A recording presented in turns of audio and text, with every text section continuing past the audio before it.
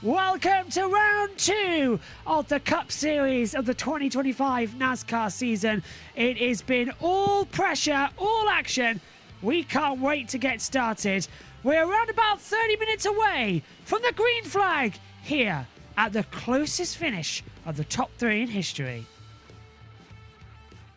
Hello everybody, and a week on then from the Daytona 500, NASCAR speeds into Atlanta, and we're all set for what's going to be a very entertaining 260 laps ahead of us for the 67th annual Ambetter Health 400 here at Atlanta Motor Speedway. So a total this time of 39 cars will enter, 2 less than what we had last week. The truck race yesterday, Kyle Busch was victorious, and then it was Austin Hill who took the Xfinity. Here now, we're in for an interesting weekend. Because what are we going to see in the Cup Series? Last year, the top 3 had our closest combined finish in NASCAR history. What are we going to have today? Alongside me is Josh T and Jack to take us through it. JT, starting with you, here we go again. This time last year, we couldn't believe what we were seeing. Are we going to be in for a similar aspect here tonight? I mean, quite possibly. We had a very close finish in the Truck Series race. 17 thousandths of a second between Kyle Busch and I believe it was Stuart Friesen who was in second as well. Yes, I was absolutely gutted for him, as I have been a Stuart Friesen fan in the Truck Series for a little while. But it was Kyle Busch who came out victorious in the Friday. Today, well, there's a lot that needs to happen for it to be a better race than last year. I don't think anything can top last year's race, unless it is a 3 dead heat wide at the start line. Kyle Busch starting 6th today. Can he be victorious once again? He's a 2-time Cup Series winner at Atlanta. Hasn't won since 2023 though, Jack. Won on the truck race yesterday, and he's in form here. Could he actually take it and take victory here tonight in the Cup? It's a super speedway race. Anyone can really take victory here. Busch, I think he has now 8 wins in the Truck Series at this track. He has 8 wins, I think, in the Xfinity Series, and 2 in Cup. You do the math there, that's about 18 victories he has had here, Atlanta. I think very possibly he could get the win here. Adam Lemrich has said that he's going to pick Joey Logano to win tonight. That's my pick. To be honest with you, I'm still thinking who it could be. We've seen a lot. Ryan Blaney impressed me in time trials yesterday. He's on the pole for this one. So, Jack, why have you chosen with Adam to go with Joey Logano? I know Penske go well, but Logano was struggling last week at the 500. Oh, Logano's just generally very, very good at Atlanta. That's my main reasoning. I think he's, especially since the plate track war, but he's generally been a very solid driver here. He has 2 wins since it became a super speedway race. Including one last year and the year before. So realistically, as we see the guy from ZZ Top, I'm so sorry to anyone listening, I can't remember his name. But no, I think Joey Logano very possibly could have a good shot here. He's very good at this track. Adam says that same reason as Jack to choose Joey Logano to win. JT? Who have you gone for?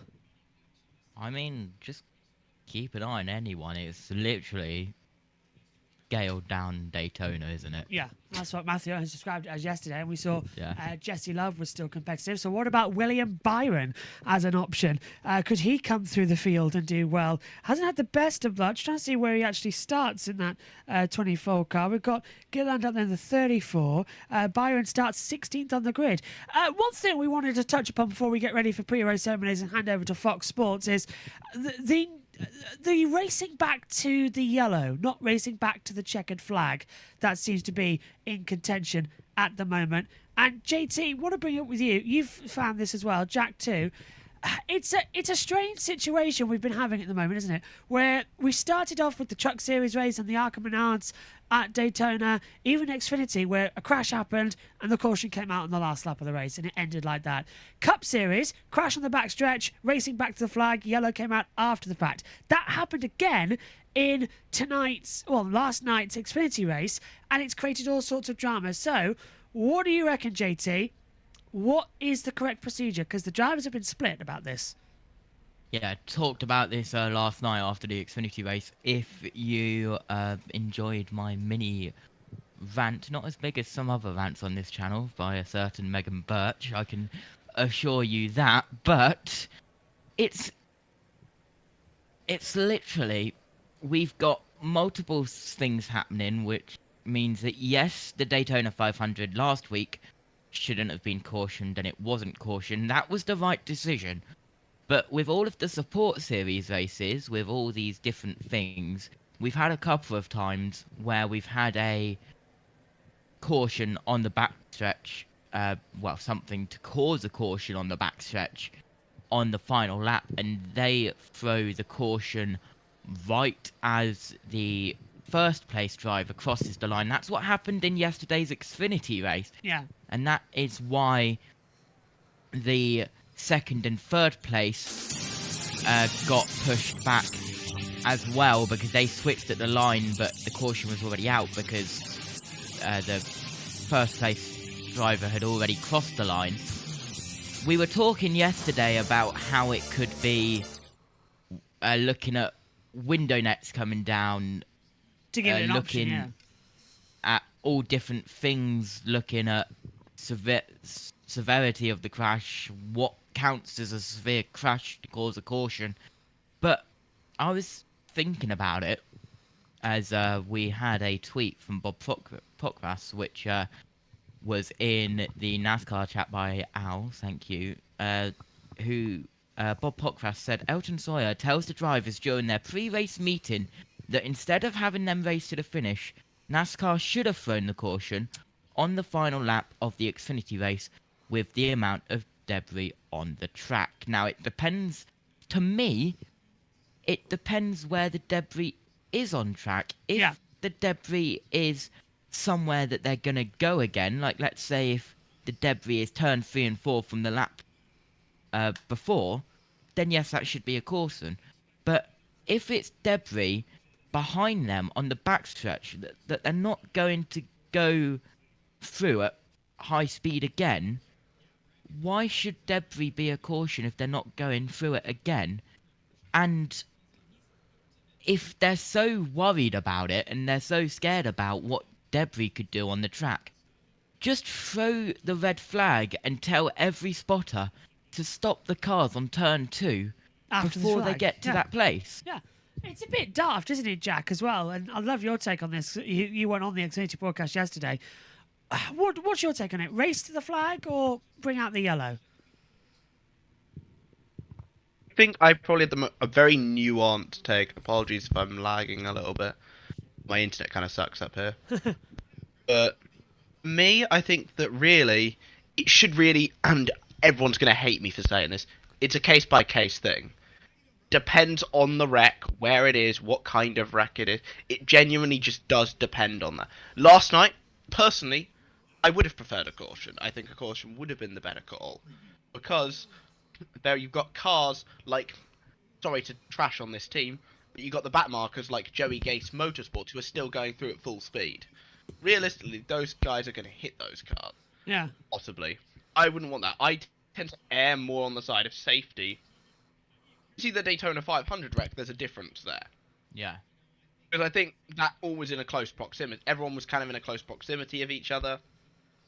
It's not the same in Atlanta when you've got people like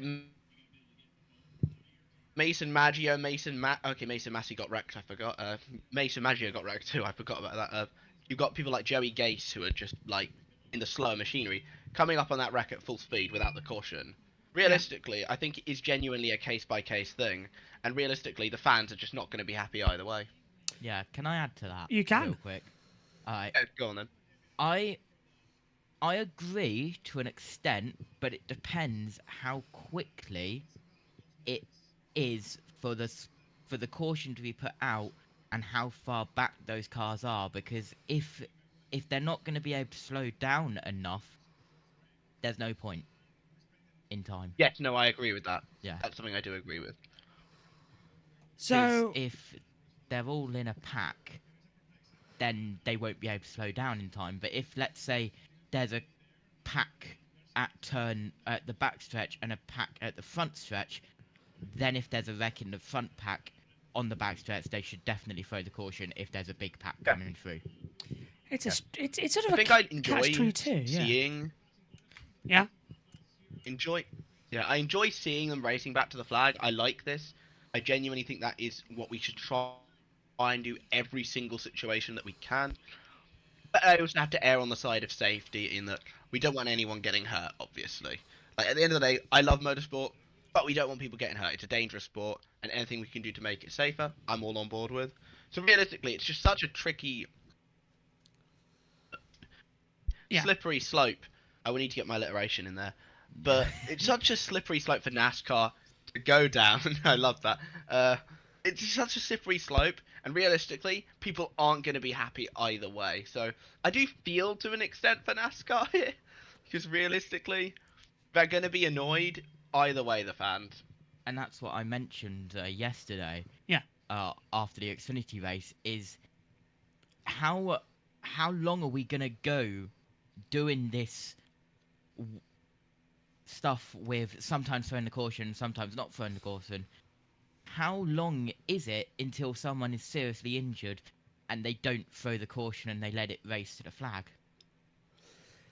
I suggested on air, Dale Earnhardt. That's the problem. That whole situation as well, with they had to come Was onto the there a circuit caution immediately. in that one? No, they went back. They went back to the flag. Caution never came out. It was after then that Yeah, they but said it was been up and To be fair to Dale, no, I'll be fair. It's not like he got collected or anything, to be fair, in that particular situation. And no one really knew that he was going to be seriously hurt, because I've seen the video of the crash. It doesn't actually look that bad, like, from the outside. It was the inside It does not look stuff. bad at all. Yeah, but it's the inside stuff with it was the impact. Yeah. And Dale was already dead by the time, if anyone hit him. So, realistically, I don't think a caution would have prevented that. But I get what you're trying to say. I do actually really get that. That comes back to my point about yesterday when I mentioned about if they do let it run and window nets don't come down, then they should throw it at like turn 3 or turn 4 instead of right at the backstretch. But we are getting ready for pre-race. Yep, let's go down for pre-race ceremonies.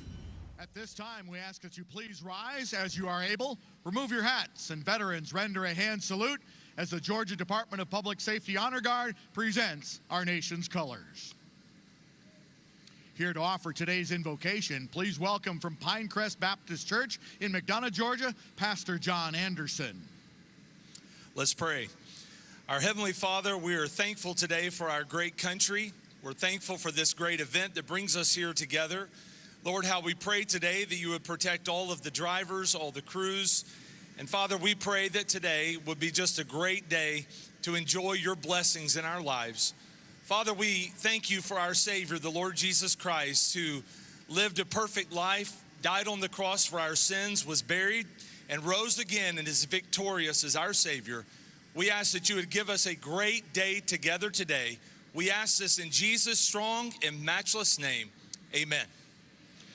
Here to perform our national anthem, please welcome Atlanta's operatic tenor, Timothy Miller.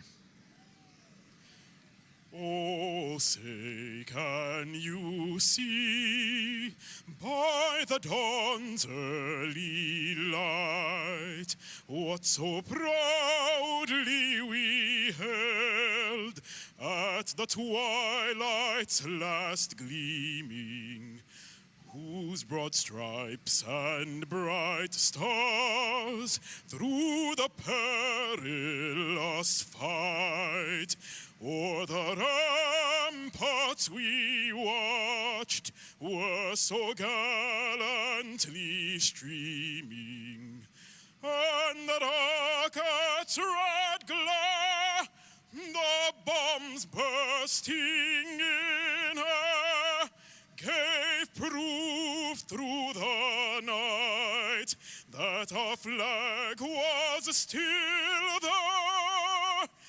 Oh, say does that star-spangled banner yet wave o'er the land of the free and the home of the brave?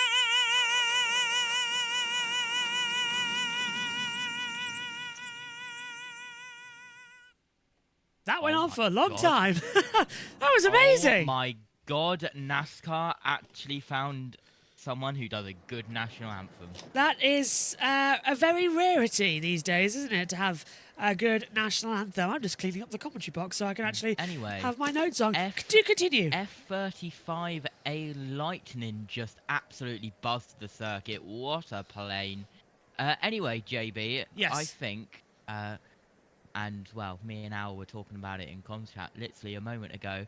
We've rambled on so long, I think it's time for you to have a say in the situation. Okay, my say in this whole debacle, as I will come up to Cam, I will just show my face. My whole situation on this is I like, if it is safe to do so, as they come back, if it is safe to do so, I like the fact that we can go straight to the flag. If there's a wreck I think on the everyone back, agrees yeah, with that. if there's a wreck on the back straight, I think that's the general take. yeah, let's race back to the flag. What I don't like is the contradiction that we had yesterday where the lights went yellow, but the flag didn't. And our timing screens went yellow. So there's confusion over the end of the race. That I don't like. The graphics didn't Yeah. go yellow. Yeah, by but the way. yeah, but the lights on the track did go yellow as well. That's sort of the confusion that everyone was looking at. The NASCAR rulebook to that, JB. Yes, continue is on.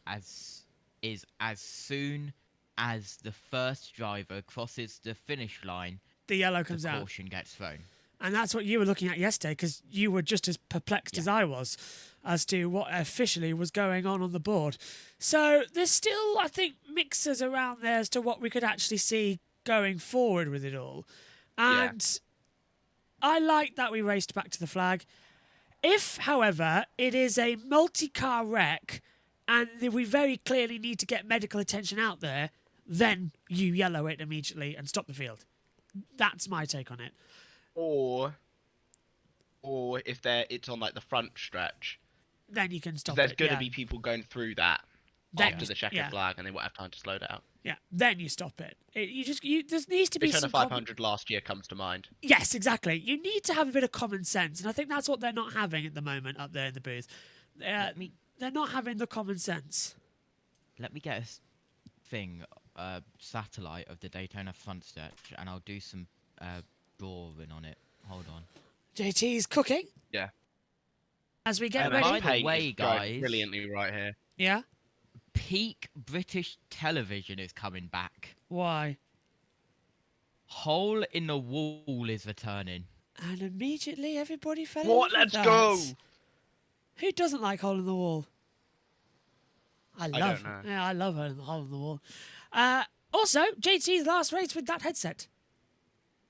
Yes, and hold on, let me take it off. This is the state of it. Yeah, destroyed. I can see. Right, let's. My old mic was a lot worse than that. Is that headset you've got new or is it old? That you This brought? one? No, the one you brought. Oh, I don't know. You might need to order some new ear cups for it. That's what I'm just thinking. I'm a little bit concerned that it was so cheap, but we will see. It's a risk I'm willing to take. You need XLR power, just let you know. There's a switch on the back for XLR power now. On it. And also, Yes, JT, the power brick is Switch massive. to the power. Yeah, it's massive. I'll say the power brick is all big. I'll send you all the footage you need. Right, Okay, awesome, thank you. let's head back down to Fox as we get ready for Driver Start Your Engines. Second race of the season after a wild Daytona in which 3/4 or more of the field had crash damage of one sort or another. Rinse, repeat, let's do it again. But let's make the track a mile shorter. Let's make it only 4 feet wider, and let's give them the same kind of speed they had last week, This Clint. track has it all, guys. It has it all. Drafting, we've got you covered. Handling, my gosh, you're going to have to handle sooner or later in this thing. 3-wide action, 2-wide action, beating, banging, pushing. Pit road. Don't make a mistake on pit road, Kevin. Now you tell them about the details. Well, it's not just pit road, it's everywhere. I mean, everything can reach out and bite you here. And I think from a driver's standpoint, this is the place that you sit in the seat, on the edge of the seat, every single lap. As a driver, for me, this was a place that felt like you were running 300 miles an hour because it's short, things happen fast, and if you're not on your game today, you can make a mistake in a hurry. Fords dominated qualifying. They have 10 of the first 11 spots, with only Kyle Busch's Chevrolet in 5th in the mix. The best Toyota was 14th. Most of the Toyotas will be starting out back.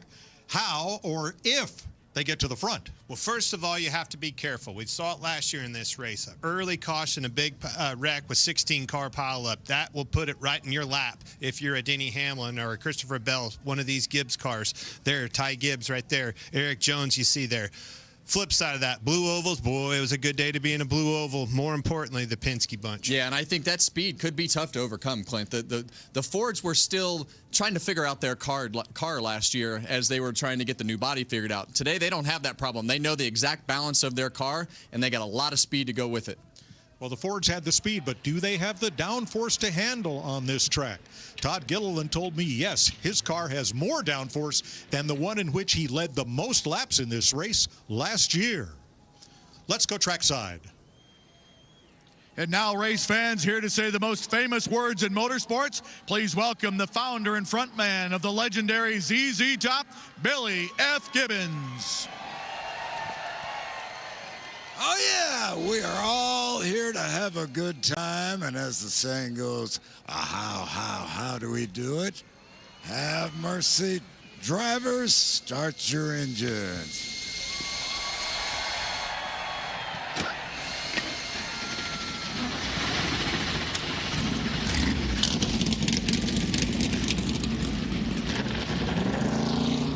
Billy Gibbons, Dusty Hill, Frank Beard. Frank Beard, the drummer of ZZ Top, raced in the Rolex 24 Hours in 1993. Where high-speed duels, strategic alliances, and heart-pounding thrills collide on one of the most dynamic tracks, the NASCAR Cup Series is at none other than Atlanta Motor Speedway. This iconic track began as a classic oval, built in 1960, before transforming into a captivating quad oval through two major repaves, first in 1997 and then again in 2021, where the banking was increased in the turns to an impressive 28 degrees. The narrowed straightaways enhanced the super speedway style excitement, leading to thrilling side-by-side racing all the way around the racetrack. Drivers face an adrenaline rush as they navigate tight lines, often going three wide and battling fiercely for position. Success here hinges on teamwork, with drivers forming alliances to master drafting and outpace the competition. What makes this track unique is its pit entry off turn 3, adding a strategic element.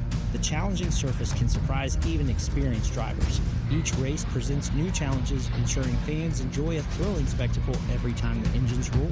We caught up with a few drivers, and here's what they had to say about racing here in Georgia. I think that the degradation of the racing surface is the biggest factor. That the first year we went there, it was more or less a pseudo super speedway race, and I think what we saw, especially in the fall race at Atlanta last year, more off-throttle time, a little more give and take, and there's just no time to react when things happened, even compared to Daytona and Talladega. The draft is a big deal, and honestly, the energy in the draft now is not necessarily coming from ahead of you, it's more so coming from behind you. You know, 2, 3, 4, 5 cars behind you is where that energy really develops, and you get pushed forward from that energy. So the draft is different than what it used to be. Years ago, you would kind of suck up to the guy in front of you and slingshot past him and make a move that way. Now you're really relying on everything happening behind you and building from behind. Last year, we watched one of the closest finishes in the history of the sport as Kyle Busch, Ryan Blaney, and Daniel Suarez crossed the finish line with .003 seconds between them. Thanks to the high-speed cameras, Daniel Suarez was named the victor of the evening. Will we see another close finish at this superspeedway today? The drivers are ready, so buckle up. The Ambetter Health 400 is about to be underway.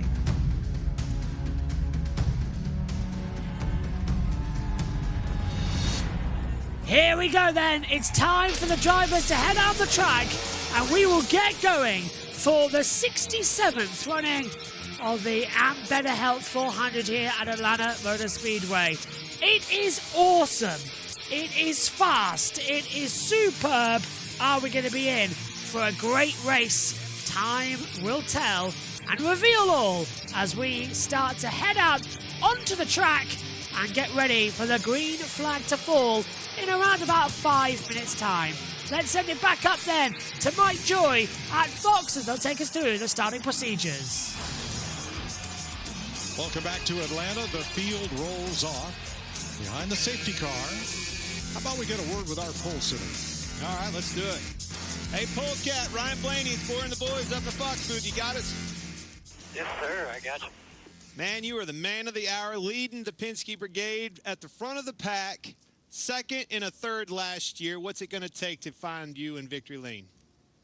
Yeah, well, it's nice to, have the pace in our cars.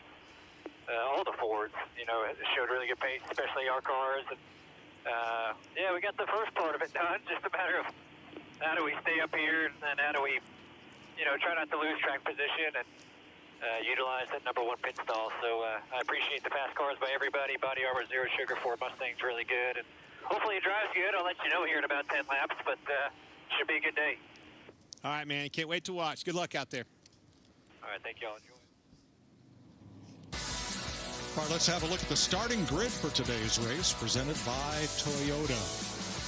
Up front, Team Penske Fords, Ryan Blaney and Austin Cindric, who led the most laps here last September. Row number 2 for the Wood brothers, Josh Berry. They're a Penske affiliate with Penske's Joey Logano. All Fords so far. Row 3, Todd Gilliland for Front Row Motorsports in a Ford. And Kyle Busch, the only Chevrolet in the top 10, who won the truck race yesterday, Kevin. Well, let's talk to Todd Gilliland. Hey, Todd, Kevin up in the Fox booth. We see everything that you did in this race last year. You've got a great qualifying position. It looks like the Ford is the place to be. What do you expect today? Yeah, like you said, it's a good day to drive a Ford, just like every day. And I'm excited. Like you said, we had a good run here last year, and expect a lot of the same. Hopefully we can have our car driving a little bit better at the end of the race when it actually matters and the pay window opens. So that's our goal. It's our plan, and hopefully we can have a strong run here today in Atlanta. It's cool to have Aaron's back on board first time in a long time. So a lot of good reasons to go win this thing today.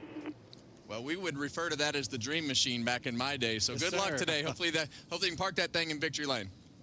Awesome. Thank you. All right, let me take you to row 4. Starting 7th, number 38, Zane Smith. And 8th on his outside, number 17, Chris Buescher. Row 5, starting 9th, that's right, Brad Keselowski, Bad Brad. On his outside, Noah Gragson. Row number 6, last week had a massive crash, Ryan Preece, and on his outside, AJ Allmendinger. Row 7, we've got Alex Bowman, finished 6th in this race, finished 6th last week, and Bubba Wallace finished Atlanta Best 5th in this race last year. Row number 8, a pair of Chevrolets, Austin Dillon and William Byron, last week's Daytona 500 winner. Regan Smith.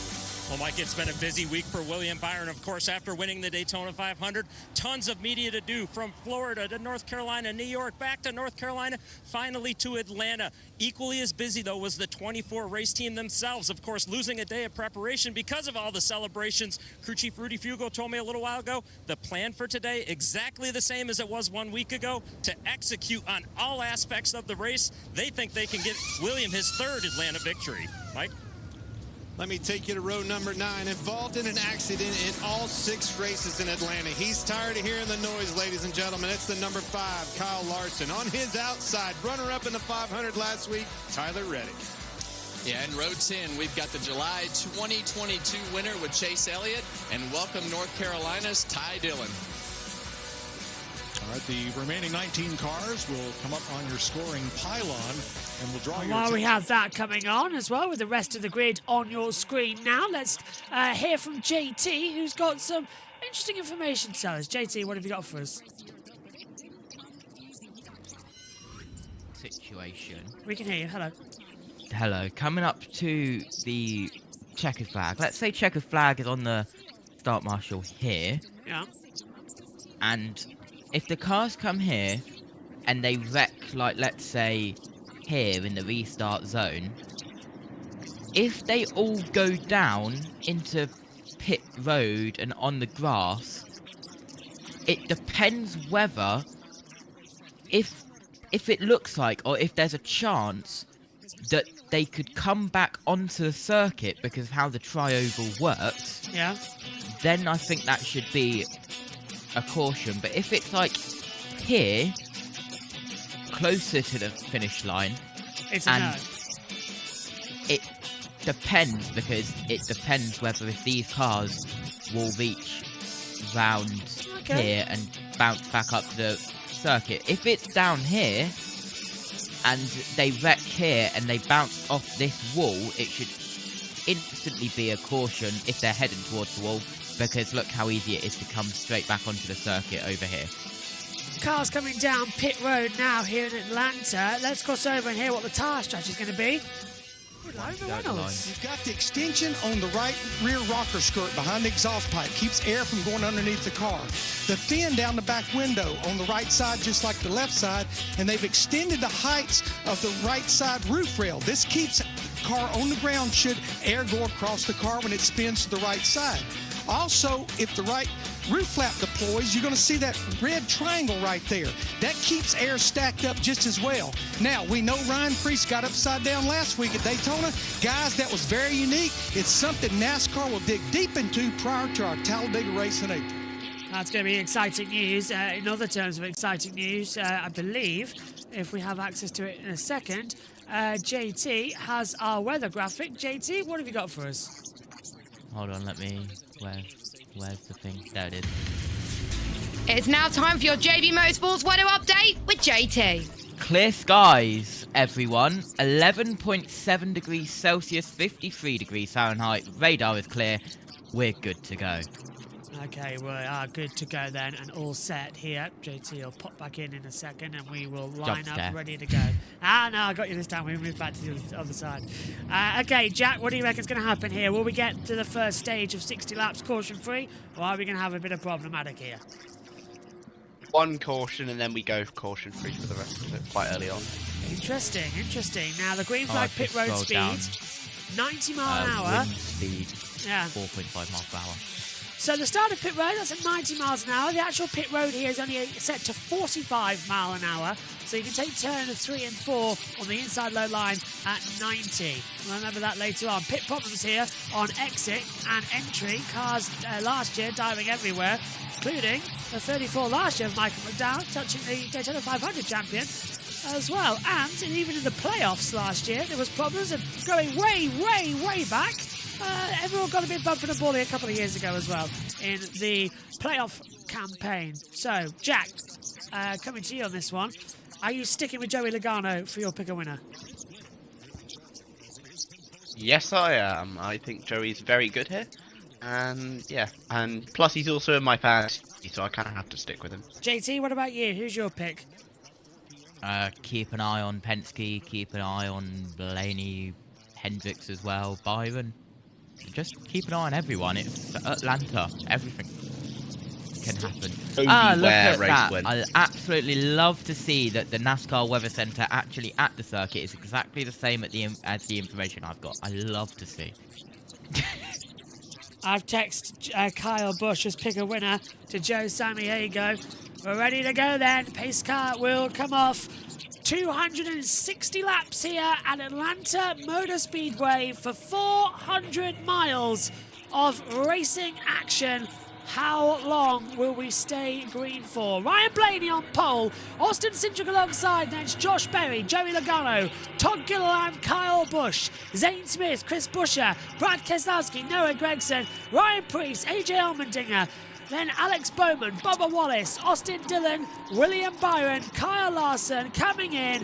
All set then to go. Green flag ready. Stand by for action. NASCAR is green in Atlanta for the Ambetter Health 400. Good start as we enter. Exit of the mini triangle into 1 and 2. Already the back of Josh Berry pushing Austin Cindric to the lead. We've got Ryan Blaney going up high, sort of Joey Logano not knowing whether or not he's coming or going. The 34, Todd Gilliland in there as well. Down the backstretch towards 3 and 4, and already JT is a smooth start, and Austin Cindric takes the lead. Yeah, Austin Cindric in the 2, up towards the lead as we exit turn 4. As I think it might be a good idea for me to get my backup TV fix, JB, as just like yesterday, it's like watching a 1940 stop motion. It was you who was glitchy for a second to come into it, so I'm not sure where that's coming from, but we'll fix it when we come to a caution. It's just the whole Discord glitching then. Yeah, Discord having Discord. Jack, what do you think? A clean start for everybody, already on to lap 2, Cindric leading Blaney. It would be cool for Austin Cindric. I know it's early, but it would be cool for Austin Cindric to get a win again. Because this guy was one of the best drivers at the time when he was in the Xfinity Series. He won the 2020 title. He would have won the 2021 title, but Daniel Hemrick happened. So he's definitely a cup-worthy driver, in my opinion. And I think another win would be very nice for him. But here comes Josh Berry round the outside. Berry still coming in, still going to be on the attack then, and hopefully we'll have this opportunity working soon. I believe we have our race tracker available to us now up here in the booth. Just trying to get it sorted without it having a paddy, but because guess what? It's having a paddy here as we race on at Atlanta. I'll get that fixed, JT. Good start from everybody so far as the race goes on. Yeah, good start as that's Berry and Cindric single file pulling away a little bit as that is, I believe, the number 12 of Ryan Blaney. That's not going to get confusing at all with that different paint scheme with a bright yellow car in front. They're all single file now as they merge up to the high line. That's always the way, isn't it, as it comes in. Still single file, still on the attack, and that's sort of what you've got to be careful of here at Atlanta. The big one, Jack, sneaks up on you quite quickly. Yeah, indeed. I've also been told JJ Yaley, in that NY Racing, I've been told you keep it clean and get a top 20. There's our rider, there's our race tracker, our driver tracker that's become available to us on the second lap of the race. So we'll have to keep an eye on that as it will fly out through the year. There's 16 coming down low as well. Already having a bit of a issue for Chase Briscoe. We're 3 wide already in the mid-pack. It took a while for that to get into the Xfinity race yesterday. 42's coming up on the inside line now. John Hunter Nemechek. And now the race starting to calm down. This is what we like to see. Yes, they're side by side, but it very much be a fuel-saving measure in this opening stage. Over the line we go then to complete and on to lap 7. Bubba Wallace, by the way, already made it up into 9th place, JT. And he's now, I think, everyone choosing that single file like we saw in Xfinity yesterday. Yeah, as we have a close-up look of the 23. Nice livery, bright livery. You won't be able to miss that one. Just behind him, the number 60 of Ryan Preece. Well, he has had another week. Looking 3 wide. Oh, that was close at the top as Ryan Preece moves up to the high line. Preece still going there as well. And it's going to be contact, a little bit of a door bang as well to come into it. Bubba, BJ McLeod. Yeah, he's come up out of nowhere. Where does he come from? That was definitely not on purpose, but that was an accidental practice for the finish of that 3 wide moment over the line. Yeah, it's a habit. And BJ McLeod would have won.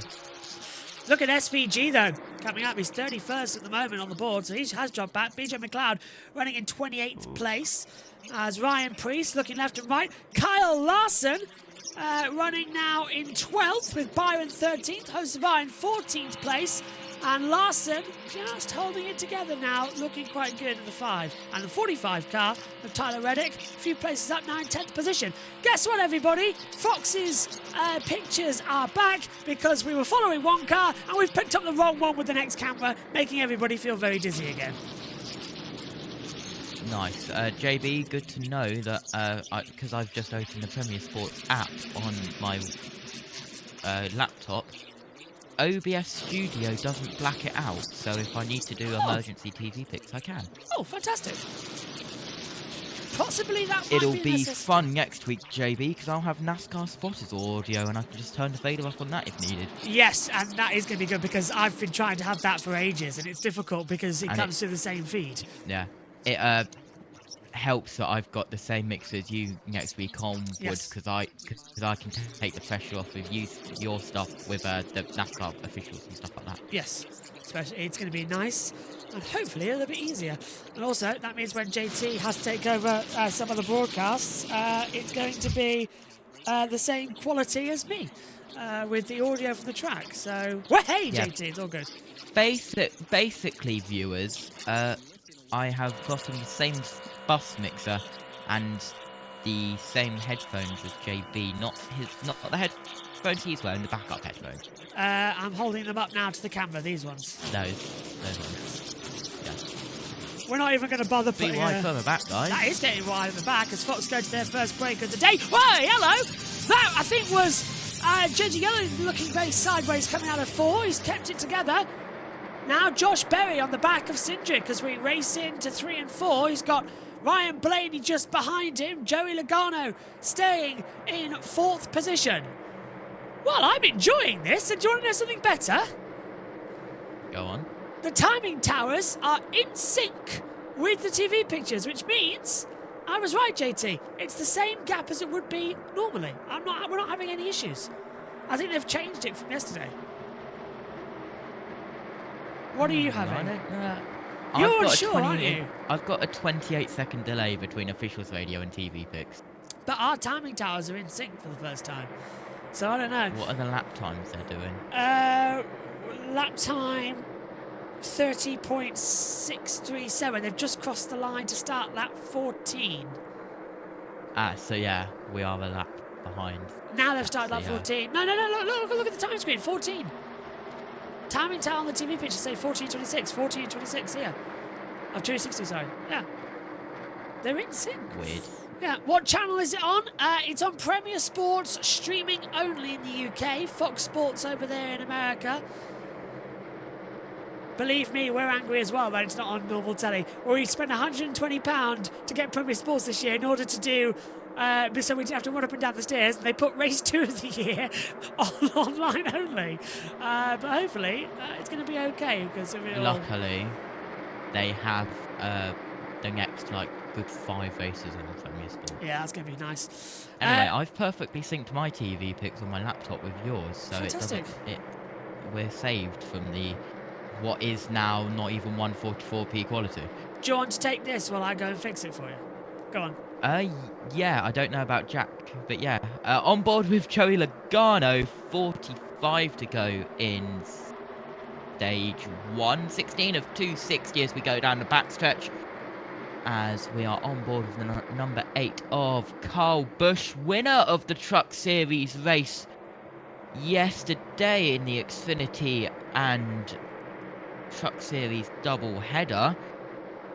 And the Shane Van Gisbergen car we're now on board with, the 88 WeatherTech car. How to know that Fox are in an ad break. All they do on the international feed is just scroll through the onboards. At the moment, the 88 battling with the 78 as Fox return. Welcome back to viewers watching on Fox. As Cindric, Berry, Logano up there as well. Logano side by side with Cindric for the lead. Berry drops down to 3rd as well as we complete another lap down in towards turn 2. We go on towards the backstretch for the last, not the last time, one more time. As Berry is pushing Cindric to the lead. Cindric now takes the lead, looking 3 wide. Will Cindric get out of the line? No, he won't. They're not looking 3 wide over the line. Smart move as Cindric gets 3-4 car lengths in the lead, but Berry fights back. Jack, thoughts of the first 19 laps? £120, still having to run up and downstairs. What Premier... yeah. What Premier Sports... Is it okay now, by the way, pictures? It was connected to next door's Wi-Fi. I haven't looked. I'm using my own pictures. Oh, well. Oh, okay. Well, then it's fine then. Yeah. I didn't know you were using your own pictures. It was using... I'm using certain things. Pictures. Okay. It's streaming only. So let me have a look, actually. Let's have a look at these pictures, then. Saying that, I think it's just froze. Hold on, let me be right back. So, what do you think then, JT, as this race continues on? Cindric and Berry. I think we're just going to run this one out, you know. Over the line again. Now onto lap 20. Which Premier Sports is it on, says Daniel? Only on the app. I think it's the app. Yeah, only on the app. Yeah. Look at that. Gilliland taking the lead of the race away from Cindric on the inside line down the back straight. So, the 2 now gives way to the 34. Gilliland started 5th. Says he's 3rd, but he's about to have the lead of the race as he squeezes through on the inside line at 4 into the sort of mini tri-oval here. He won't get to lead a lap. The gap is 1/10 of a second over the line. Yeah, joys of NASCAR, timing and scoring. The leaderboard only updates once a lap, so if someone just comes out of nowhere, it still shows them down low until they cross the line once more. Here comes the run. Gilliland in the 34. That's not confusing at all. Goes up to the high line. That allows Logano to go down to the low line. That's the 21 of Berry looking 3 wide. Is that a smart move? Probably not at this early stage. Side by side for Logano, and here comes the 21 of Berry round it on the high line. Logano just inside the low line. There's the Haas running in as well. So that is going to be coming in of Cole Custer in the 41. Down in 36th position at the moment. Pit road. And I talked to him this morning in his hauler with his crew chief and just asked about their overall strategy. And his crew chief told Brad, hey, this first stage is 60 laps. We can get there no problem, so just race. Don't think about saving fuel. And Brad looked relieved. He said, good, we get to go out and just focus on racing for at least this first stage. Brad Keselowski has led 203 laps here at Atlanta, and he's won here twice. He's had 5 top 5s, 11 top 10s, but 4 DNFs. His best, of course, of first came twice back here as well, according to our notes. So many different pole sitters and winners across our timing towers that we have. And across the line, Todd Gilliland will lead a lap to Austin Cindric, Joey Logano, and Bubba Wallace come in from nowhere. Bubba's come up high. Here he comes now. High line, third lane. We're 3 wide in Atlanta as Fox go to their second break in 10 minutes. Literally, we're 13 minutes into the race, and this is Fox's second break. Yeah, just having a look. Let's watch how close this is through turns 3 and 4, guys, because I've got the time and scoring showing 7 thousandths of a second Gilliland to Cindric, but it has been given to Cindric. There we go. But that was very close last time round. Yeah, Gilliland's Here we go, back. 3 wide. Bubba Wallace, Larson, William Byron, and Carl Larson. And coming up there with the 45 as well of Reddick. He very nearly made it 4 wide up against the wall. 4 wide at Atlanta. 4 wide photo finish is necessary. Beaten last year. Yes, it is necessary. It is wide enough to make it 4 or 5 wide on the front stretch if needed. Really enjoying this little bumping and balling that we've got right now. I don't think there's enough talented drivers in the field to make that actually happen, personally. Sorry to disappoint. Door bang! Yeah, someone nearly... Oh! That was Kyle Busch nearly taking Hocevar and Reddick out of the race. Then again, Hocevar was just bouncing off all of them. Yeah, he's like a kangaroo. That was a Carson Hocevar moment. If that wasn't a Carson Hocevar moment, I don't know what is. The thing is, they can race like this. Him turning, bursting under caution. Sorry about that. I knew where you were going with that one. The thing is, if they can race this closely and this better now, why do they all turn into berserkers on the last lap? Look at this! 4 I like wide. Hocevar too. Cindric still leading Logano Berry. It seems pointless reading out the timing tower. Cindric's going to get the lap though. Logano finally back up there. I picked Kyle Busch, by the way, to win this race. I'm optimistic. The only thing that is valid about a timing sheet and a lap order in speedway racing like this is the leader and how big the gap was. Yeah. From leader to second. Finally, the full field has popped in on our driver tracker, not just the top 10. Just getting a bit annoyed at that. That feature wasn't available for a while. The only second time the scoring lap order is valid is when they're doing the lineup after a caution. And you're going to be keeping our eyes on that, aren't you? Yeah, you've just reminded me to open up my notepad. I'm trialing something different today. I don't know why I'm trialing something different. To say I'm getting a whole new system and it'll be 100 times easier next week. But I've got you guys quiet, like way quieter than what I did last week, and hopefully that will make it easier for me to hear the officials' radio and my other bit. Right. You wait until next week when JT finds out about the talkback system. Which is you have to press Alt 3 and 4 down. I don't think I will need the talkback system because there's only one of me, but I am using it to some extent. Yeah, but how are you going to hear us? Didn't think of that, did you?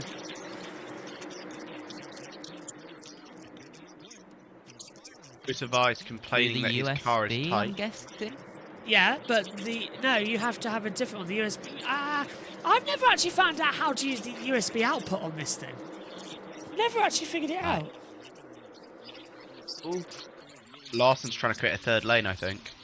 I tell you what we can do. How will I connect it then? Cable. That's how I've connected you guys right now. And then you use the talkback on the 3 and 4 fader back. I'll explain to you. Don't worry. What were you saying, Jallery Jack? I was saying Larson's trying to create a third lane. It looks like. Yeah. Well, we're halfway. I think I know. The main mix, I think, goes out via the USB. Yeah, that's it. Yeah. So yeah, I'll be fine. I still never know how. Apparently, you can get it, but it's not that button, is it? If I've learned all this year and it's that button, I'm going to be very annoyed. Because is it? Who is it? What, the 2-track USB to main? Yeah, but that shuts me up. Just testing. Oh, hang on, if I press it, it doesn't. Oh, hello. Oh, hello. Hold on. I've found a new system, okay. Do I know more about this bus mixer and I've not even got it yet? The thing is, though, JT, there's one red button that if I press there, it shuts us all up. So if I press it, it shuts everything out. But the other button... What button's that, then? It's the one just... Let's talk about this later, because otherwise no one's going to have a clue what we're going on about. The source button. Yeah, the source buttons. I've never pressed that. Like the emergency one? Yeah, I've never pressed the top red one. I think I've just found something out that's going to completely shock me, and if it's true, I'm going to be really annoyed with myself. I haven't known it all these years. I'll test it out after this broadcast. Berry, from Sindri, Gilliland, Logano, Keselowski, your top 5, and then Reddick's moved up into the top 8, and look who's rejoined the top 10, Kyle Busch. Effectively, what we've got right now, by the way, is the Stage 1 podcast, because they're all just saving fuel, because it's only 60 laps long. They don't need to do much in Stage 1, which is really annoying. Still over 200 laps to go, though. Oh, getting a... Go on, Jack. Go on. I was just getting a little bit spicy there. Berry's officially a lap leader. At least it's the Stage 1 podcast, then. Yeah. Stage 1 podcast. Why don't we talk about some news that dropped today, then? Go on. Corey Heim, confirmed for part starts in the Cup Series 11 in their to do select race starts in the Xfinity Series with a 2311 supported Sam Hunt car, the 24. Thoughts, anybody? Makes sense, to be fair. Coming into it. Could be in Cup already, 23 in my 11, opinion. Yeah, 23 11 needed that extra entry to come into it. Especially after they only just got the charter system sorted. Okay, racing. Should already be in Cup, realistically, in my opinion. Heim should already be a full-time Cup driver in my eyes, but I know some people will disagree with that. Just turn the Wi-Fi off on the laptop. There we go. Things went smoother now. 23 to go then in Stage 1. Joe Samiegas said 35 minutes of racing. How many commercials so far? I hate to tell you, we've only been racing 20 minutes, and that's our is that our third commercial? Yeah. 3 and 20 Don't mind minutes. me looking at a image of the bus mixer so I can understand the source buttons more, and I have understood them more.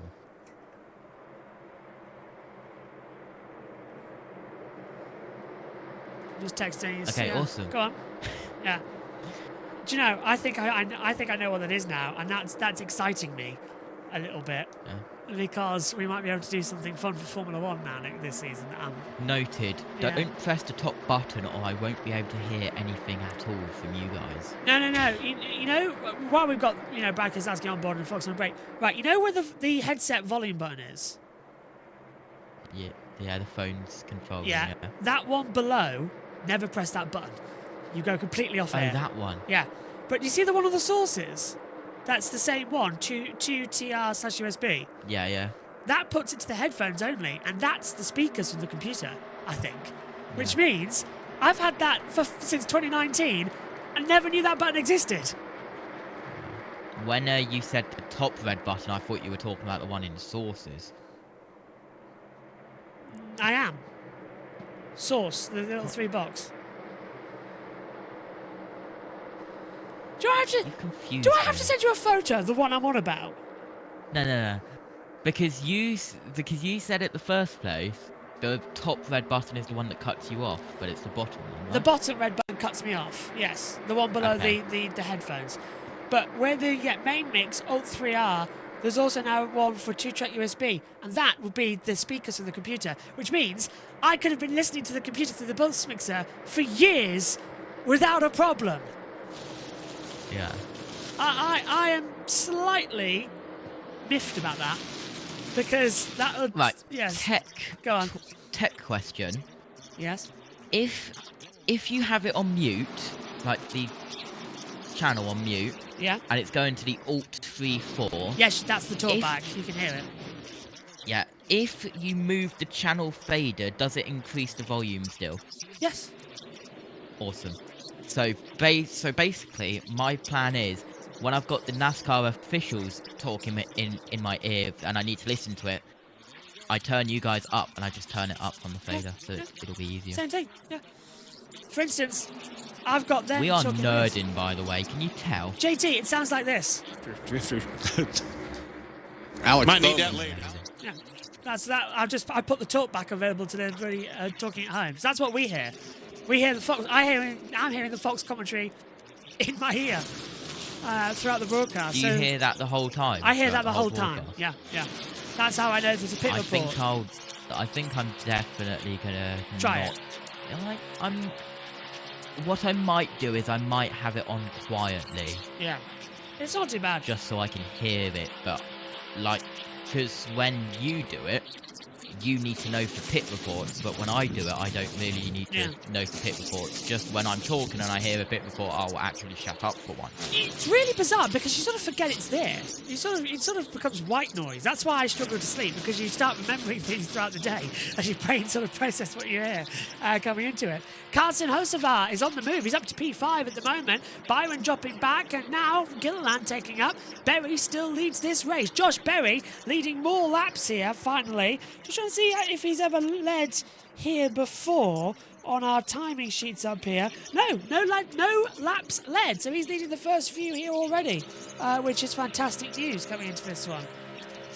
I'm enjoying this race already. I know stage 1 I think is going to breeze through. It'll pick up in stage 2, but stage 3, guys, 120 laps long. It's going to be insane.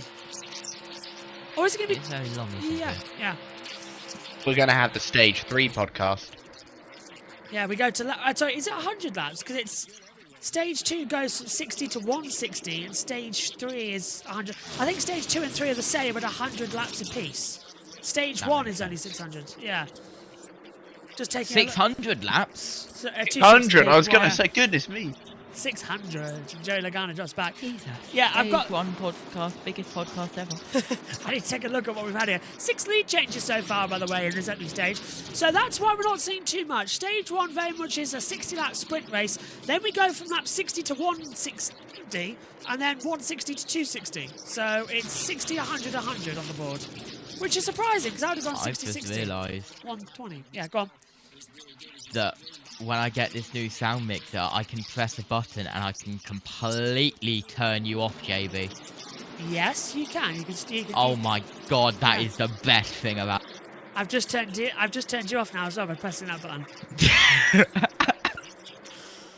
The thing is, though, you'll take a while as Bubba Wallace coming down low to take second position. He's taking that low line. Berry's gone up high. Bubba Wallace looking to take the lead here with 11 to go in stage 1. He's going to get a bump from Joey Logano in a few seconds, but down the straight, there goes Cindric, and there goes Byron around the outside. Bubba's got no one to push him. He's trying to get Logano to do it, but again, he's not getting the punt he needs. Come on, boys, get it together out there. But yeah, what you'll find out, JT, is that you'll just start pressing... Oh, and another... Ad break number 4. Every 6 minutes, we've had ad breaks on Fox today. Wow, I'm glad we're not using their TV That's pictures. basically lit. That's Gotta get that revenue in. That's basically what we're doing as well. Sorry, everybody. You're following the Fox broadcasting because we've got ads every 6 minutes. As well. We are monetized. Yeah. We've got ads every 6 minutes. They've got ads every 6 minutes. Sorry. Oh. In case if you want to give extra money to us and not Fox, please donate in the chat. Need to get a banner up. JT, by the way, I saw your message saying about that. We should have taken out the JB Motorsports fund when it comes in the next few days to get your headset sorted. I have no idea what you just said. Is it blanked out? But okay. Oh, I said we should have taken the money out of the JB Motorsports fund to get your headset, like when we had to get Jess her earphones for when she went trackside. It was only 13 quid. Oh. Gotta go watch the finals of Race 2 from Repco Supercars season opener from Adams off. 8 to go. So basically, Fox are going to come back and then immediately go back to ad break. Finish is nuts, by the way. Yeah, it was really good. Well, I so wish we could cover supercars, but it would kill us, I reckon. The time zone. I do have to kind of work out how to pay my dad like £65 back, so that's going to be fun. You can do it if you be in Hewitt. I do have a plan though, JB. He's going to rob a bank, ladies and gentlemen. No, I have 2 baby bus mixers. I don't need 2 baby bus mixers if I have the big one coming, so I'm going to sell one of the baby bus mixers.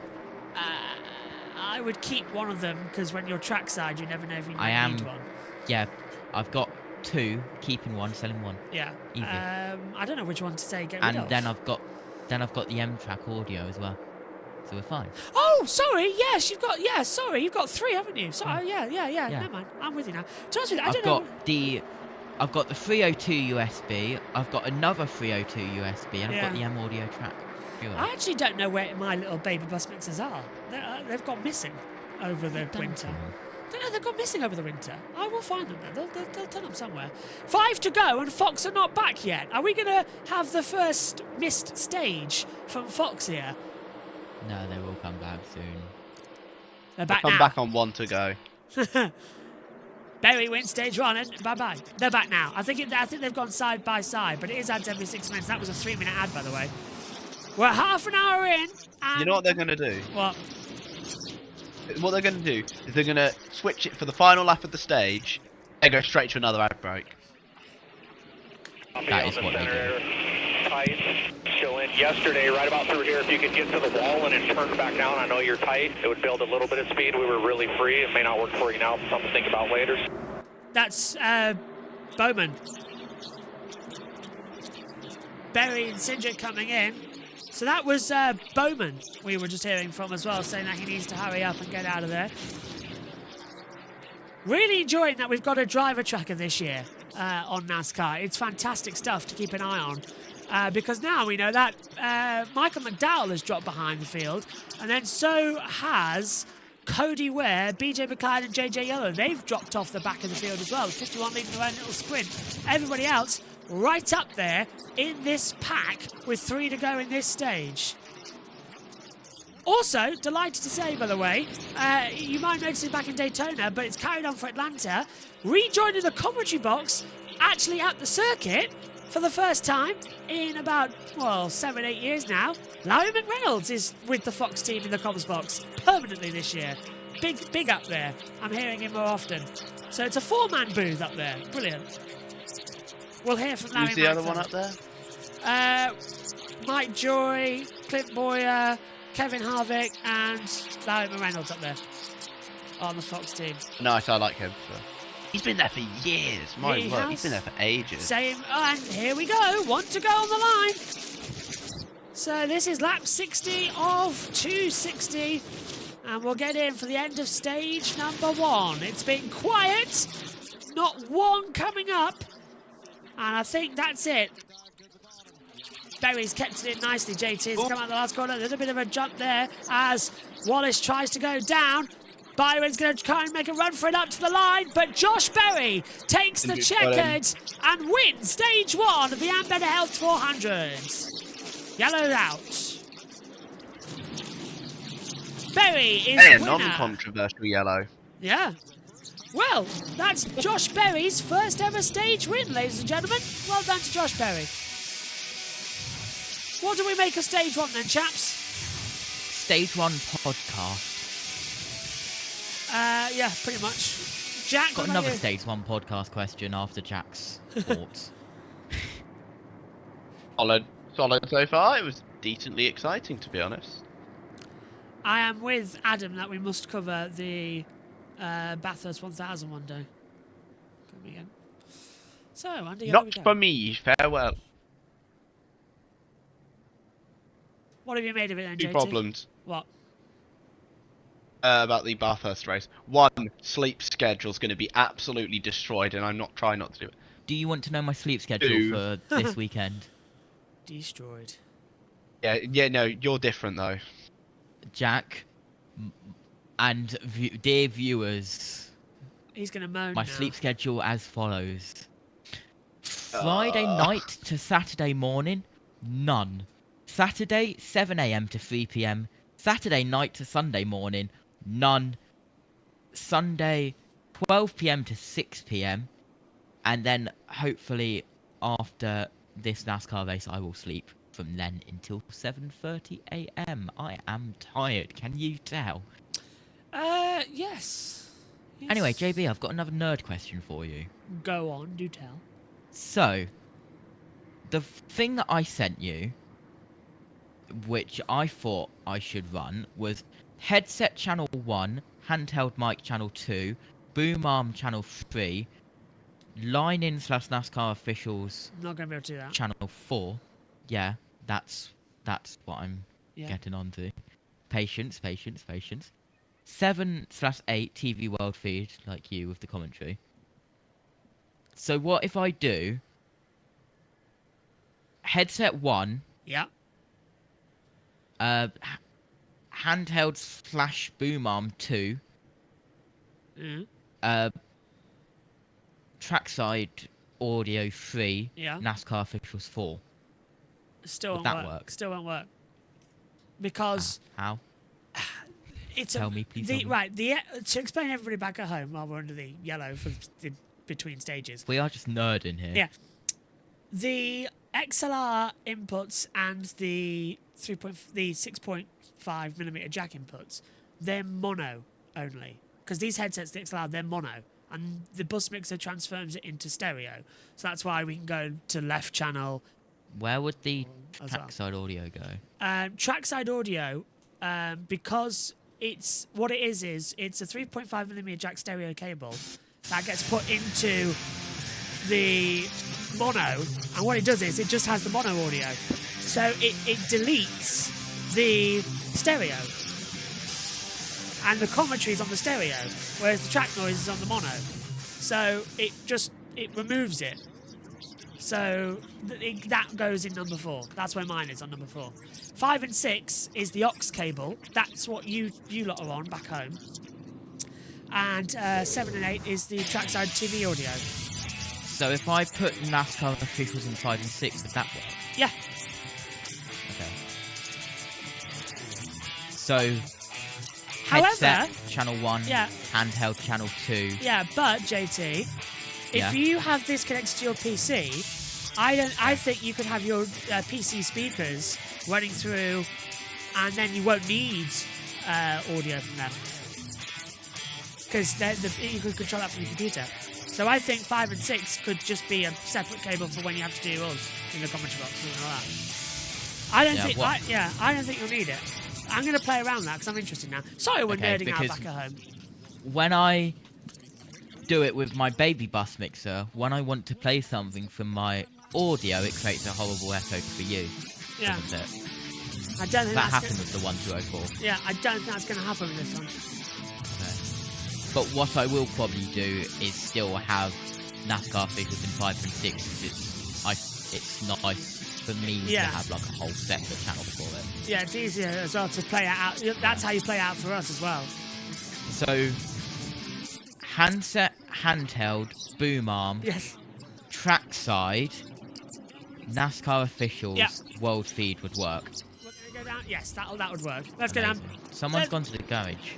The 71 of Michael McDowell has gone behind the wall. Let's go to the trackside pits. Under caution, they come around the flat of turns 3 and 4, and we've had a lot of issues on pit road here. Let's see what happens More now. speeding penalties at Atlanta than any other track last year, and lots of contact on pit road. Yeah, the stalls are narrow, and you have differing strategies here. 2 tires, no tires, gas, 4 tires, whatever that is. They wind up meeting in the middle as they're trying to get in and out of their boxes. Let's see what's going to happen. Down pit road now. Jamie Little. Jamie? Joey Logano making his 578th consecutive start in the NASCAR Cup Series. Right now, he's lacking overall grip. Says he gets loose under compression. They want that fixed. 4 tires and fuel. Regan? 24 car William Byron, a nice move up since the start of the race. Right now a little tighter than he wants. Josh Berry actually a touch free with his car. They're going to leave it. They don't want to tighten it up in case they get in traffic. And the 2 car of Austin Cindric, he's on the tight side. That's mainly what he's been chasing. It's really crowded here as you try to exit pit road, and Alex Bowman takes a chunk out of Austin Cindric's car. Yeah, and fire on pit road. Now that's just a little bit of spilled fuel. Yeah, not too bad. And they'll get that quickly extinguished. Fire on pit road. Stage 1 in. So, ready. Logano, leader of pit road, has 96 laps to go then in this part of the race. So, Cody, where BJ McLeod? Go on, JT. Go on, Jack. Sorry. Just check NASCAR chat for me. I've got a bit of a tempers moment to show. Kyle Busch said that Hocevar's the #1 driver on the track, as you can see by the photo in NASCAR chat. I've got a feeling this is going to be sarcastic. Yeah. Fox is killing me. How many errors? Oh dear. Yeah, he's, for those that can't see the photo, he's showing him the middle finger. Oh, 1 seat for lunch. Yep. He's saying you're the best driver on the track. You're the #1. Not quite sure what Hocevar did wrong there, personally, but I digress. The hat belongs to Hocevar. I've got tons of race control messages for you guys if you want it. Go on. I'm looking forward to next week where we can just play it. Yes, this is going to be fun when I can just turn the fader up and turn it on and unmute it. Right, so the leading group, 22, 21, 2, 45, 24, 48, 9, and 12. That was the front group with that massive battle. Yeah. And then the group... Oh, yeah. Are you hearing that now? Hold on. Someone's just been caught for speeding in sections 9, 10, 15, and 16. Group that starts with the 43 is 43, 60, 21. 6 will start to the tail of the longest line for equipment interference. 71 has returned from garage and will start from the tail of the longest line for pit lane violation and pitting too soon. And I will try and find out who that speeding penalty is for. More cars coming down. Brad Keselowski now down pit road as well as the racing continues. What will still probably happen, JB, is I will have to repeat most of it because I will miss the fader. 44 was too fast on pit road in sections 9, 10, 15, and 16. That was a weird one. Didn't know how that car could even go fast. Impressive. It's surprising. Sorry, JJ Early. I love you, mate. So, we're getting ready then. There's the penalty coming in. 1 to go at the line.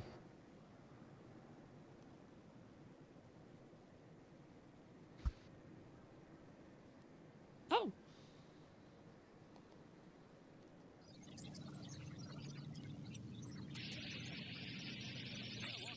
Let's go back to Fox. Getting ready to go. Jamie and McMurray, Chris Myers were enjoying the race inside turn 1 on a fan's bus, a party bus.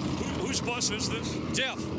Jeff? Jeff. Okay, well, thanks. Just Jeff. Thanks. Thanks to have another one. They're enjoying the race as we are. This young fellow is. All right, so how about the changing weather conditions? It's gotten a lot cooler here. The sun will be setting shortly, and it's cloudy. Well, you said it, Chris. Since we were out here for pre-race, the clouds have come in, and I've heard Kevin and Clint talking about the handling of the cars. If it cools down, that might take a little bit of that away. The guy I got my eye on, though, is Stenhouse Jr. He's up 21 spots, started in the back of the field. He's won 4 times on a drafting-style track. Suarez was 19th after one stage last year. Remember, he survived an early crash and a speeding penalty to win in that close finish. Let's get back upstairs to Mike and the guys. Thanks a lot, by the way. We appreciate that. Right? Thanks, Chris. Joey Logano had a great pit stop, but his rolling time down pit road was less than anybody else in the top 10, so he came in 10th and came out with the lead here. A lot of problems on pit road. We talked about it. The 6 car drug equipment out of the box. 8. Kyle Busch had trouble all the way back to 32nd. Yeah, and we talked about the 8 team. We thought that as they choose here, we thought that if they could keep it clean on pit road, they would have a shot today, but that didn't happen. So let's take a look at some of that congestion that was on pit road during the first stops of the day as Kyle Busch comes in for another stop. Yeah, it's all 4 wide in the pit now lane. On Brad Keselowski, the fueler, Cody Osborne, watch him. Car is down to come away, but the quick connect, quick disconnect would not. And he gets dragged out of the box, and so Keselowski will have to start in the rear along with J.J. Yaley, who's too fast exiting. Here's Brad's radio. Went a little too hard. Sorry, it took off more than I thought it would. Come back and fill it up, and we got a penalty for the can leaving. So let's come top it off, and we'll start now. That's not me. Trying a little too hard. Brad carrying the BuildSubmarines.com cam on board his Ford. Yeah, and, you know, it's so hard in the timing with everything with that fueler leaving the pit stall. So getting ready then to boot back up for stage 2, a total of 93 laps. So it's 100 apiece either side. Predictions, what are we going to have here? Chaos or drama? I am same ready thing, really. to say hello, everyone. Welcome to the Stage 2 podcast on JB Motorsports. The Eco Park Automotive Restart Zone. Green flag in the year. Stage 2 is underway here at Atlanta. And Josh Berry's got the inside line. Joey Logano getting a push from Cindric on the high line. And has even Bubba Wallace already trying to make that 3rd line possible. Our 3rd, 4th is closer. Still there. You have Austin. We're tandem out by 2 over Redding. Still inside. There's So that's Logano's radio you're hearing 2 with the as they come through. Nice through into 1. They kept it together. Nice job there from Logano. He knew that Cindric was behind him, JT, but didn't want to push too hard. Yeah, didn't want to push too hard at all. As we continue rounding towards turn 1, I look down on my TV pics and they've delayed massively, so having to use yours. Oh no, what a shame. Side by side for the lead, Logano and Berry with Cindric giving a good push to Logano as well.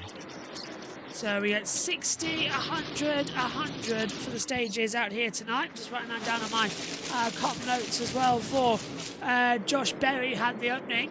As they come over the line, Logano now becomes the leader in that Penske, looking very strong at the front in the 22. And Bubba Wallace for 2311 Racing dropped now into 8th position. Cindric was 2nd. Berry's retaken that position. We're going to have a replay now. Oh, don't tell me this is another ad break. It is an ad break over on Fox. Wow. We just started. They never know what to do they? They're never under-dramatic. As we get live pictures continuing here. Berry on the back, pushing hard. Logano slowly catching up. Trying to go side by side. Hasn't worked out the way we thought it would do. So now it's a single file stage. Right, we've had fuel, we've had tyres. We're ready to go a bit longer. So first pit stop coming in around about 40 odd laps, you would think, normally. Can't see this going longer. It is entertaining though. Very much closing up on the front. Zane Smith desperate to try and close in on the back of AJ Allmendinger for 25th and 26th positions on our timing tower. Let's see if they'll switch in. So far, it has stayed its time and pages together. 10 lead changes so far in this race. 86 laps left of this one. 1 caution so far. 3 wide. Byron, Wallace, and nearly going 4 wide further back as they try and close in. I think Hunter Nemechek was coming in there too. And the 19 then of Chase Briscoe, who, if you hadn't heard, was thrown out of the Daytona 500 and is now on minus 67 points after it was found in post-race checks that his car has been modified with a new rear wing structure against NASCAR regulations, Jack. So Chase, more details on this if you need. Yeah, because it was weird that it wasn't. Basically, yeah. Oh, jeez. Ty Gibbs nearly wiped that out. But no, I'll just quickly say the details regarding the penalty. The spoiler on the car is a single source part, basically. It cannot be modified in any way. JGR have announced the appeal, but Briscoe, while he keeps his finishing position and all that, on the Daytona 500, he has been docked 100 points, 10 playoff points, and his crew chief suspended for 4 races. JGR, that his team, of course, appealing the penalty, but it's not good for Briscoe. And I can now say that I have scored more points than Chase Briscoe this season so far. It's nice to keep being able to say that. James Small is his crew chief for this weekend as well. On the back call, the 20, getting a bump from behind. I couldn't see, it was the 54 who touched him. So Ty Gibbs punching the back. Ty Gibbs in a lighter livery colour this weekend, not in his traditional monster. As a little bit of a heads up there. Michael McDowell, by the way, is 6 laps down on this event. 3 wide further back. Fox going to an ad break here for the Ambetter Health 400. And Atlanta Motor Speed. What the hell are you doing? What the? Please tell me I wasn't the only one who saw that. I wasn't the only one who saw that, right? The little kid doing a Nazi salute. I wasn't the only one who saw that, and Fox decided to air that. It's Fox. I need that confirmed from the guys in the booth. JT. Yeah, that did. Rewind. That did in what? I was watching at the time. Can you rewind and screenshot that, please, and send it in the comms chat? Or tweet it. Like, what the hell is that?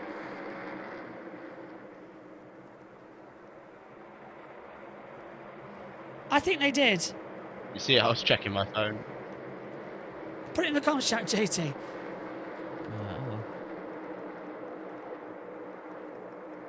No, I'm gonna make memes out of this probably. How do you put salute?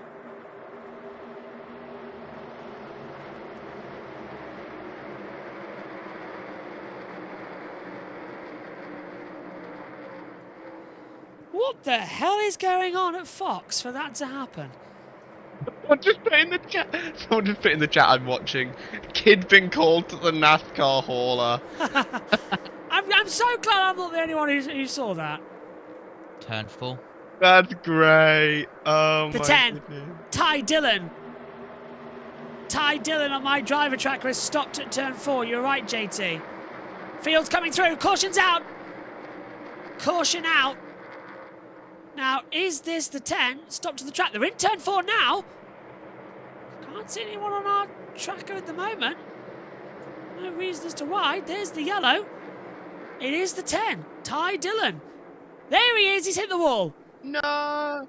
Ty Dillon has hit the wall on the front right side, and it has all gone wrong.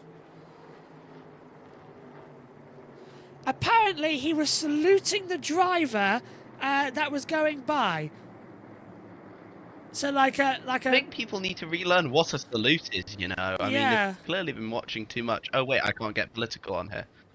Yeah, a salute very much is like that in an arm. They don't need to go, you know, all Sikh Kyle on you all. What the hell is happening to America, man? Okay. Good question. I've been covering it a lot, like in other servers. So Ty Dillon, it looks like he's out of the race. He's Rio is stuck down as well. He can't get back to pit road.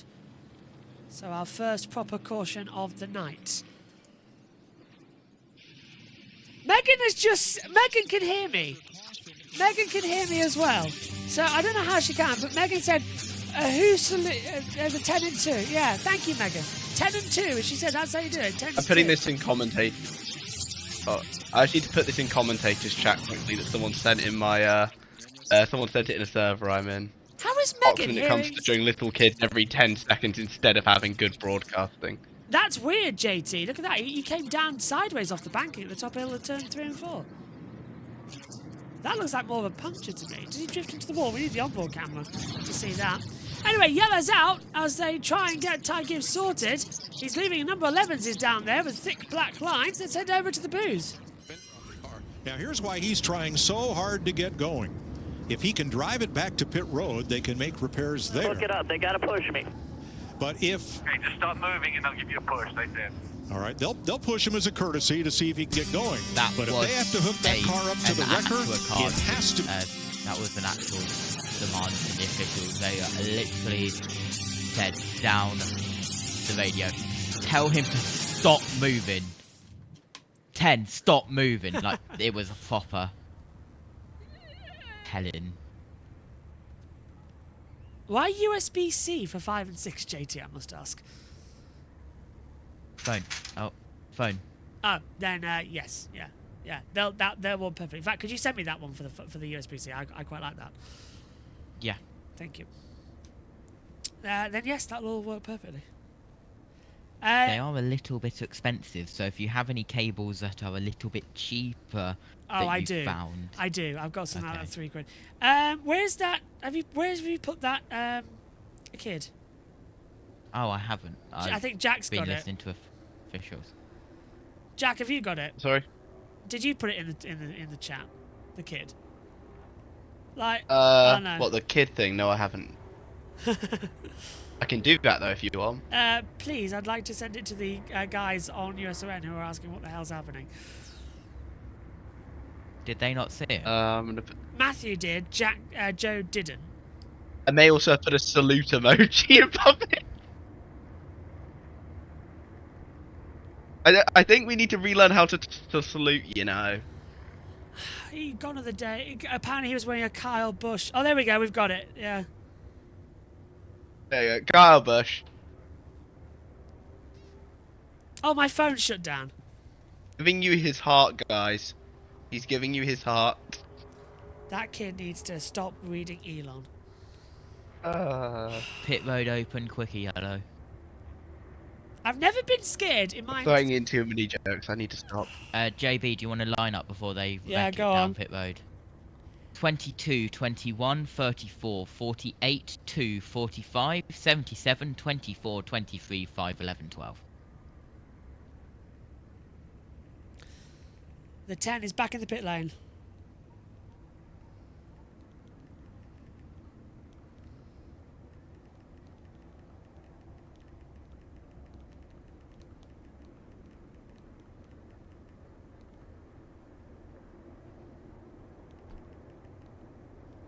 Not just me who's lost JB. I'm here. I was getting information through my ears.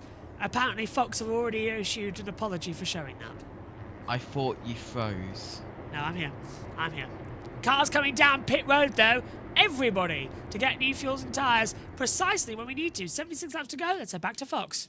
The Ambetter Health 400 on Fox is sponsored by Liberty Mutual Insurance. Only pay for what you need. 84 laps complete. We're under caution because Ty Dillon had a right rear tire going down, had planned to come to pit road, but had a sudden air loss before he could get there. Pit road is open for everybody to top off. Joey Logano leads them down. He's led 19 laps today. He has. Well, this is when everybody's so vulnerable to coming out of their pit stall and running into another car. by just the mistiming of everything happening. So hopefully everybody makes it through this without any big trouble.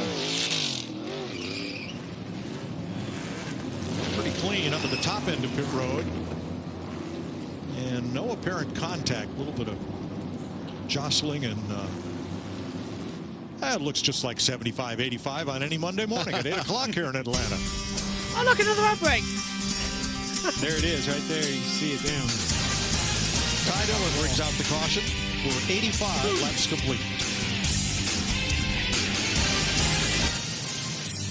175 to go. 75 left in stage 2. Our first proper caution of the night then here as the field getting ready. JT, I think it's time for a weather report because those clouds are coming in.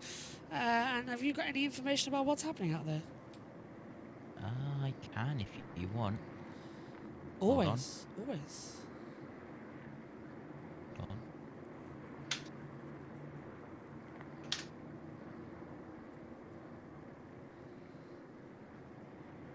As, they I continue love with having it. the officials scream in my ear. Right. For the group that starts with the 48 is so the third onwards. Oh, hello. If a vehicle can't be repaired on pit road within the allotted time, the vehicle goes back to the garage. Going to the garage does not mean that the car is not out of the race. Once repaired, vehicles get one chance to meet minimum speed within 3 laps. And that is why Ty Dillon has returned to the race 6 laps down. Back to you, JT. Oh. Needs to meet minimum speed. Otherwise he's out. Yeah. That's what happened last week with several drivers. Right. Third Busch last onwards, week. 48, 24, 34, 45, 2 and 5. That was that group. Further back, the 17 got ahead of the 4. 11 to the tail of the longest line. So Denny Hamlin going to the rear. Pit road is closed. Coming to the choose and 1 to go. Weather update. Yeah, have you got one? I can put it on weather screen if you give us 30 seconds. I am ready for a weather screen when you have one. Let me... Joe, I'm shocked. Michael McDowell's the free pass from race control. I am shocked here that kid did it. Go on, JT. Okay, so got a little bit of high mist. Shouldn't really affect us around the circuit over here. Right above it, that's 51 to the tail of the longest line. 1 to go. 22 control car, outside lane. But yeah, high mist. Oh, penalty for Denny Hamlin. Really Too many through pits. Denny Hamlin is going to be given a penalty. You're like 3 minutes late to that, but alright. Sorry, yeah, just flashed up on the a monitor. little bit of high mist. This possibly a little bit of drizzle, but it's just scattered high mist. It's the green and the lighter yellow we're looking for. Like, if it's like this, that is rain. Just had it confirmed, but yeah. So we're going to have. If it's like this, it's just a little bit scattered. So this could form, but it's fine. Keep an eye on it. Just high mist. Keep an eye on it. It was a tyre puncture. That's just been confirmed, by the way, as to why we had that. What happened to Ty Dillon? It popped midway through the turn. Just had more. Hold on. 11, 51. I think the 7 was involved and 1 more to the rear. Let me see if I can get news from Bob. Or I'm just typing into Twitter something I never thought I'd put on. NASCAR kid Nazi. And it's come up with, okay, like we all saw that kid on the NASCAR broadcast looking like he was doing a Nazi salute, right? Times have changed. I watched a nun threaten to kick kids behind for trying to do the dab, apparently. Quite a lot of people have noticed it, and quite a lot of people are talking about it. All I'm going to say is, why did we ever allow the dab to be cool? I was made to that on the top there. I did it, and I am embarrassed personally. I had to do it on Silverstone's wing. Coming to the green flag, though, for the resumption of amazing, stage 2. We're green again. Logano, good restart on the outside. Josh Berry and Alex Bowman's going to take second position now. Berry is on the outside. He can't seem to get a traction in. Yeah, nicely done, nicely held together as they come through.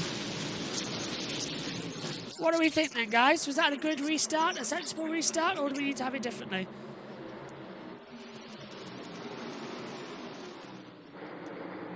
And I can't hear the guys. They go 3 wide in the mid-pack. I thought JT was going to talk. Okay, I'll speak then. And I thought you were going to talk. Well, that works. Because I okay, was no. sending it to JB. Sensible restart. Yeah, pretty sensible restart so far. It looks like Joey Logano leading. My pick to win, by the way. Just get ready. Also, Todd Gilliland's been up the front nearly all race. Maybe he's a dark horse for her first career cup win. Apparently, Warhammer says our transition sounds makes me think I've dropped a wrench. It's quite good, isn't it?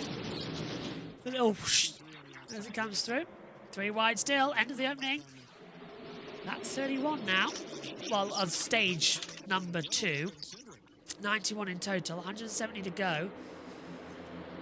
Now down to 169. Logano holding off. Guess who's coming up to play, though? Todd Gilliland. Bowman's behind on the outside line, trying to make it go 3 wide line, but Logano doesn't want to do that. He wants to keep it at 2. They're going 3 wide further back. That's fine. Who's going to lead over the line between Gilliland and Logano? It's 2 thousandths of a second to lead that lap. We are so going to have another closest finish, aren't we? It was 3 thousandths of a second last year, 0.003 at the line. We've just had a 0.002. That was caused between 3 last year. When we were here in February last year. Coming up on a year on that date as well, the 25th. This year it's the 23rd. Oh! Bowman touched the wall! Just brushed it ever so slightly. And Reddick dropping down into 9th place as well.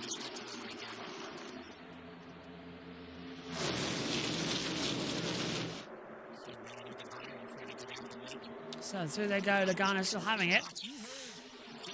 JT, Jack, Stage 2 podcast, anybody? That's what it's feeling like, isn't it? Yeah. They've all stopped now, so they're all okay to keep going. Go on. I've go on, Jack. I was going to say, you said Stage 2 podcast. I'm like, topic then? By the way, behind the wall is now the 10. Ty Dillon, he's back in there. Again, Reddick hit the wall. Yeah, I didn't know if it was Bowman or Reddick, but it was Reddick who's hit the wall. Yeah, I haven't looked. Oh no, Bowman hit it as well. They both hit it. On the TV pictures for the past start of stage 2 because I've been messaging JB. That's how bored it's been. They both hit it, yeah. Do you see it then, Jack? They both hit the wall. That block. So saw that's going to be. I don't know if Logano's going to be happy about that one from Gilliland. That was quite an aggressive block very early on in the race. There goes Logano to the inside right there of Todd Gilliland. Is he going to make the move stick? I think he's shoving Gilliland up as well. Here we go, boy. But Gilliland, here we go. He's got that outside line. He's got the drag, the way the trial works, and he's able 36 thousandths of the line, guys. They really are going to push it. Up to minus 51. Minus who is? Oh yeah, on the points. Chase Briscoe. On the points as they stand. Where is Briscoe at the moment? Where's he ended up? Can't find him on our 21st. Okay. Still, look at Logano, and he's going to get a punch from Bowman as well coming in. I love how no one's noticed something about me. You've got a McLaren in your background? What? No. Not going to tell you. Have you swapped chairs? No. You've got a cushion on? No. What then? I have no idea what he's on about now. I'm keeping my eyes on the track. I will reveal at the end of the broadcast. We'll wait until he gets bored and then start talking again. Bubba Wallace trying to take that low line with Carson Hocevar. They're dragging in the 12 as well of Ryan Blaney. Reddick got shuffled out there by the 60, and the 60's gone slow, and he's touching the back of him in the trial. Reddick again nearly causing contact. Reddick just doesn't know where to go. Reese just needs to chill. He's Yeah. going to end upside down again. Well, he's got a new livery this weekend, but he's fitted new things to his car this weekend. Anybody want to know what's on the inside? Go on. Lucky dice. Guys. What is it with Ryan's going upside down? Reddick and him nearly made There's some contact. contact there between. Speaking of Ryan's, there was some contact there between Ryan Preece and Tyler Reddick. Ryans can't seem to keep themselves on the track today. Have you seen the How many of them are there on the grid? How many of them are there on the grid? Ryan Preece. Yeah. Ryan Blaney. Ryan Blaney. There's only 2 of them. I think that's it. You can maybe go through the whole list now, aren't you? There's also a Riley. There's also a Ryan Riley. Hurst. Ryan Hurst, there we go. Just going to rename it like we renamed Felipe Nasr. Ryan Allmendinger. Yeah. Ryan Logano. Ryan Gilliland. Have you seen... Oh, never mind. I'm not going to talk because I've just seen the time screen. Yeah, me too. I'll say flying 3 and 4. Anyway, I've got time because I've just heard whereabouts it is on track. Has anyone seen... Onboard camera. Secret onboard camera. Your secret onboard camera? No. I will send it to you. Anyway, back stretching coming. Caution's out! What's happened? Who is it? End of the backstretch. Oh, it's Eric Jones gone round. Eric Jones. Oh, he's hit the wall. Was there someone else involved? I think it's just him. Eric Jones goes round, hits the wall. I think he's got away with that, you know. He's got a flat rear tyre, but he will get that back to the pit lane. No, he won't. It's gone flat. Now, DVP indicates, can he get that back in? I don't think so. There's a lot of interference this weekend, I've noticed, on our systems up here. I'm hearing a lot of buzzing.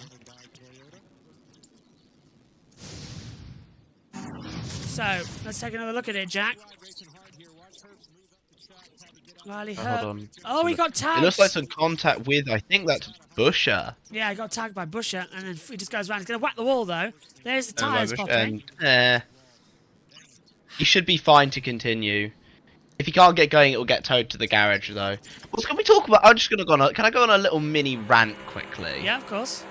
How somehow the teams and everyone doesn't seem to actually know the rules regarding the DVP currently, even though they're not that hard to understand. I don't know if I'm just incredibly smart or everyone else not that smart, but the rule is literally just if you can't drive it, it goes to the garage and the team can fix it. Yeah, that's how it goes. Then you get 1 lap to get back to minimum speed. Hard to understand? Yeah, it's simple. Not hard to understand. Maybe I'm just insanely smart. I don't know. But Ty Dillon has met minimum speed, but then has to come in the problem to fix it, so he's coming again. But I'm going to say something that nobody else has spotted yet. Anybody else concerned that Goodyear's tyres keep popping insanely easily at the moment? Do you remember last year when we used to have spin-outs like that? They could easily drive back to the pit lane, all the tyres would still be, you know, inflated. This year, they're popping under the braking speed. Have you noticed that? It's constant. Very surprised. So, yellow's out. It was the 17 who hits the back of the 43. Let's head over to Fox as the yellow's out. Wrong time. Heard one big hit there, but does that car look badly damaged other than the 4 tires down? I think you'll see it go to the garage and come back out. Okay.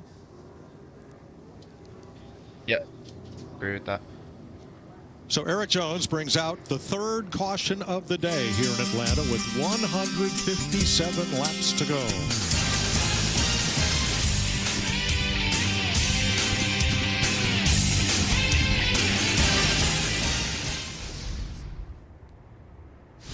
Line up for you 22, 34, 2, 23, 48, 77, 24, 12, 5, 9, 47, 21, 45, 20, 54, 60, 6, 1, 35, 42, 17, 19, 8, 4, 99, 0, 1, 11, 38, 88, 16, 7 and 3. They're having to tow him now back to pit road. 3 passes to 71. Anyone else noticed that these tyres keep having these problems? It's getting ridiculous now, isn't it? I don't know if... There was a lot of worry about Goodyear's tyres coming into this season. Michael McDowell gets the free pass, so he's only 3 laps down. Next time round, if we have a caution, it'll be Eric Jones. And Warhammer says, considering cars being able to get back to the pits have been a plague of Gen 7 era, no. Yeah, not too bad at all. Right, I think I can get rid of the World Superbike notes because we're done with that. Hey, I've still got mine on onto my clipboard here. I need to seriously start organising my notes on this year before we start next week. I use an online website just to write all my down, like all the NASCAR officials ones. I've just had a terrifying thought. Go on. Formula 2 starts tomorrow, doesn't it? Yes. Yes, nothing's prepared. That seems like something that you can do after the broadcast while chatting sound mixes. I haven't even edited the intro yet. Oh my god, this is going to be a late night, isn't it? What time does the broadcast schedule end? For this 12. one. Oh god. And then we're on air at 8 AM for everything else. Cars coming down pit road. Ken back in the race. Thank God for that. Yeah, he's just leaving pit road now. I can see it on my driver tracker up here in the comms box. Yeah, ends midnight. F2 starts 8. So Dylan's going to have 3 laps, by the way, when we go back to green. Let's head to Fox as cars come down pit road. On this particular day for me, and you know, I see it every year when we get to Atlanta. Unique situation with Dale's passing and being able to win my first race and win for the team in our 3rd start. It was pretty emotional, and you can see the emotion with the team. The crazy part was how loud the fans were. I mean, it was just nobody knew what to do. You didn't know whether to be happy. You didn't know whether to cry. You didn't know if you should, you know, be excited, talk about Dale, not talk about Dale. There were so many confusing things that were happening during that time period. And I think, I mean, look at the grandstands. Nobody left. You know, I flipped that car around and you could hear the fans just screaming. That is Happy Hour, new episode Tuesdays and Thursdays, brought to you by Echo Park Automotive, Kevin Harvick's Happy Hour. I think that was a day of healing for the entire NASCAR community. I'm sure years later you realize the impact that had, not just on you and your race team, but on all of us. Yeah, I think when you look back at it now, you realize the impact that it had on really the whole sport, and the meaning of that moment and the magnitude of it really made sense several years down the road. During that time, all we did was race. We tested, we raced, we tested, we raced. So we really hid from all of the questions and things that can be had during a situation like that. But really, when I look back on it, and people always ask, well, what do you think about this moment? You won this race, you did that. I did my biggest press conference at Rockingham that I ever did in my whole career before I even ran a race. I won the biggest race that I was ever going to win in my career right here at Atlanta in our 3rd race. So really, everything that happened in my career was backwards, and it all started right here that day. Well, first of all, I have no idea how you handled that much pressure. You had so much pressure on you that day.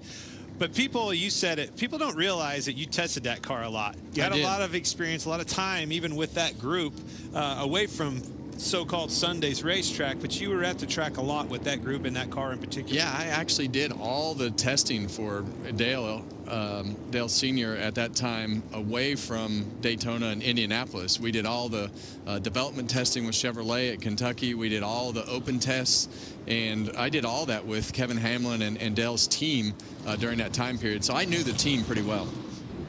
So they have just come from the choose. Look at the top of our pylon, and that scoring tracker indicates how much green and how much yellow we've been. You see there we're in the 3rd caution of the day for Eric Jones' spin on the back straightaway. Here's your progressive race summary.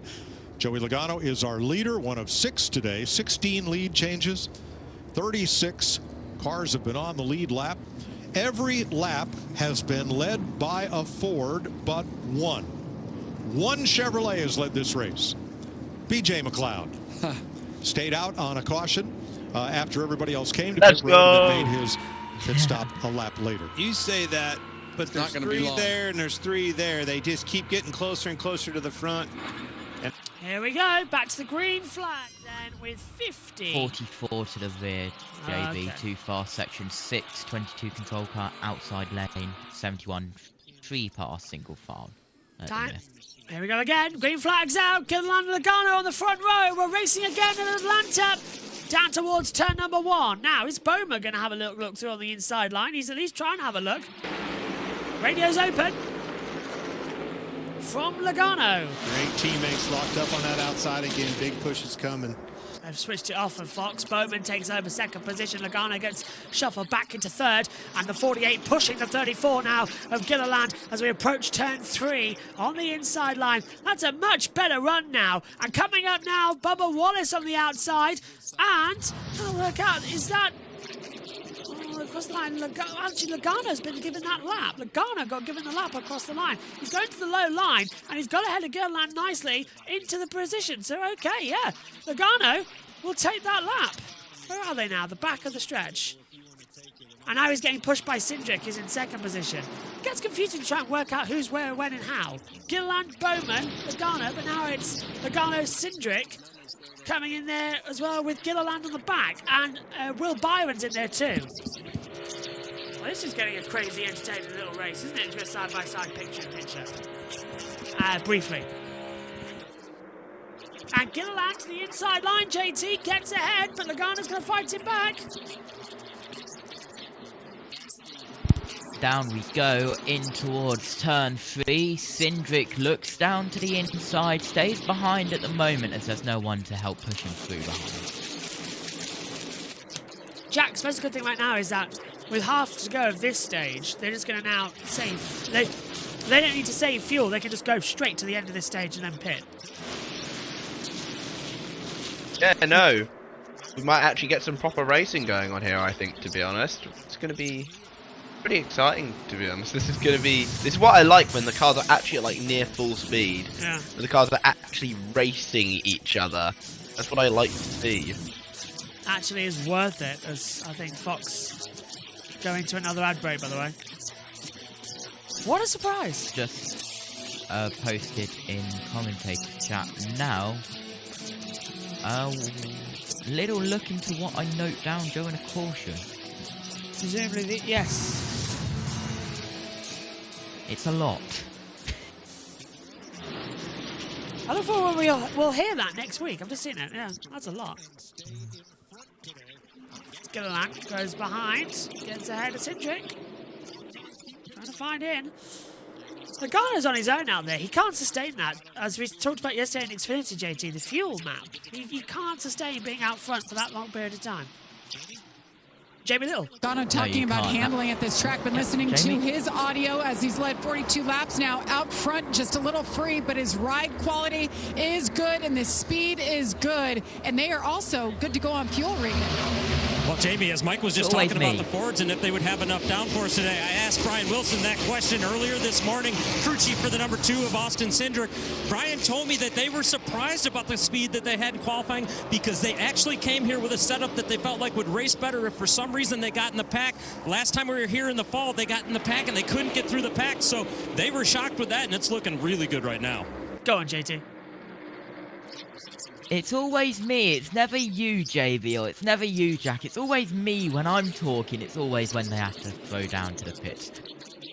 I've forgotten what I was on about. Logano and fuel. But, oh yeah, we saw yesterday in the Xfinity race a couple of teammates swapping positions, the 3 wide further back with the 21, and a big bump from the 5, which pushes 21 on the low side of Berry in front of that group. But yeah, we saw teammates just swapping the lead just to save fuel as well. Going back to what I note down in a caution, basically everything that's in the commentators chat is for one caution and one caution only, and it's now completely clean, so I have to, yeah, it's a lot of repeat. Eat, sleep, right, repeat. That's what we get right now as Yeah. Hamlin goes up high. Haven't talked much about Denny Hamlin at the start of this season, have we? Because he's been to the rear like 9 times out of 10. I know, it's ridiculous. I mean, he nearly won last week. He's been nowhere. He nearly won. I'll go in. I'll cover him. Copy. I told him we will play off him when the lanes get there. So the two Penske's out front, just playing with each other, with Bowman behind, trying to push in that Chevy. Fords, though, controlling this race, and Penske looking strong. Yeah, Hamlin last week was inches away from winning and then got tipped around, but he slowly crept himself up the field. But as you say, JT, he's been back and forth several thousand times this year. Yeah, he's currently down, if I quickly have a quick look at my timing and scoring. He's currently down in... Hold on. It keeps moving. He's down in 24th. Yeah. Kind of writes out everything there, doesn't it? There is a lot of interference, isn't there? There's a lot of interference this week. Yeah. I'm hearing that as well. So it's not just you. On board with Logano. It knows that the system's being changed. It doesn't really affect me because I've got you even quieter today, so it's fine. One thing I will say, JT, is the amount of dust these bus mixers get up is quite ridiculous.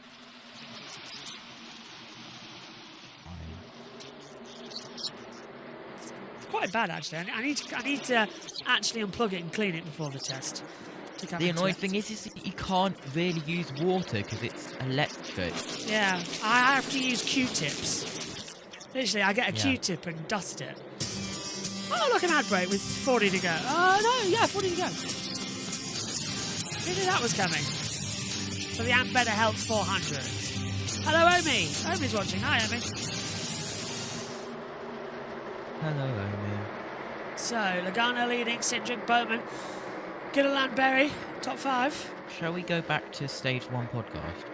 We might need to in a bit, but we've got Ty Gibbs around the outside with the 20 in there too of Christopher Bell, and throw in Ryan Blaney in that little mix. I'm on board now. Blaney's gone through and Gibbs been sent up to the 3rd high lane line. Bit of moisture on his camera. I'm hoping that's not come from the trackside stuff as Bell getting shuffled back. Go on, JT. I've just thought of something. 43 is behind the wall. When I get the sound mixer and set it all up, it'll be way easier to produce stuff. Billion times more easy. So you'll have me I already have been nagging you to give me more producing stuff. You'll have me nagging you every single second of your life. Why? What did you want to produce? I don't know. I have no idea what he likes producing, to be fair. Still, as it comes into it. I mean, I'm back up for Sebring and IMSA, aren't I? Yeah, that's true. I mean, you can happily take a Formula 2, but I don't think you're here on Wednesday. I'll take a Formula 2. What, the testing? Oh, well, you're here this Wednesday. Wait, no. Yeah, you will. It's term time, isn't it? Yeah. 21's dropping back a Berry. Bubba Wallace goes through. If it was this week, I would have happily done it, because it's half term this week. Yes, sadly. Next week is half. Sadly, it's all back to normal Plus, the now. mixer doesn't get here until Thursday. Ah, it's like the Enterprise. Everything arrives on Thursday. Or is it Tuesday? I can't remember. Logano's still leading. On board with Kyle Busch. Where is Kyle now in this little race? 17th, okay. Winner of the Truck Series race. Now moving back in. Non-stop tomorrow we're going to be for Formula 2 in order to get everything in. So once the stream starts, it won't end. It'll be live all day. There is a 2-hour break in between, but we're going to keep you company with some radio commentary. So is IndyCar St. Pete Practice 1 Indy Radio? No, it's us. Practice 2 is Indy Radio. Practice 1's us. I'm just wondering because you've got that and then you're up at like 3 o'clock for MotoGP. Yeah, I know. The insanity of it all. Getting very close further behind as they run in. That was a 5-lap ad break over on Fox. I think they went side by side though, because I didn't hear the little music. Maybe a little more. Yeah, unfortunately, while you are having to cope with the Practice 2 IndyCar and Practice 1 NASCAR clash, I will be on a train to London, get into the Hard Rock Cafe, and when you're dealing with the IndyCar qualifying and the NASCAR Xfinity race, I'll be in the F1 exhibition, so have fun. It's alright. Omi's on hand. I hope he is, anyway. If not, Mega's laptop. 43 back in the race, DVP. That's good news. I feel like JB's going to fall back on me a lot when it's a busy schedule and trying to work out sleep. Yes, That probably will. That is going to be a massive help because we've got the same equipment. We can literally just take shifts. Yeah, it's going to help a lot when we get to Le Mans. That's what I'm thinking. Oh, definitely. Yeah. Also, that means that you can take practice 3 of Canada and qualifying. So Canada, what day? yeah, it just becomes easy because I'm sticking with that. So you can take qualifying and that off from Canada. 13th, 14th, 15th. Yeah, that's way down the line. We haven't got that schedule set up yet. We're still holding on to February. Oh no, I'm here on the 14th and 15th of June. What a shame. What a shame you're here. Driver track has got a bit nuts. And my dad will be very pleased that it's a free weekend and we're not going anywhere. Sounds like me a lot. Having to run it together. 131 laps to go. It seems like we're just in fuel save now mode. 30 to go at this stage. Oh, we're halfway there. Whoa. Blaney on the chair. Wait. Ah! We're halfway there. Yeah, I'll do it. We are terrible at karaoke, never hire us. Do you remember why I was screaming like that? I can't remember. Do you want the full clip to... Go on then.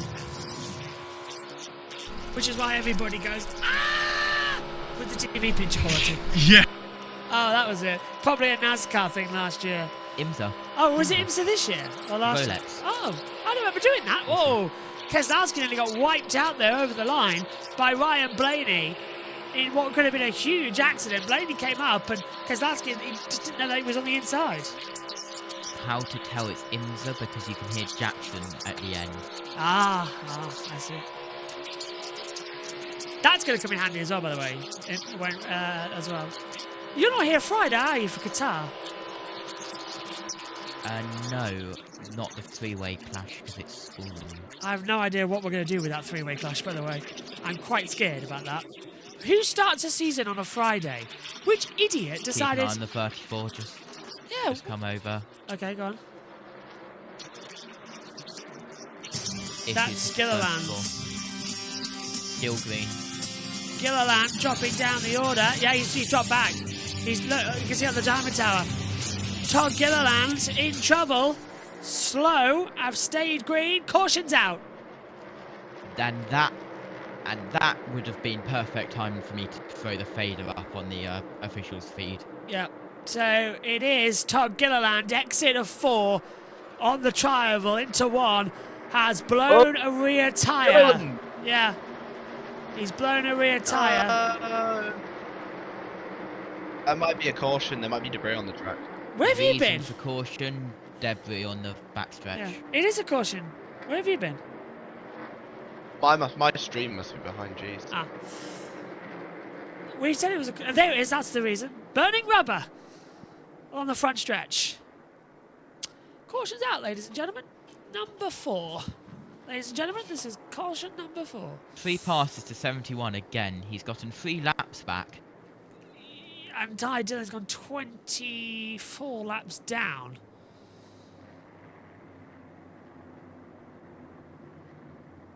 So that's the 34 hitting the wall.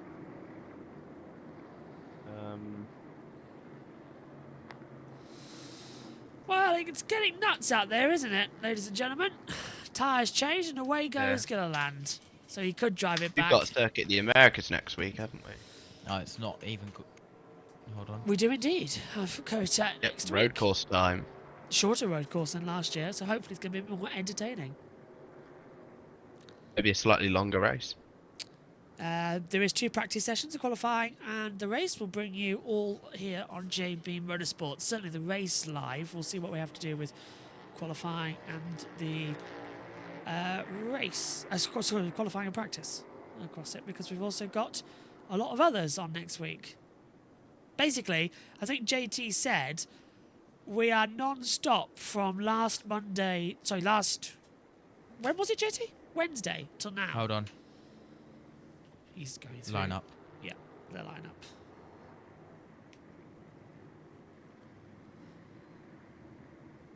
As the AMR safety crew get that tyre into the back of a pickup. Hopefully we can go back to green soon. Don't need to have it much now. Only good thing is, of course, Jack, that next week, as Fox could to yet another kid in the grandstand. Next week, of course, Jack, road course won't need a lot of cautions. True. Can someone please tell me to get this racing out of my commercials, though? Could somebody please tell them to get this racing off my kids' TV watching?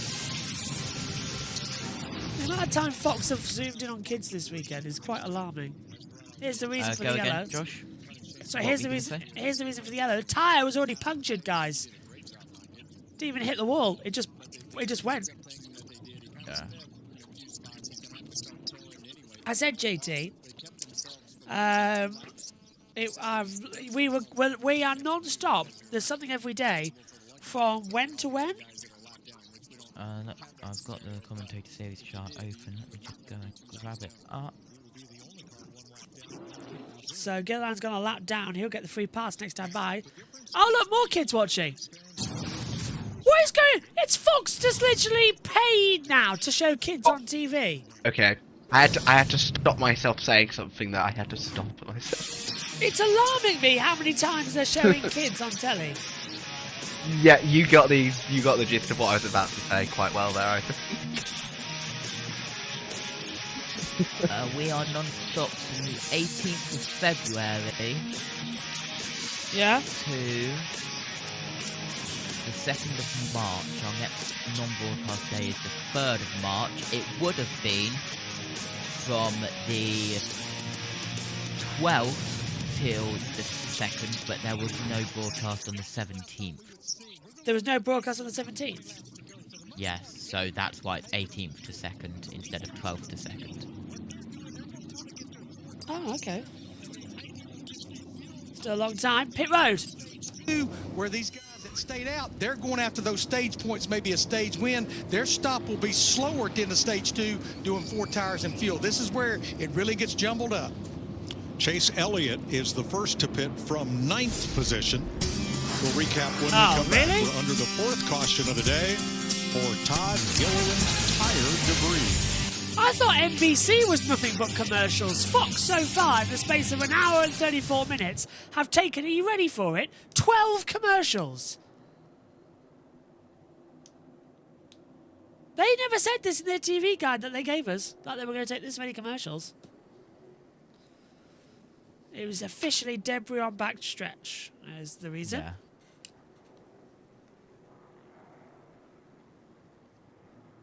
That's the call from NASCAR as they come up.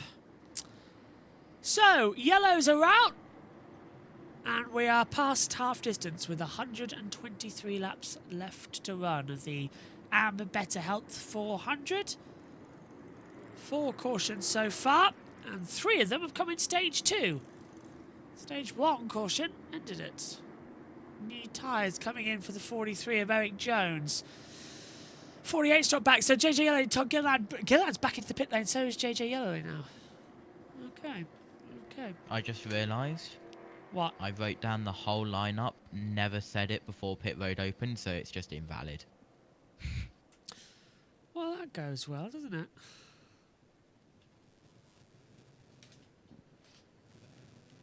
I spent all that time writing a lineup just not to say it. last one to go at the line. Pit lane closed. So the racing will continue on. And hopefully we'll go green soon.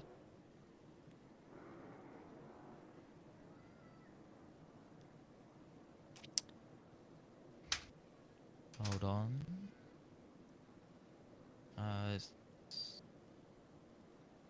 Just waiting on news to filter back in from Fox.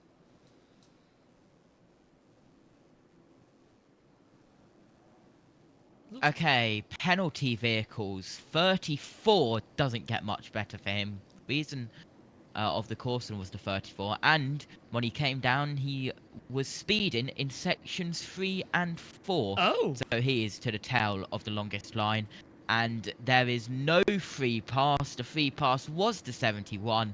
He's now got a penalty and has to go to the tail of the longest line. He's done it and now. if the free pass vehicle gets a penalty, that disregards the free pass, and that was for removing equipment from his own pit box. Coming to the choose this time, and 1 to go. Lights will go out, and the 22 of Logano as we get absolutely flashbang. My God, 22 Logano control car outside lane for coming to the choose. Just had it confirmed, by the way, that let's go down to pit road again as some more cars coming in. 34 doing down the pit road. On Fox. Is that normal that they call it La La Land? Seems there was a movie. Okay. Yeah. Pretty good one. Oh, stop talking about La La Land. Jamie. Well, Michael McDowell, who started on the pole here for both races last year, has had a tough go of it so far. 3 laps down, and that's because he lost power steering at lap 38. So they ended up bringing it into the garage. They swapped out a pump, and now he's back out on the track. Pretty cool to see this new DVP rule in effect. These teams can go back to the garage, make a change, and come back out, and their day is not over. Yeah, and he's made up a couple laps, putting himself back in position after he came back out of the garage. Now there's some other guys there. Yeah, he was 5 laps down, and this will be his third free pass, trying to get those laps back. They're not out of this thing. A couple more cautions. Very nearly a repeat. Untimely where these guys have to pit.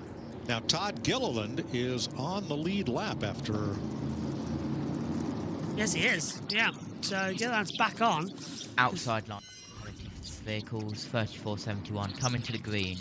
So 20 to go. It will be in stage 2. Let's just hope it's going to remain as normal as we can have it. We don't want a litter here before we get to the next set. 120 still to run in this one, of course. And then we'll into stage 3. 20 to go in stage 2. Good restart number. Yeah. Come on, come on, come on. Go this time! Logano. Big shove already from Cindric. Bowman on the outside line getting a bit loose. Larson's pushing him. And then there's a gap further back as they come into 1 and 2. Okay, that's better. Slow it down a little. Larson getting a touch from Blaney. Cindric coming in. Logano trying to go up high. Hits the side of Bowman. They stay on circuit. But Logano was surprised by Bowman being that far alongside him. Logano wants the high line. We're 3 wide further back. Starting as well with the 47 of Ricky Steinhaus. And Bowman leads a lap and gets a shove from Larson. Cindric trying to come in and help out his teammate. Not working out. Logano and Bowman side by side in turn 1. Oh boy, this has suddenly become alive. 3 wide, but further back as well, JT. Yeah, 3 wide and a good pack forming. 4 rows wide. So 4 rows deep, 3 wide, now 5 deep as the third row. The third pack is forming. Side by side, the lead 48 is the new leader. Look at the 5 making moves as well. Yeah, Jack, that's a better run, but Bowman now needs to sweep down low and just sort of cut that lead off from Logano. Yeah. Bowman, I think, has become only the 2nd Chevy to lead all day. Pretty impressive. Yes. The other being 200-time NASCAR champion, BJ McLeod. I love how you're going to throw that in for BJ McLeod, who led earlier on. But he's dropped back now, BJ, into 36th position. He led he led lap 60. Sorry, he led lap 85 only of the race. on there on the... And we've had 20 lead changes so far. Still 3 wide. Chase Elliott side by side as well with the 8 car. Kyle Busch still coming back up there after victory yesterday in the Truck Series race. Trying to fight back now to come into this one. JB, am I smart or am I smart? Why? If I screen record my phone during a caution and get the official radio, then on Thursday when I set it all up, I can audio test how loud I need it to be. Yes, that is correct, yeah. Exactly. That is amazing.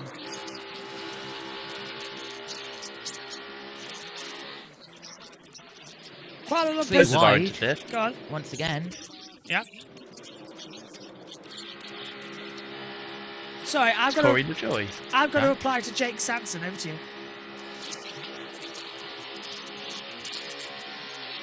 Yeah. Hold on, let me just quickly rejoin. Right, that went as well as a chocolate teapot. 3 wide.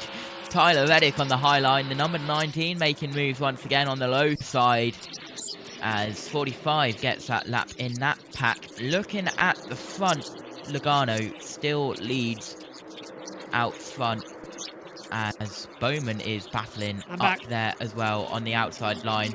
Someone moving from the low to the high. That allows Bubba Wallace to close up to the number 2 of Cindric. 3 wide at the front, 3 wide nearly through the whole field. So much going on as they exit over the line. Bowman still gets it to Logano. Oh, well, this is getting fun now. 13 to go in stage 1.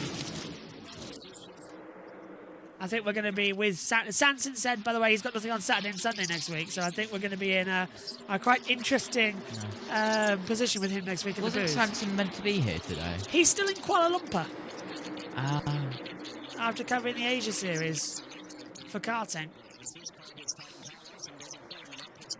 So, yeah. However, he will be with us next week. So, Sanson is back. He said that last week. I mean it now, though. He's got nothing on next week. He was in Front Kuala Lumpur. straight away. Coming to a yellow. Okay, we'll keep an eye out. Oh, hello. JT, hold on to your hat. Yeah. This one. Driver tracker showing us information. This is annoying because we're having to use the streaming site this weekend. There's the contact. Elliott's in the wall. He stays going. Elliott stayed going. Oh, and now he collects it. He's not going to stay going for long. Keselowski as well. Keselowski and LaJoy, I think that was. I thought he'd saved it, but Elliott in the wall and backwards. The 001 in there, so the 01 in there too. Corey LaJoy, as you said. All goes nuts. Elliott into the wall, Keselowski into him, LaJoy involved too.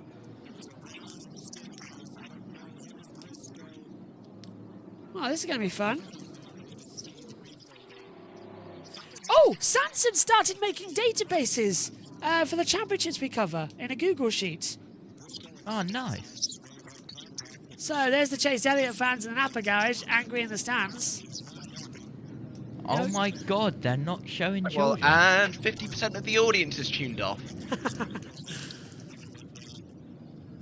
I think that's it as well.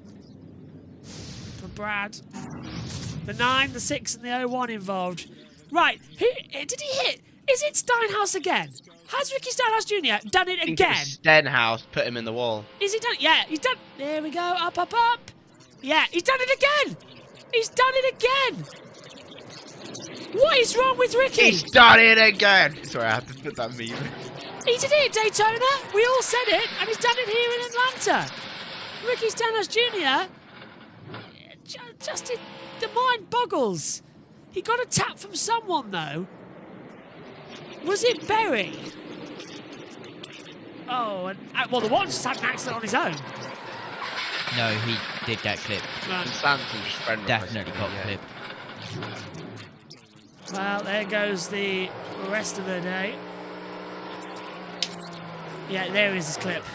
Poor Keselowski couldn't miss a thing. How lucky was he as well to avoid everybody else, including Ty Gibbs in the 54. He nearly whacked out too. So the 9, the 6 and the 01 instant on the front stretch. It's on board with Brad. Yeah, he knew what was coming. Looked to the wall and gets going.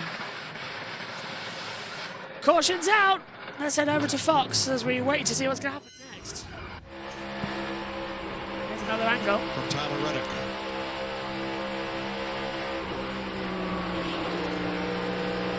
You're right. It was, I mean, even further than the 47. The 12 kind of came down and all squeezed them together. Yeah, and that's after the 12 had come down right there, but the 47 was coming down the racetrack and at the same time the 12 was coming down the hill, and they all just ran out of room. Unfortunately, right in Chase Elliott's lap. There's Chase Elliott's radio. The 47 put us in the f***ing wall. Sounds about right. Bent that toe link and I couldn't get it straight. That car's the 47 done. got us in the left rear there. I don't know if he got pushed up the hill or what. Was it me, or was that not really censored? Was most of that transmission. I apologise. And for Brad Keselowski, it's right. 2 weeks in a row. Oh, Brad's out. Ending up on the hook with a wrecked race car. Well, we're going to have a great graphic We next would like week. to apologise. You know, I think for the even language next week used, is even though it was probably acceptable. $10,000 fine. FIA. Yeah, true. Actually, good point. Joshua Birch fined $10,000 for broadcasting swearing. Hey, I'm not responsible for that. I don't get fined. Ed Hunter got like $60,000 fines, to be fair. From that. Got a line up for you if you want it. Yeah, go on before they go pit road. Hold on. Okay, we good. 22, 2, 48, 5, 77, 23, 12, 24, 19, 21, 47, 38, 4, 7, 45, 11, 34, 8, 1, 23, 54, 99, 42, 35, 60, 88, 16, 17, 41, 44, 78. And I believe we've got something. Are we going down? I don't know. Let's go down there. Cut it out, but no question, if that's the only major damage they have, they can easily get him back out there. You see, put a new one in there, put the bolts back in, and go back racing. I think you're spot on there, and I think they're going to... 1 drivers involved, 47.9601. Nice. Get this fixed and maybe take a chance of getting back out there. Got to meet minimum speed under green, and once they do that and accomplish that, they'll be fine. And they have an 8-minute time limit. The DVP clock, Damaged Vehicle Policy Clock, 8 minutes here at Atlanta. A minute added, it was 7 minutes, because of that long extra pit road. And they have to complete repair within that time, get back on track, or go to the garage where they can continue to work on it. I like this adjustment. That rule needed to be done. Saw too many people have DNFs last year for a flat tire or one of those toe links being bent or broke. Take them out of the race. Joey Logano out front. He's led 78 laps, and he has passed Denny Hamlin for most laps led on drafting tracks among active drivers. That's he has. Fox has all your motorsports covered, all your favorites. Here's a look at what's around the turn. IndyCar. Next Sunday, Fox's inaugural NTT IndyCar race from St. Pete, 12 Eastern, followed by our coverage of the NASCAR Cup Series from Austin, Texas at 2:30 p.m. Eastern Time. It's all on Fox. Then the NHRA season debuts with Nitro Finals action from Gainesville, Florida, March 9th on FS1. We'll be covering the races as well later on. Ricky Spainhouse does it again, says Wolf. It's a lot of racing, Mike. It is, and all on Fox, family of networks. So 7 to go in stage 2. Big penalty, The final JB. stage. Go on, what is it? 0-1. Too many crew members over the wall during DVP. That is, you have to come down pit road and be held for 2 laps. Oh, wow, big one there. Listen, they're going to stay out. They're trying to win this stage. But if I'm Pit road back open. outside the top 10, I'm coming right now. Whether I pitted a while ago or not, I'm putting 4 tires on, I'm filling it up with fuel, and I'm actually going to stay out at the end of the stage. Update. Go on. Behind the wall, 0-1. When he returns from behind the wall, he still owes 2 laps. Good. In 11th, Todd Gilliland in 17th. Ross Chastain and Christopher Bell also in the top 20 with 16 lap tires. whereas the top 8 cars were last on pit road almost 70 laps ago. Here come most of them. Boy, oh boy, that's a lot of cars, Clint, for Logano and Cindric and those guys that stayed out to have to go through. So from 9th on back, most of them come to pit road. So Chase Briscoe, even though he was just on pit road 17 laps ago, he is one of those coming in.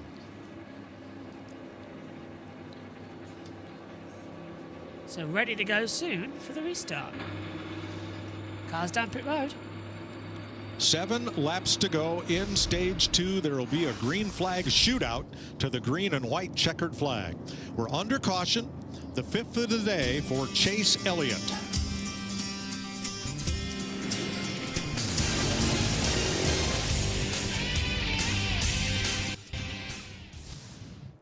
Yellow's still out then, guys. What's the officials' radio's been up to?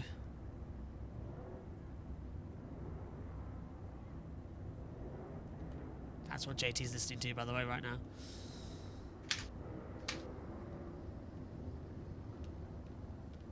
Trying to work out everything that's going RFK have just put on Twitter extreme sadness noises with a picture of Keselowski's car. Yeah, I'm not a fan of it myself, personally. We'll have to run it together ASAP. As the action will hold it together. One to go at the line, pit lane closed.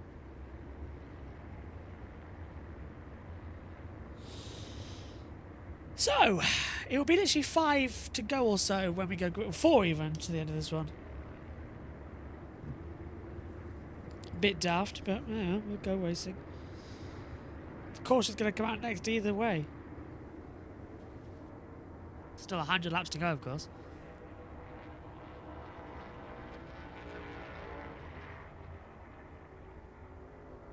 McDowell win is still on the cards, guys.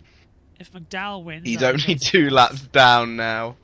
I'll be incredibly surprised if he does it. I mean, I like the idea of coming to pit road for fresh tyres. Well, it makes sense, actually, but yeah, I like the idea too, myself.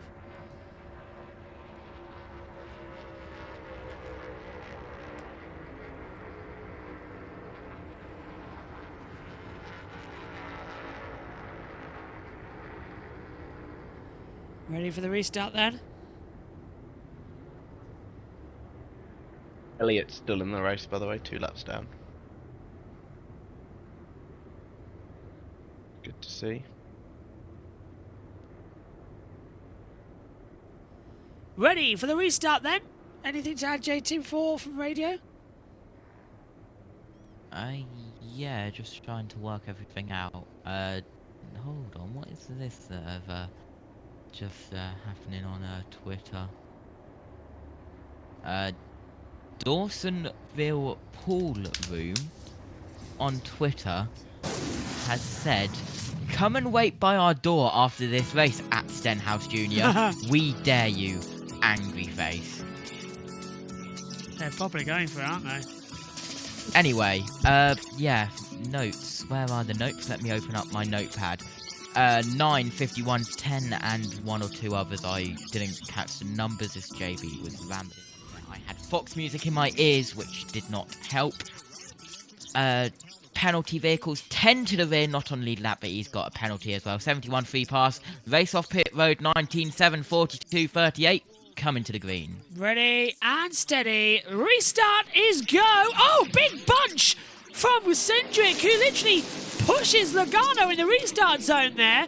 And that's damaged the 2-car just a touch of the bumper. Logano takes the lead. Bowman trying to come up high as well to get that one sorted out. But didn't expect that bump from the 2 teammates there as they come through. On the backstretch. Jack, this is where it's going to start to get a little bit interesting, isn't it? Yeah. So everyone's going to start making moves. Everyone's going to start getting a bit more reckless. I thought Ricky was about to wreck again there. Ricky Stenhouse, I'm just watching right now. I think what I think is that Briscoe, and Logano cuts in front of Cindric, taking the lead. There's Bowman though around the outside, being pushed by Larson And is that Bubba Wallace of all people? It is Yeah. Bubba Wallace. Bubba's up there as well on the outside line, and Bowman's cut in front of Lyle Logano. Bowman takes the lead with some force as we come to 2 to go here in stage 2. Bubba Wallace trying to do what he did in the Jules at Daytona, find a way through, find a traction, and sort of take it all together, drag it back up. It is possible, it can be done, and that's what he's looking to do as well, trying to find the aggression, trying to find the advantage. Oh, and blocking down low goes Carson Hocevar in front of Ryan Blaney. 3 wide, and now... He wants those stage points. Look at Larson, he wants stage points. Him and Bowman are side by side. 1 to go on the line. Logano pushes Bowman. They're going to be careful. They're going to wreck here if they're not careful. 3 wide for the Hocevar's back. stage win is on the card. Larson still coming through. You're going Hocevar. I'm going Larson. Logano makes it 3 wide. I'm hoping. Larson on the high line. Cuts down low. Brilliant block. Bubba Wallace, side by side with Logano. Checkers out, caution 2. Larson wins, stage 2. Wallace, Logano, Byron, Bowman, Reddick, Sidgwick at the line. Larson, Wallace, Logano, Byron, Bowman, Reddick, Hocevar, Steinhaus, Sidgwick, Gregson, your top 10. We'll wait for the official order from JT. But end of stage 2 and caution number 6 comes out. Kyle Larson wins stage 2 and gets very crucial stage points. 100 to go then. And now, out comes that yellow. I'll also put something else in commentators chat. This wreck is brought to you by Ricky Stenhouse. On the fence, and I slowed for that, lost a bunch of spots, and then a little bit later down, you know, it appears that he broke a toe link. I don't think there's really anything you can do about. Well, that makes sense. But yeah, he broke a toe link. I saw it initially, and I'm like, all right, he's fine. I started to go, and as soon as I went, it popped right in front of me. Just kind of nowhere to go. Broke the radiator. So hate it for everybody on our team, but you know, that's part of racing, and I'm excited about some of the speed and promise we've shown. We just got to get the result. Thanks, Brad. Why do those mics... Brad Kozlowski. Say again, JT. Those mics look way smaller than usual, and they look stupidly small. No, I'm with you on that. They've looked ridiculous all weekend long. Maybe IndyCar have got the good ones this week. They've been flown over to St. Pete or something. So, yellow's out. As the wait continues up. I've just been sent something that's making me giggle, and I will send it to you two now in the comms box. I've sent it to you on Instagram to come through. That made me giggle. I'll look after I've got the lineup done. Waiting then for the restart. Too much of a bad day so far. Slightly panicking that we've got F2 tomorrow. 8 hours of content ready to get going. Oh, the good life. I mean, if you want, JB, there are some like brisker F2 stock car action as well, like another F2, wink wink. Well, play that in the 2-hour lunch gap. Hocevar scored stage points in both. I can edit more F2 if you want for the lunch break tomorrow evening. May as well, yeah.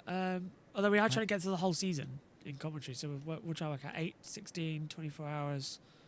How long? We had 28 races last year. We're going to have to cut some.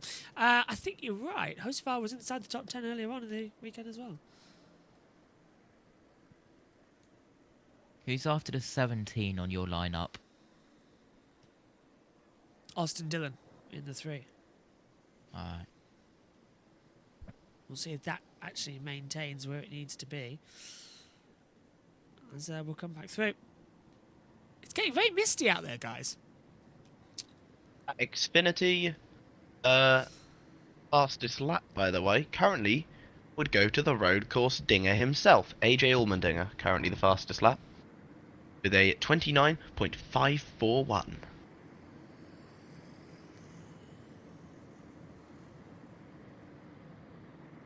Oh, Omi wants to know what it was as well. I sent it to him.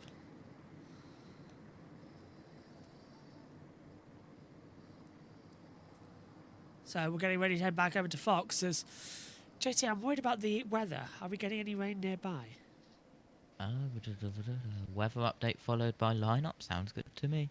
Sounds good to me too. Right, let's head back over to Fox Sports. Have a look. Under the yellow. Here we are. 98 to go this stage. Nothing. Absolutely nothing. There you go. Excellent. Excellent news.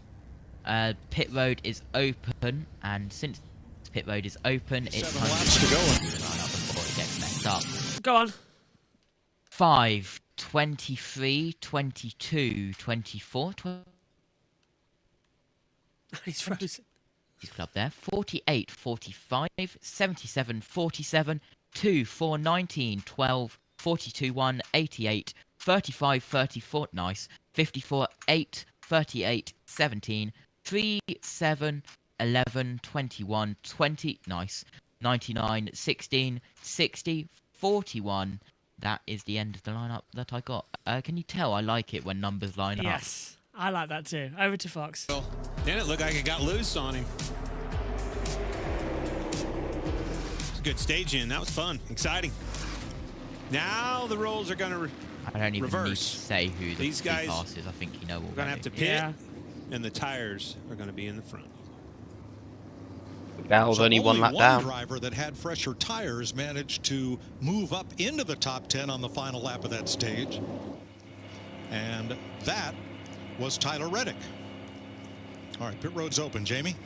Joey Logano's led 83 laps today, comes in from the 3rd spot on the radio, pretty happy overall. Wants to be just a little bit tighter for this 3rd and final stage. They'll do that with an air pressure adjustment, 4 tires, and they'll fill them up. On the other hand, Kyle Larson from 17th to get the stage win on the radio. He said, yay! He knew the accomplishment in getting it done on a draft style track. Doesn't want to adjust on it. He's kind of right on the border, not too tight, not too loose. So said, let's leave it 4 tires for Kyle Larson. Regan. William Byron in the 24, tight early on in the day, but they've gotten that car good right now. No changes for him. He likes it. Bubba Wallace spent most of the day on the tight side, but it appears to be coming to life for him right now as well. Close at the line, Larson ahead of Reddick in the race off pit road. Saw those teams waiting on that 12 fuel. Make ahead sure of it's full. 34 as well. 12 ahead of 34. Oh, Kyle Larson with the stage win here in Atlanta.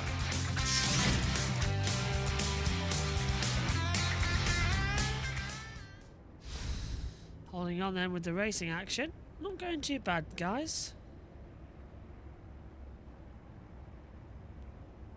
What does everyone reckon? Racing continuing on, or Stage 3 going to be a Stage 3 podcast? Stage 3 is just going to be chaotic. It always is. And even, like, when we've had a quiet... Yes, I did say quiet. When we've had a quiet Stage 2, it's a chaotic Stage 3. We've had a quiet Stage 1 and Stage 2. It's going to be entertaining, isn't it? Stage 3 will hopefully liven up a lot. Also, it is just me, by the way. Jack's on deafened, so don't throw to him. Jack is deafened. 96 to go. No penalties yet. Yet is the key word. Oh, they'll come in the next few minutes or so.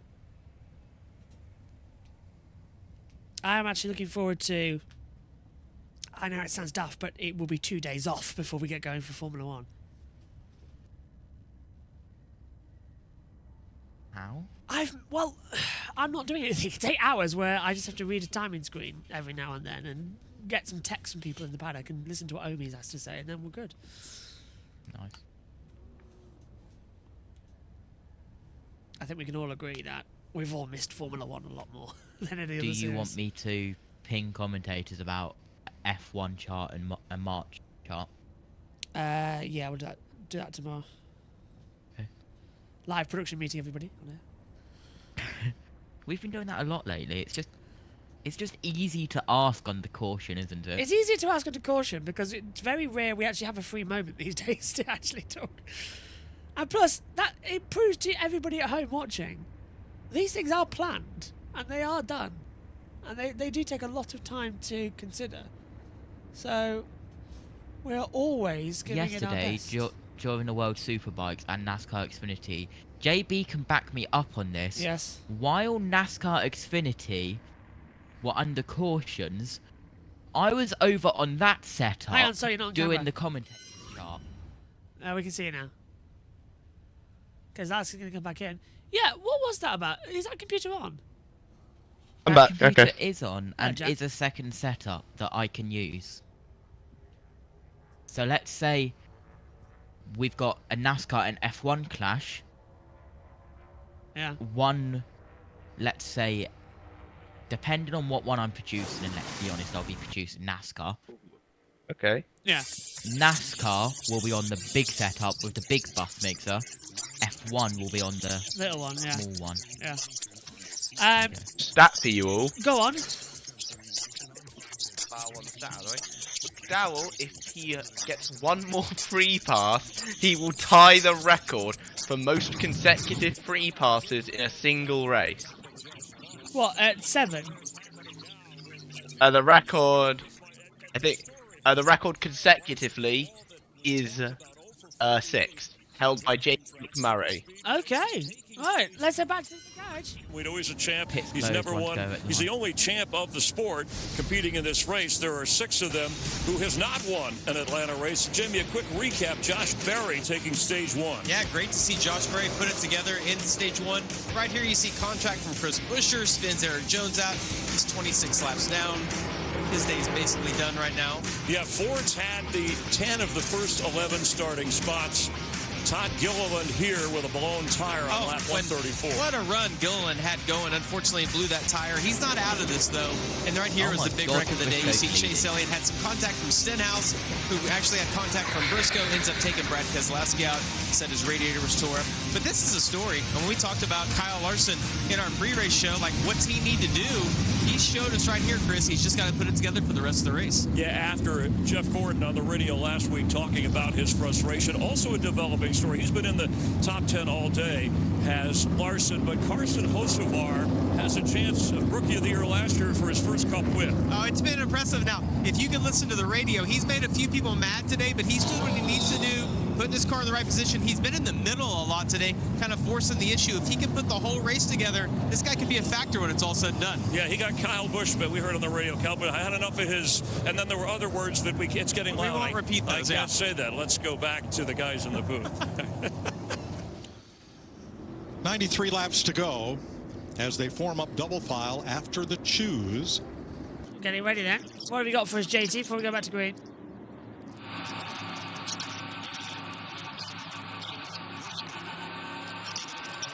Hold on. Literally just had to note down literally every single car that has come down pit road, and it's a lot. Apologies if the number is repeated here. I had to note it down multiple times as they read it out. But I believe 9, 43, 10, 34, 12, 41, 77, 47, 48.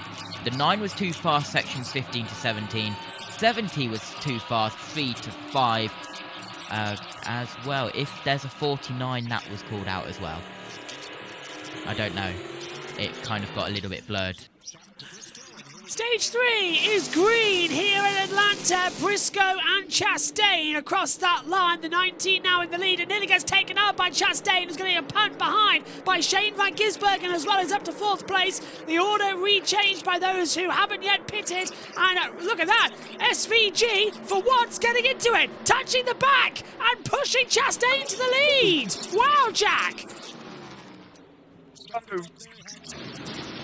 SVG bringing Down Under onto Atlanta. That rhymed a little bit.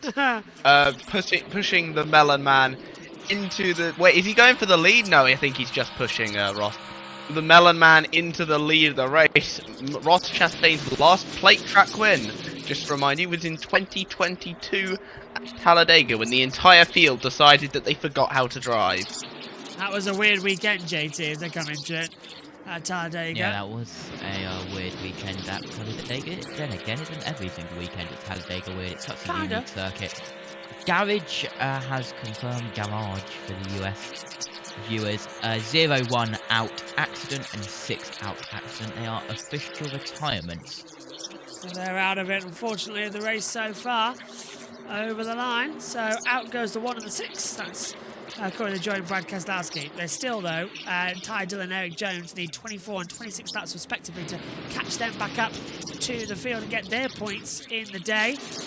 Very close to the wall there, up for Denny Hamlin. Chastain leads into the lap, SVG, and now Kyle Busch running back in third. Meantime, mid-pack, we're running 3 wide. Japs, and they're still holding it, and Briscoe sort of starts that. He's side by side with the 16 of AJ Allmendinger. Okay. Sort of got to punt it together now, aren't you? I missed down punted to Leicester, to be fair. 99 is Suarez in the middle of this little 3-way. Larson's down low, Hamlin up high, Suarez in the middle. It's a repeat, ladies and gentlemen, of last year coming here. Look at Van Gisbergen, he's teleported. Yeah. Of course, Suarez won the February race last year. The August race was won by Joey Logano. My pick of Kyle Busch might not be so stupid here. He's trying to get his first Cup win in How close to the wall long. that third line was, JB. Yeah, look at that for again. Suarez touching the back, getting a hit from Larson, and then pushing Cindric down the order. And Logano's so basically all the fast cars are now trapped in that middle line. And that's why you said, JT, they're all getting forced up behind. Are we about to see the mother and father of all accidents? I mean, it is Atlanta, so possibly. But where's Recce Spinhouse? Is he yeah, he'll be the cause of it. 33rd. Yeah, way down. Okay, maybe that one. Okay, we'll have to focus on someone else then. Austin Dillon's there. Yeah. Alright, and there we go. That's... He could do it. Hold on, I'll be back. I've just got a ping from Retro Racing managed to leave. 3 wide constantly. Logano diving up and down. Gibbs in the middle as well with Larson down low. And is that... I'm trying to see who's high. It's the 77. Every time the 77's involved, I'm a bit worried as well, to be fair. Coming in with Carson Holsavar. On board with Ty Gibbs in that sort of strawberry liveried car this weekend as well. In the Toyota, not in the Monster this weekend. And on board now with Logano. Jack, they're going to have big issues here as Larson nearly tips Suarez and comes up and nearly hits Logano. And Logano punches the back of the 45. Yeah, there is about to be big issues. Right, big lot of drivers right now if they wreck. 84 to go. Leading now, it's 43 thousandths of a second as Ross Chastain getting a push from Kyle Busch and Chris Buescher. SVG really wants this one, but Ross Chastain staying ahead, and he's sort of darting up from the low line to the high line. He can't work out where he wants to be at the moment. Logano's taking that high line. He's got the 45 just in front of him and the 54 as well. We're now running 3 wide in consecutive packs here, and this is where things start to get nasty. I will add as well, you managed to rhyme push with Bush and Buescher. Yeah, not bad, I respect that. 20 issues, turns 3 and 4 staying green. The 20 issues, that's Bell. That is, yeah. Well, we're into that part of the track now. There he is at the top. Gets touchy, touches the wall. He brushed it only. And realistically, I'm not quite sure why he's going for that move, in all honesty. I was trying to get ahead of... who is he trying to get ahead of? Who's got the Monster livery this year? Riley Herbst, he's got the Monster this weekend, yeah. Yeah, it's basically one of Herbst's only sponsors, to be honest. He's been sponsored by Monster Energy pretty much his whole career. So that's why Ty Gibbs doesn't have it this weekend. Here it is again. So Jack just goes up high, and Riley Herbst nearly... Yeah. Yeah, he close. Riley Herbst kind of puts him in the wall. Is it really a smart move to be going for that, though? Like... Not that part of the track. He's done it again on Byron, and he Jack, takes Byron out. Remember you're talking about Christopher Bell. That's true. He's pretty smart, usually. He's usually pretty smart. Usually, not all the time. No. You got a point. Battle still going on board with SVG. 80 to go in this strange, bizarre race. Over the line. Byron's up to 9th now. It's getting too wide as we go side-by-side coverage.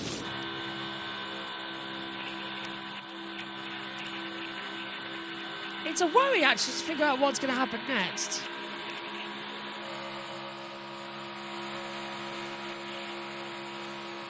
The one thing that I don't want, and I don't think anybody wants, is that worry that we're going to have a big accident as SVG going for the move on Chastain to try and get the lead here.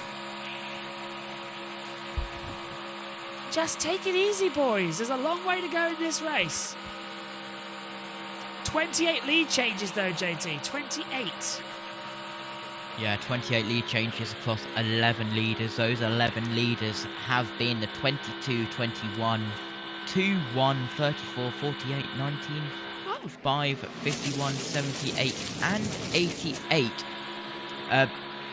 Most laps led, 22 at 8 times he's led, 83 laps led. I would have known that you would have had the correct stat sheets as well to hold it all in together. Nemechek top 10, by the way. Kyle Busch running in as the lights come on here at Atlanta. Issues front stretch. Well, we're in the front stretch now. It's still green lights. Busch across it. SVG and Ross Chastain by 11 thousandths at the line. Over we go, and the 99 is Suarez! Oh, Suarez! The big one! There was that Gregson there as well. I think that might be Cody Ware. 7 cars at least involved. Big hit. 44's in that Gregson too. took a hard hit. JJ Yellow's in that too, mate. No! Oh, and Ty Gibbs in there! Oh, no, it was Ty and Gibbs. the 41 of Cole Custer. Gibbs is out. That suspension's knackered. The 4's out too! Noah Gregson, as you said, yeah. And a fire. We've got a fire for Cole Custer. It's set fire to the grass inside of 1. Oh, and SVG! He's given the lead of the race. AMR safety crew just putting out with the foot right now. That was caused by the exhaust. Yeah, it's on the grass. It's set fire to it, yeah. That's how dry the grass is. JJ Yaley caught. 44 in there too. Don't know why the 88 has taken the lead, as the lead was Chastain at the line. It was 1. Yeah. I'm impressed that Gibbs is able to drive that thing. Well, if he knows if he can get it back under minimum speed, he'll be fine. Right, Jack, talk us through what happened here. Here we go. So there's a bit of a stack up there. There's Suarez. Gregson. Suarez gets caught in the stack up. And Gibbs. Don't really know why Gibbs went for that move, to be honest. Gibbs. I kind of do. It's the stack up. He's trying to get out of the way. And then it looks like the 2 people around him just close in on him. 4, 44, 41, 47, 51, 54, 99 involved in that one on the front stretch. Oh, great. That all started with Ty Gibbs. Oh, and Riley Herbst has caused so many accidents today.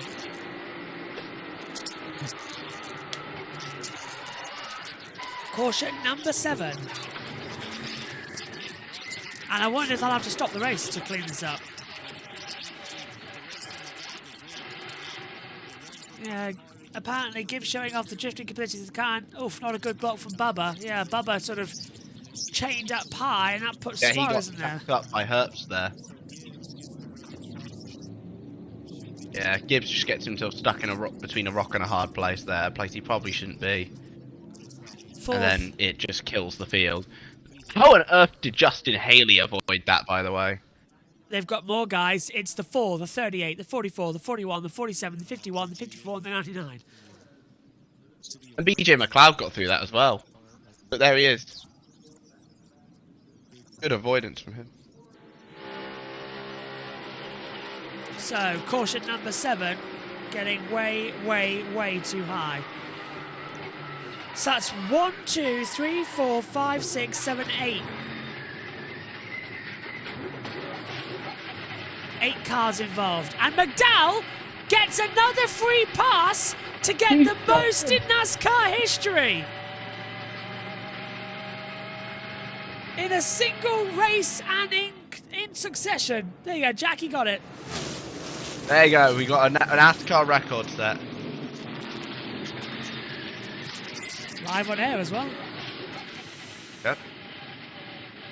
A lot of clean-up happening, and I'm getting told that the fours stopped at the backstretch, so this Suarez, Ware, Yellow, Gibbs all coming in. So it's Noah Gregson, Zane Smith, Cole Custer, JJ Yellow, Cody Ware, Ty Gibbs, Daniel Suarez, who are involved. 44's coming in now as well, slowly. Not the best. Yellow's out for the 7th time. Last time we had 8 cautions. The most, though, 14 back in 2007. The fewest, though, has always been just the once, and that's happened twice. The first time it happened was in 1970. But yeah, 8 cautions here last time we were racing. And that was, of course, back in August for the second Atlanta race, which I believe was the Cookout 400, if I'm not very much mistaken, from last year.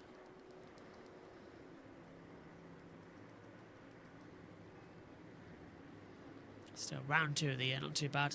It's gone pretty much okay. Cody Ware was also involved in the wreck, by the way, I'm told. As well as Stenhouse.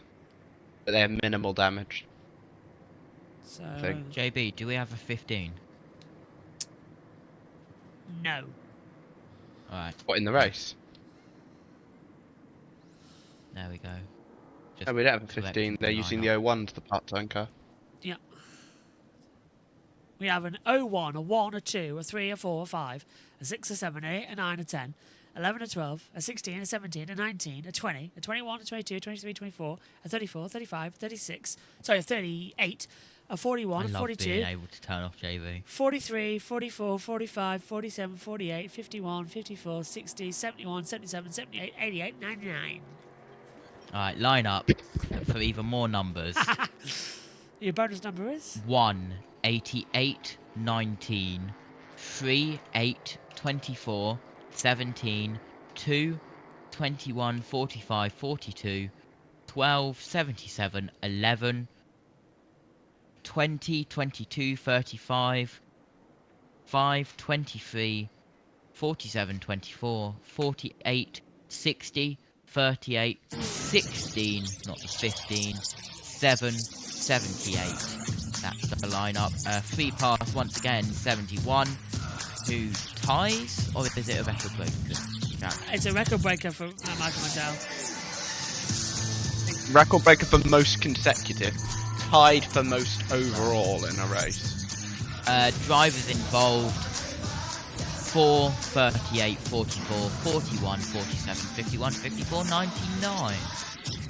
Numbers game, everybody. We love it, don't we? There's the 99 and the 41 getting towed in. They're out of the race, so add those 2 out.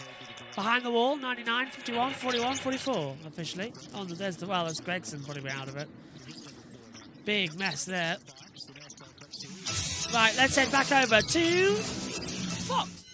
Grand Prix on the new short course. Well, it's not new, but it's new to us. The short course at COTA. Pre-race coverage, 2:30 Eastern, green flag at 3:30. Oh, yeah. On Fox. I'm looking forward to getting down there and seeing the difference that's going to make, the distance in that racetrack, Kevin.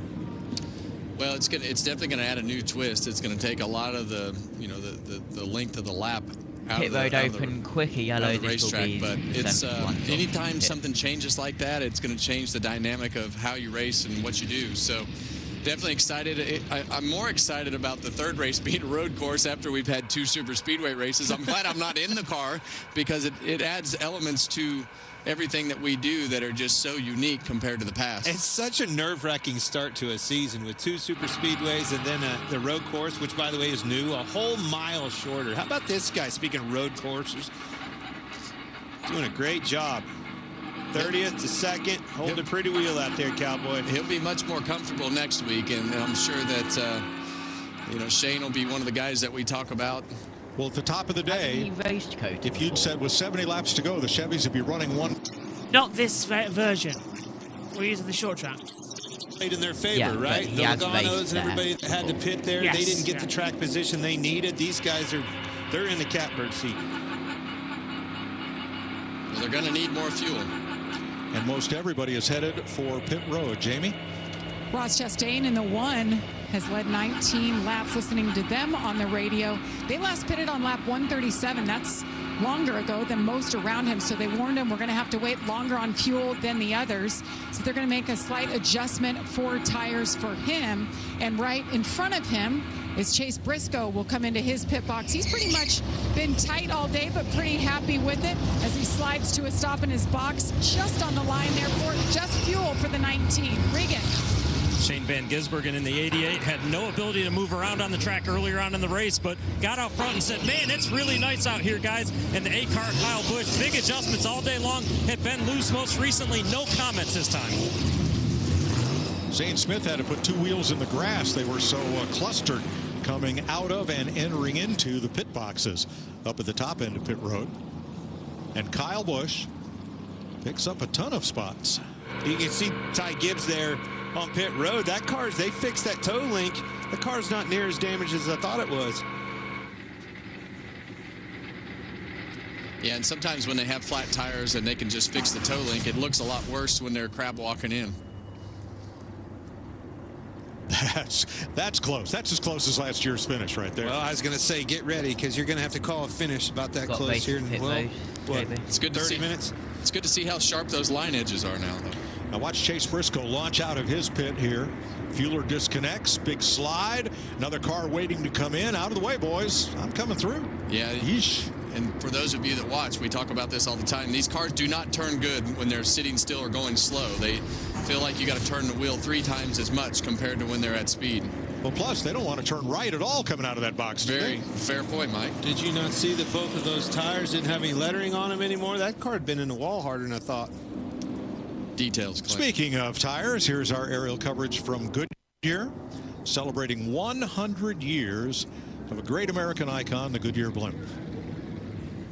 Pit road closed. I love the blimp. Love the shots. Love everything about it. Have you ever ridden a blimp? No, we covered this last week, though. That you did not? Oh, I told you I had. I didn't know you remember had. You raced at the same speed as the blimp? Oh, my gosh. One to go We at the went line. through this last week. It's ridiculous, Kevin. It's a little like taking the train. It's a great way to travel if you're in no particular hurry. No way. I dig it. It's so fun. How about Kyle Busch? He has been mired mid-pack most of this race.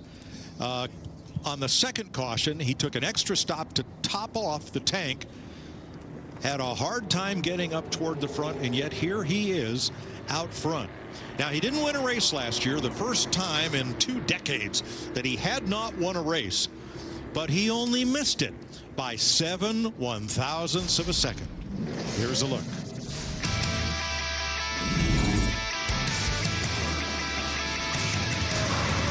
This is all the stuff at Atlanta and how close the racing can be, JT. 3 wide at the line last year, and Kyle Busch missed out by inches.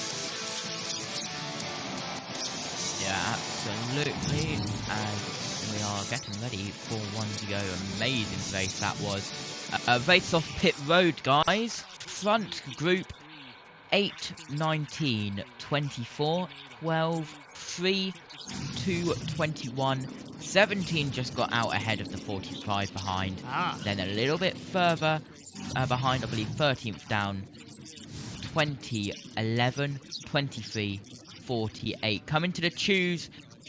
The 8 is the control car. I believe they said inside lane. Yeah. Hold on. They're going to be pushing it together now. On the outside I line. completely missed all of those penalty vehicles because I was talking. Amazing. So the action will be coming closer and revving up for a green flag.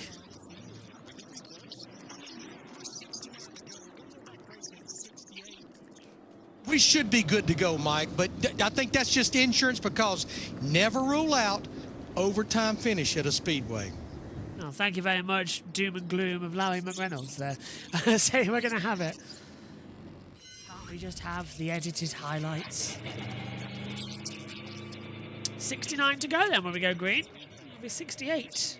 Will we get cautions 8 and match what we had last year in the August race? 67 laps to go will be green. JT, and they should be good on fuel. So basically, this is a race to the finish. Yeah, tons of cars coming down pit road under closed pit. They go to the rear for the start. One that came under a closed pit before pit road was open was the 54 going to the green as well. That is a very bright green car as we're coming to the green. It really is, isn't it? I've lost it, Dylan, as we head back green flag racing here in Atlanta. Dylan's come out of nowhere, actually. He's going to get a push of the 21 as well of Josh Berry. Logano's back in position. SVG's now down to 12th. Hocevar at 11th place as they come into it. Now, Kyle Busch back where he was earlier on. And would you like to know something really nice? Go on. Guess who's back on the lead lap? Confirmed by timing and scoring. Michael McDowell, for the first time in this race, he's classified on the first page. He's 21st. Back on the lead lap officially. Yes! If Michael McDowell wins this, it'll be the greatest comeback since Elvis Presley. I really wanted to do it now. That'll be fantastic. What was that line? Sorry, did you just... If Michael McDowell wins this race, it'll be the greatest comeback since Elvis Presley. Change that to Linkin Park and we have a deal. Elvis's was better. For Oasis, because they'll end up being a boxing match on stage. Alright, Oasis. I'm still jealous that Maddie Patterson's got Oasis tickets. Has she? I can't actually remember. My girlfriend tried to get Oasis tickets, they were too expensive. It was like the one thing that she was gloating at a lot at Donington. I was like, yeah. Oh my god. My question is, okay, everyone's gonna hate me in the chat for saying this. People still listen to Oasis? Today is I don't know, be that the style of day music's not been relevant for years. JB? Yeah? 4, 41, 44, 51, 99 out accident. So that now has put how many out of the race? We've got 32 left in the race, yeah. 7.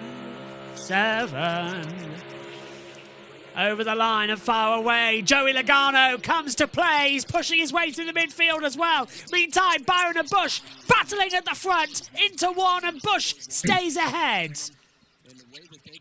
Berry's in there. Well, look at the top 5.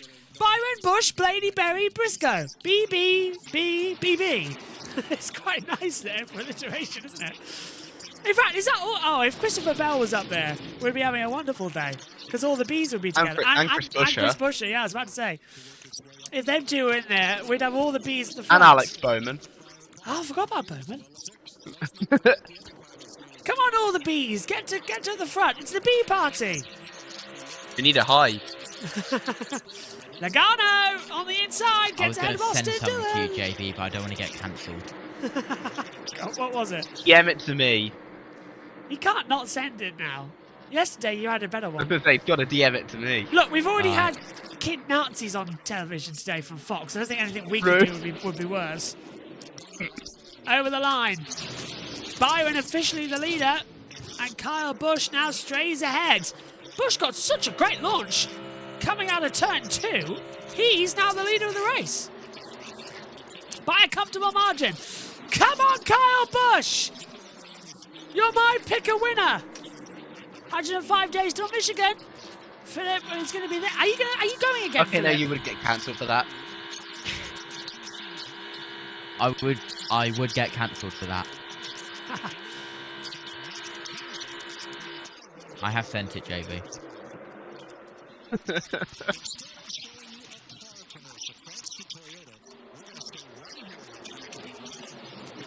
Anyway, 3 wide. Logano, Blaney getting involved as well with Cindric. JB's gone silent. That's what happens. Abandoned you. That 260 to go.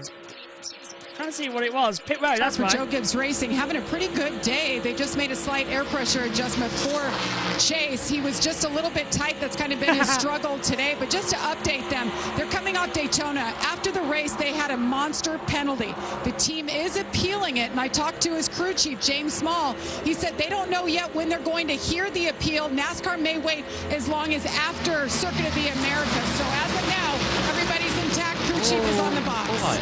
All right, calm down, Jesus.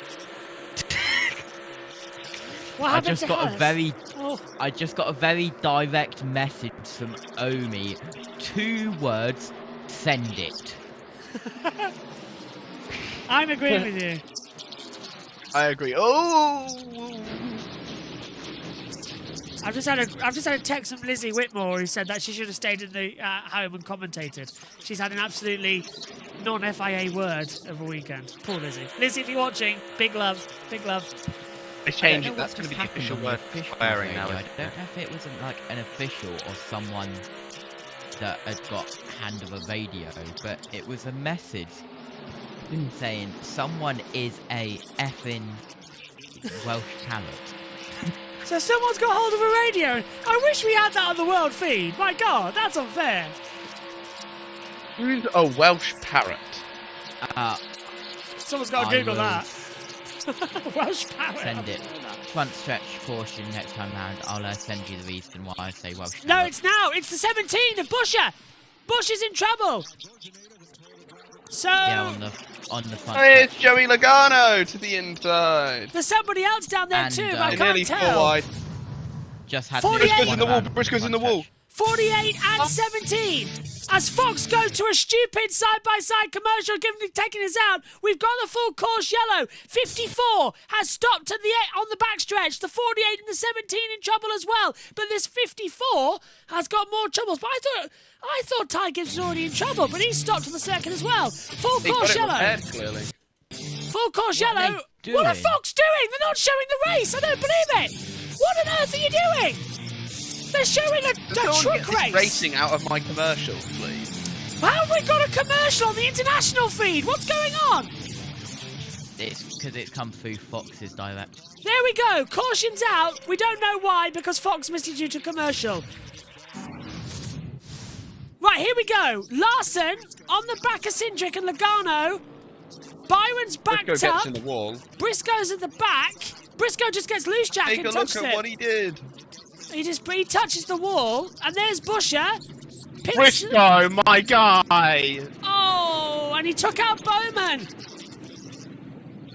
Briscoe. But that's a separate incident. What happened to the 54? Why is he stopped at the back stretch? On our monitor. I sent it to you as well, Omi, the explanation. Chris Busher, Bowman in a wreck, and this is what happened to the 54. What is Briscoe doing? Briscoe was not looking at it as well. That triggered Busher and Bowman. But what happened to Ty Gibbs? Oh, lovely. Well, Fox aren't telling us what happened to Ty Gibbs. He's just stopped at the back of the circuit. Ah, Philip is going. Brilliant. Philip, you need to hop on one of these commentaries, my friend. Come back to the booth. Right, what happened to the 54? Because he's just stopped at the circuit and Fox aren't telling us why. I'm really confused right now. Because it's Fox, JB. What, they missed the caution and they've missed this one now. Stop showing us this caution! Why is the 54 stopped on the side of the track, you morons? Yeah, we can all see what happened. The 19 tips the 17 who hits the 48. Well done. Have a cookie. You've shown us it because you missed it live because you showed a full screen commercial for a bloody truck series race. Why is the 54 stopped to the side of the track? Suarez out of the care centre, by the way. Here we go. We're on board with him. Thank God for that. I'm guessing it's a puncher. Midway. Yeah. Yeah, puncher. What is going on with Goodyear as well this year? Goodyear's tyres are they're worse than Pirelli.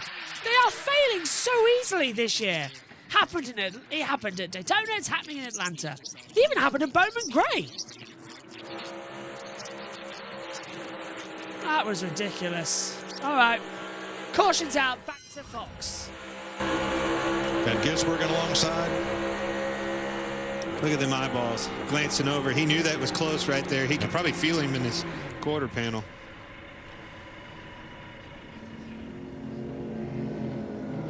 So draggy, but it's so slow. Does everything feel all right after getting in the wall? Like anything shaking you? I mean, no. Right there, no. Wheel might be a touch off to the left. It's hard to say. James Small talking to Chase Briscoe. Here's Bowman's car. Yeah, and Chase's comment goes to exactly what we've been talking about for 2 days now, Clint. His car is slow. Just talked about it with Denny Hamlin. Yeah, and you see the benefit of those cars that are fast, or Josh Berry, Ryan Blaney, Austin Cindric, Joey Logano, able to make themselves all the way back towards the front. You can be on offense. Regan. Well, Daniel Suarez out of the event from the previous caution, not the one that just happened, Daniel. It appeared as you guys came off turn 4 like it was just a coming together of cars and things got really tight over there. What took place from your perspective? I haven't seen the replay yet. Man, I wasn't good enough, man, today. I felt like I didn't know that 54 was there. That was, I think it was on me. I didn't know that the 54 was there. Today we were just not good enough. I mean, we struggled a lot with the balance of the car since the first stage. And we work a lot to try to make it better. We made it better, but never quite the way that we normally are here. But I don't know. We will have to review everything. I know that we brought a little bit different package than before, trying to contemplate the weather because it's quite a bit colder, but it just didn't work out. Thanks, Daniel. I think he was pretty hard on himself there. Go for it. Sending you a message, and you, Jack, about what the officials radio said and what the person who hacked the officials radio said on it. It's quite funny. I have read it, and now I understand why. A Welsh carrot translation comes to a moron, I see. Okay, I disavow that message. Elton Sawyer is actually one of the few guys in NASCAR who actually gives us transparency. I might disagree with him. Oh, now I get it. Okay, so somebody's hacked the officials radio. JT, have you been anywhere with your transponder equipment lately? No, that's only receiving, that's not transmitting. yes, I'll thousands right. As we come into it. Oh, this one. So yellows are out. 52 to go. Come on, chaps. We've got 8 hours to set up for tomorrow. I completely missed the lineup. Oh, look. Fox showing kids again. And some fans in the infield. Hello. Speak, I'm in trouble. I speak, I am in trouble. It looks so empty there. It is. I'll message you, JT. Alright. What have you got for us, Jack? I can't say it on air. That's all I'll say. 8 cautions in this event so far. As you can see on your screen, the reasons to why. 33 lead changes. That's what I was going to say.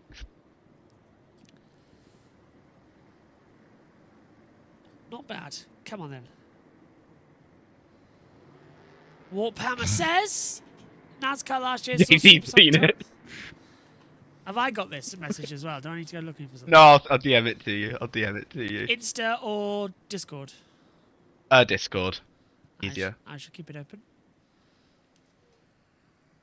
That's all I'm going to say. I mean, yeah, you probably can't say that live on air, to be fair.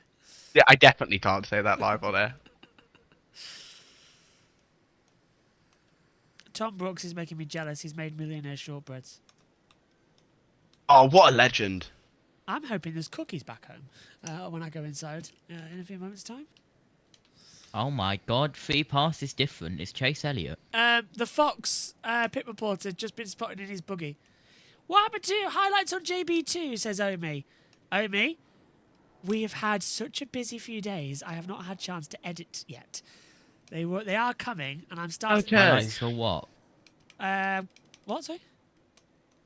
Highlights for what? Well, presumably the only races we've had in the last couple of weeks, we've got the 2 races from Formula E to upload, and we've got World Superbikes. They're the only, and then we've got Daytona to highlight. Nice. Yeah. Give me, like, if you're able, Omi, to give me, like, a list of laps of stuff happened, I'll get it done. Oh, that's not how we do the highlights. Still. We literally just we just remove the cautions for Formula E. It's easy that way. Nice. We just remove the cautions. It's way easier.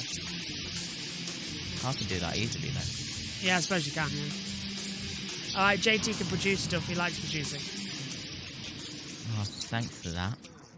It's not like I edit tons of stuff already. We have now matched last year's cautions as well.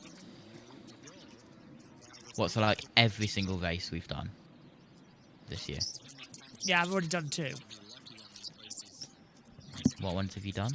Formula E, Sao Paulo as well, and Mexico. And I've got to go back to with the rest from Feb. Okay, back to the boys. If anybody can knock this Penske clan off of this victory, it's that 8 car. It's so reminiscent of watching this race and calling this race last year. Hocevar, a great run by him. But Kyle Busch, they were down and out, clawed their way right back up in it, got the track position. Can he do anything with these Penske cars? Well, now this is going to be interesting on the restart because Busch and Hocevar are right together, and Busch used up a whole lot of radio during, I think, the first stage to express his displeasure with Hocevar. Will he be willing to work with him now? Well, I think you've got 4 of the 6 cars that are Fords up there basically on the same team, so you better figure out how to get over it pretty quick. Right. Then Byron Larson, He also Chastain Van used a lot of Gisbergen. hand gesturing. The 1 seat for lunch signal was very nicely extended. He's saying I'm going for first to steal a line from Murray Walker.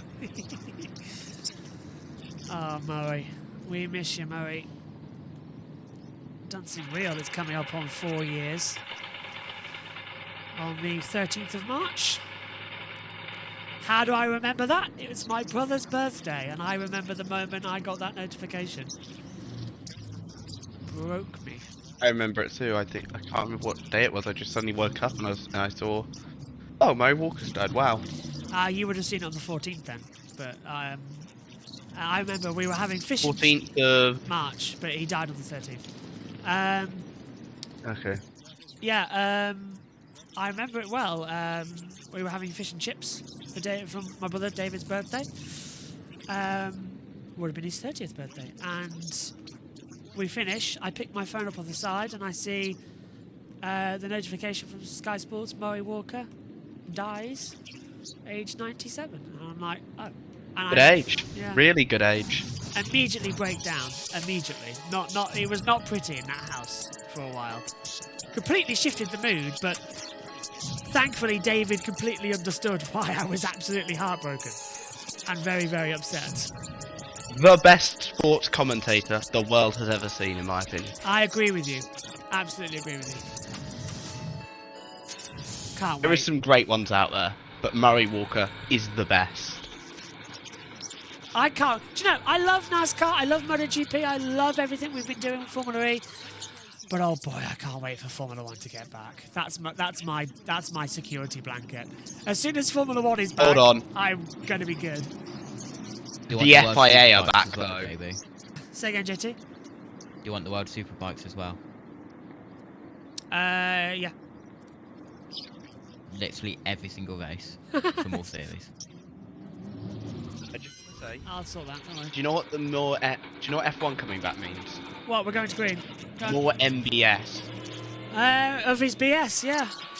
We're in for a good year. Though. MBS. Ready, into the Eco Park restart zone. Green flag in the air, 48 to go. We are racing again in Atlanta. Berry on the low line. Busch pushing him. Blaney coming in there too. Blaney's pushing Berry. Cindric is pushing Busch. Logano's on his own completely in the back there. Well, I suppose all fair is in love and war in NASCAR. Not a bad run so far as they continue to add in. You can make complain about NASCAR officiating, Yeah. but at least they're transparent about it. The FIA is not. No, they're not. A little bit of a tap for the back there. And look at that, Blaney getting way, way loose. Coming into 3. How did he save that one, Jack? He was literally wiggling the car like he was like the warming his tires. Martinsville one 2 years ago. Jeez. Snap, crackle, and pop. That's what we're having. 4 wide in Atlanta. Wow. You said you wanted to see it happen, Jack, and it might happen at the end of this race. Kyle Busch once again at the front. Look, here we go. Oh my God, Ross. Here comes the one. Keep the one. One has the help. Outside quarter, bumper, clear top. One back, 2x2. 21 by a nose. That's both their help is one off. 21 still by a nose. Bottom lane's gonna surge hard here. Be ready to drop bottom, bottom, bottom, bottom. Keep the one. Keep the one. Keep the one. One's help is off by 1. Be ready to grab 21 on exit. 3/4 off, 1 up. Both their help 3/4 off now. 1 off. Same. Bottom lane's gonna surge again on entry. 77 pushing 1. 3/4 off, 2x2. Still 1 by a nose. Both of their helps off by 1. Derek. That's Kyle Busch's radio that he's talking to right there, coming in. So Kyle Busch with his spotter of Randall Burnett coming through. So Randall's going to be talking to him as he comes in. Logano's backed out massively there. He's dropped back in. He's gone to the inside line, but got a run here with Kyle Busch, Chastain, Hocevar, Cindric running together.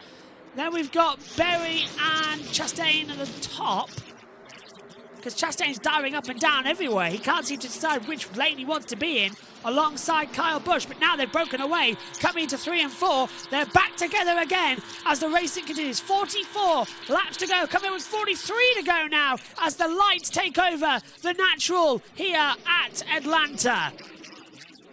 Issues for the 16, they're checking the right-hand side. Okay. Dowell's in 13th now, by the way. He was 6 laps down at one point. 37. That is impressive. What a drive. Clear. By the way, last time out in the August race, we had 24 lead changes. We've had 37 in this race. The most we've ever had at this circuit was last year in the February race, which was at 48 lead changes. We're now at 38 lead changes as Chastain takes the lead. So are we going to set new records again like we did 12 months ago? As look at that. Kyle Busch swings on the high line. We're good on fuel. We're good on tyres. It's go to the end, and it's now push time. This is where we're going to see really separated how much it's going to be together. Is our timing screens going to come back? Yes, they are. There we go. Kyle Busch. What are you willing to do to win a race? All I got to say. Shake and bake, baby. Shake and bake. Chastain. I think a Carson Hocevar win is on the cards here. Really? Are you? Oh, you're going to go that brave? I genuinely think it might be on the cards here. He's been up front all day. Shake and bake. Shake and bake. Liking the way this is going, to be fair. Any of these people could win, honestly. Absolutely anyone's game. Kyle Busch now. Oh, BJ McLeod could win, for God's sake. Where is BJ McLeod? He's down in 27th position. Just count up. 27th. That's pretty good for him, to be fair. Top 30 is going to be good for him. Yeah, count in Michael. And again, he's the last of the cars running. Yeah. Count in Michael McDowell, though, who's got back up to 19th place. Just saying. That would be impressive. Oh! It would be Spire's. Logano! It would be Spire's first win. Yeah. Not rain shortened. Logano nearly caused a massive pile up there. He nearly touched the side of Riley Herbst and Tyler Reddick.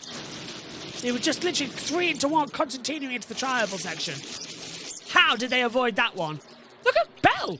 And we've got the 4 Bs. Busch, Blaney, Berry, Bell back together again. And Chastain coming in to make it a mix. I'm liking this one. Over the line we go. Oh, they're pushing it a bit Push her hard. to the garage. Ah, okay. So Busher will have more work done. JT, we'll talk about the edit after, when I'm doing everything else, and get it all sorted there. I'm downloading all of the streams at the moment. Oh, lovely. So even if I don't edit them, they'll be in the OneDrive ready. That OneDrive's getting too full, by the way. I need to adjust it. 38 lead changes still. 14 different leaders in total. 39 lead changes now. Ryan Blaney takes it at the front, and now that puts us to 14 leaders in total. The 8 cars led 83 laps in total in this one. As the battling goes on, there's Blaney taking the lead away from Busch again to officially lead a lap here at Atlanta. Okay, over the line we go. 35 to go. The lap's now ticking down. Well, 36 actually on the board as it comes into it. They're still pushing it. JT, taking a look at what this was compared to last year, we had a red flag late on here due to a pile-up. Are we in contention for another one? We've already had 8 cautions. They're racing very hard. Possibly. Anything is possible at Atlanta, as we have seen before. And look how close it is. Look how Ryan Blaney is all over the number 1. He was number 1. Was to push it as He'll hard be as number 2 soon. They're all separating up now. My eyes on Larson, drifting around. Kyle Busch is just biding his time. Slipstream. He knows what it takes to win here. Won it yesterday. Watch the 21, says Philip. A Wood Brothers 21 would be very popular with the 45 crowd as well. That's Berry. What have you got for us, Jack? I just thought Berry nearly spun Chastain there. The angle he hit him at, I thought he was going to spin him out. Yeah. Oh, there's the bump again. Hold it together. There is not many people in this series as good at blocking as Ross Chastain is when he gets to the lead of a race. We've now got 41 different lead changes in this race. The record, as I said, is 48. Outrageous move from Ross Chastain there. Chastain really is pushing hard. Who's come down low there? Oh, and Berry comes out of nowhere behind Chastain to the low line at 3 and 4. Blitzes through to take the lead of the race. I'm loving this. Absolutely fantastic. And Chastain's coming right back at him into 1 on the inside. He was not having that. And he's going to be followed in by Cindric, who's going to go to the inside of the 21 and try and line up with Chastain. Trackhouse and Penske working together, but there's no drag. Berry accidentally pushes Chastain. Chastain goes down low, thinking Cindric's there. Hasn't worked out. Berry slings around the outside. And now we've got Cindric battling in with the 12, who touches the wall in the tri-oval over the line. 30 to go. They almost hit the wall there. My goodness. Chastain and Berry giving it absolutely everything. For Berry, this would be his first career win, by the way, just to remind you. Coming up, hasn't it? I say he's a young gun, but he's a guy in his 30s. He's like 35, I think. Yeah. But he is a very determined racer. 48 lead changes in 2024's Spring Atlanta race. That's the track record. As I keep bringing up to you, 43 we are at now. It's just come up on the world feed. See, I like it when I'm that in 44 then. Yeah, 44 it is. We keep having Josh Berry again the leader, away from Chastain. So that's changed over to lead change 44. As you pointed out, Jack. I keep my eye fixed on that green and caution bar to see if it goes yellow at any point in the race. It's staying okay. I don't want a caution. This is amazing. I don't. This is fantastic stuff. That green light's still on the side. They're running 3 wide now here in Atlanta. Look at Bubba Wallace taking the high line. He's in 8th position. Trying to get people to go with him to create the 3rd line. Carter Busch has dropped back though. He's down into 10th place now. 29 to go. About to go 28 to go over the line. Someone's going to stack it in the wall again. We can't just me? not. Yeah. Or is Atlanta the best super speedway on the schedule right now? I think at least for the Cup Series. Atlanta should be the season finale rather than Phoenix. No. Well, I never want a super speedway to be a finale. Phoenix it's too boring. chaos based. Yeah, but look at what happened in Daytona as the regular season finale. That was fantastic. Yeah, but I prefer. I'd like personally, if you want my choice, I would want Kansas as the season finale. Down we go. 1 and 2 coming That's in. my- 12 gets loose. Oh, Blaney! He saved it. Oh no, he's gone round. No, he hasn't. Oh. But will he puncture? That's a question. He's spun round, but has he kept the tyres safe? Yes, he has. I think he has. I think he's good. Good boy. Ryan Blaney goes round. Caution number 9, but he's got no flat tyres. He'll be able to get into the pits. Stay on the lead lap. He'll get the pass. That's fine. That's fine. It could have been worse. Yellow's out with 26 to go here in Atlanta. Kansas in And he's November gonna wait is until pits open. a Smart. daring choice. Yeah, it is. Kansas in November, maybe not the best choice though, actually, thinking about it. Right, caution's out. JT will get the field. Let's put it back on. For Ryan Blaney. Yeah, Atlanta was the season finale for a while back in the day, says Adam. I thought it was. Yeah. Hocevar's bumper, they were... I think it was... When did it get changed? Was it... I think it was 2004, I think it got changed? No, it wasn't. I thought it was, you know. No idea. You'd know. Just let me know when it was changed. Oh, don't tell me it was Hocevar. No. Was it? Carson! Host of our spins him round. Ah, come on, mate. 9 cautions, though. That's a bad push. That's a bad push. We've now got 9 That's cautions. So that's more than last year. And we've had same leaders as last year, but in lead changes, we've now had 43. This was 48. What's my fantasy doing? Not doing too bad. Let's go to Fox. I think he was going to think about trying to go around him. Stayed in line, hit him in the right rear. It's going to turn him around. Well, let's hear what Carson Hocevar had to say. Easy, going I zag. My fault. Yeah, 10-4. Yeah, copy. I agree. He moved down to block you when you're just going to try and center him up. Can I hear the other radio? Well, part of this is, how can you anticipate what next move that driver in front of you is going to make when you try to give him a push? Well, it all happens so fast here that... Yeah. In this scenario, no. He zigged instead of zagged. Go for it, JT.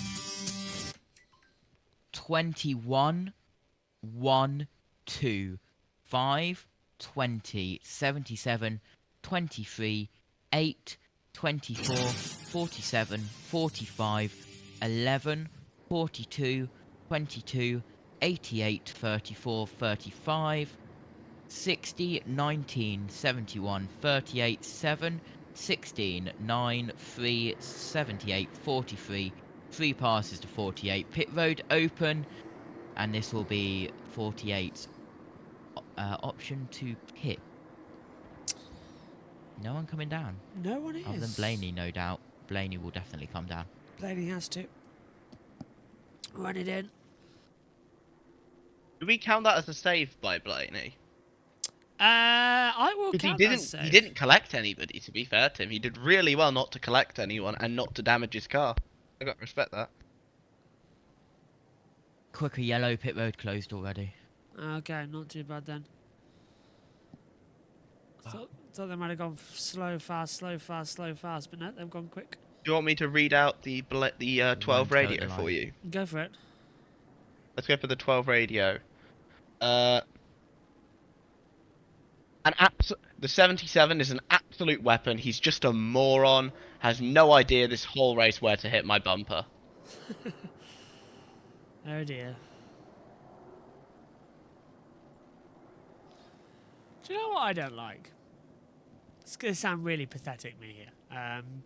You know when social media influencers get pregnant, it suddenly becomes their entire output on life. Like Okay, no, you have... That was random, but that is a good point. Every story that I've seen from them has been like, oh, well, the first trimester has been so hard. It's like, I feel like swearing, like, guys, seriously? Shut up. Just shut up. To anybody who needs to hear it, sorry, my voice is dying. Sorry. To anyone who needs dairy, you do not need to post your entire life online. No. It's like, what I'd like to know is, oh great, you're having a baby. Well done. Congratulations. That's it. Don't need to know any more, thank you very much. We don't need to know the ins and outs. It's like, they're doing it, I know it's good, but they're using it as content. And it's like, no, that's not what you do. Private life. Then they become family vlog channels who just milk everything for money. Oh, I'm going to shoot myself at this point, honestly. I hate those channels. I hate them. In the future, if I ever become that, I want somebody to shoot me. Alright? You have my permission. Got you, don't worry. Sometime in the future on JB Motorsports, if I go, and here's the baby, I want you to shoot me. Right? I don't, that's not allowed. Get the baby in the commentary box. It's not allowed. No babies in the box. Thank you. 16-12 longest line. I don't know what we can do about it. I mean, no, he's just a moron. He just runs right in the back of you. Like, he has zero idea of like where to hit, where to bump somebody, where not to. He's swiping across my bumper as he's doing it. He just has no idea. He's been the whole race. There you go. No, I didn't sound like a Go on, Jack. That was Blaney right there. That was what I read out earlier. I'm going to check the Twitter DMs that Omi's telling me to as soon as I have data. But we are coming back to green flag wedding. Oh, I have. Yeah, 4K giggle. 4K giggle. 4K F1 TV Premiere. That's what it's going to be called. So we've got F1 TV Access, F1 TV Pro, and then F1 TV Premium is coming. A 4K Are these streaming. meant to be like each extra tiers of F1 TV? Yes. So F1 TV Premium is basically the same. Stop stealing our money. Yeah, it's the same, but what you get is 4K streams. 22 to go. Green flag at Atlanta. So, Berry, Chastain, Cindric, Larson, Hocevar, Bell, Busch, Wallace, Byron, Stenhouse Jr. Come on, then. We don't want... Ross Chastain, now with the leader. 44 lead changes we've got at the moment. We don't want another caution. We don't want the perfect 10. Let's keep it at 9. And let's get to the end of this race. Chastain's diving everywhere. Down low. Berry got caught out. We're 3 wide. Larson round the outside. It's Larson. Look at who's coming in as well. Cindric pushing through. Bell's come in. Whoa, and Berry nearly takes out Cindric over the line. Larson door banging with Cindric. Bro, this is nuts. They have not come out of those blocks with anything but fists. Into the backstretch. This is already amazing. And look at Larson. He's defending. JT. Hello. Sorry, did you say something? Or was it Jack? No. It could have been Jack then. Larson has never won a plate race in his entire racing career, I'm pretty sure. This would be a first for him. But here is Carson Hocevar! The absolute weapon is into the lead of the race. Carson Hocevar has had no DNFs here. He's had no top 10s, no top 5s, no wins, no poles, and 2 starts. His best finish was 16th. He's now leading and our 46th lead change of the race. And leader number 15, if he can lead a lap. But Austin Cindric's coming round the outside. Josh Berry's there too. He's going to swing down low. And they're nearly in the wall. Berry's going through. Hocevar backs out. Cindric leads a lap. 46. I thought Hocevar was going to do something moronic there, and I didn't want him to. Oh, 46 laps, 46 lead changes, 2 away from the most. Car going uphill there. This is insane. I love it. I am actually... Look, I complain a lot about Daytona and Dega, about the fuel saving. This is proper draft racing right here. Everyone's like, oh, it's not legitimate racing. No, this is a legitimate, weird style of racing that only the best can master, really. It's what we like. You know who the best is? Austin Hill. eight drafting track wins in the Xfinity Series. Holds the record, tied with Tony Stewart, I think it's Tony Stewart and Dale Jr., I think. No, Dale Earnhardt, not Jr. Dale Earnhardt. That's what they said yesterday. Dale Earnhardt, yeah. They didn't Imagine being in the same Hall of Fame as Dale Jr. and Dale Earnhardt, and it's just Austin Hill. Hill deserves the big seat and the big run-up, to be fair. I agree. As much as I hate him, I agree. You didn't. I take it you didn't tune in yesterday then to the Xfinity race. I appreciated the dominance that he put on. Rightly I so. appreciated that. There's nothing I can't do but appreciate, like, when someone just puts on an absolute clinic. Speaking of Austins and clinics, Austin Cindric leads another lap with 16 to go. Hocevar's now back up to 8th place. Bush in 9th, Reddick 10th, McDowell's dropped down to 21st position. And SVG's come back up there as well. Ty Gibbs has been evaluated and released, but he is now officially out of the race as well. So we have 31 runners left in this race. Hocevar has been told, be smart, long way to go. Yeah, they could have overtime here. They don't want to. They don't. 23 issues, possibly into the wall. Is that Bubba Wallace touching the wall then? Bubba Wallace is that blue car there. Our driver track has crashed. I need to refresh. Yeah, there it is. Yeah, Bubba's touched the wall. Bubba hit the wall. Great. He's next to Hocevar. He was racing with Chastain at the time. Driver track has crashed. That's great news. We'll wait for it to come back. Over the line and far away. I don't want this to end. 15 I don't want this to end. I don't think it will. 15 laps to go and it's coming in nice. I don't want this race to be over. This is incredible to watch.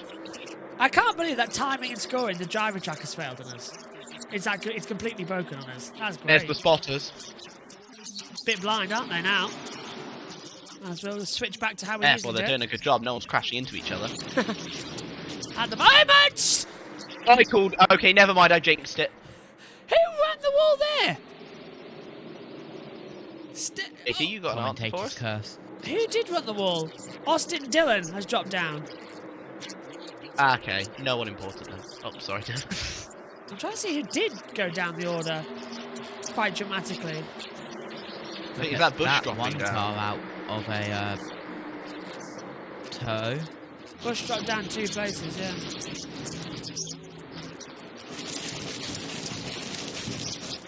I love this track. It's a good race, isn't it? They are pushing. Such a good track. They're pushing insane. For Cup and Truck, for Xfinity and Truck, it's kind of alright. The Truck race yesterday was amazing, to be fair. I think the Cup race is doing better than that. I agree, but will we go overtime? That's another question you got to think about. We haven't gone overtime this weekend yet, I don't think. Or have we? Did we go overtime in Xfinity? Yes. Did we? Okay, Yes. never mind. I changed Did that. we? Did and we? you still let Austin Hill win. Did we go overtime? I I don't know if we did. I don't think we did yesterday. I think we restarted with like 3 to go. We got to the flag. Yeah. That's what I thought happened. I'm sure we had overtime. I don't remember going overtime. Driver track is broken, by the way. NASCAR apologises. Cindric Yeah, leads. I think that's Dean Smith, and we haven't talked about all day. I think the driver track has crashed with how fast they're changing Oh, positions. Stenhouse! Where did he come from? My God. Low line. Oh, he's going to take I the don't know, but he's there. He's going to come up on Zane Smith now if he's not careful. And Gilliland's in there too. Oh, Nagano getting pushed out. Slowly, guys. Easy does it. We don't want a big one. Is SVG. He's got a chance. 17th, but that means Behind nothing. him, however, is Nemechek. Yeah. 17 means nothing here. Someone who we've not spoken about really all day, I just thought. Justin Haley's not been that great today. No, he hasn't, has he? Driver tracker slowly might be coming back to us, but I think it's gone funny because it can't work out where it is. 45's coming into it. 9 to go. About to come 8 to go here. Cindric leads Berry, Larson, Chastain, Byron, Wallace, Reddick, Hamlin, Bell, Hocevar across the line. And Bell's jumped up into 6th place as he goes fighting side by side with William Byron, the double winner of the Daytona 500. Blaney's And a at double 14. winner at Atlanta. Yeah, he is. Coming in with 2 wins. One of those he won was a rain shortened race, to be fair. 2023. Oh my God, 3 wide, 3 wide, 3 wide. Oh no, Chastain. Chastain touches the wall, nearly touches Berry, who takes... Oh, here, I think this is where it's going to happen. Yeah, they're going to have to be careful here because now with 7 to go, it's becoming 4 wide. Bubba Wallace now involved in that middle line as well. Look at the 21, the 20 going side by side. Bell pushing Berry. Berry touching the wall. Blaney's in there too. Larson coming in, but it's dropped back. Watch out for... I'm loving it. Where's Bush? 11th. He's dropped back big time. He dropped down. He lost the draft. Yeah, he's out of this one then. 5 to go.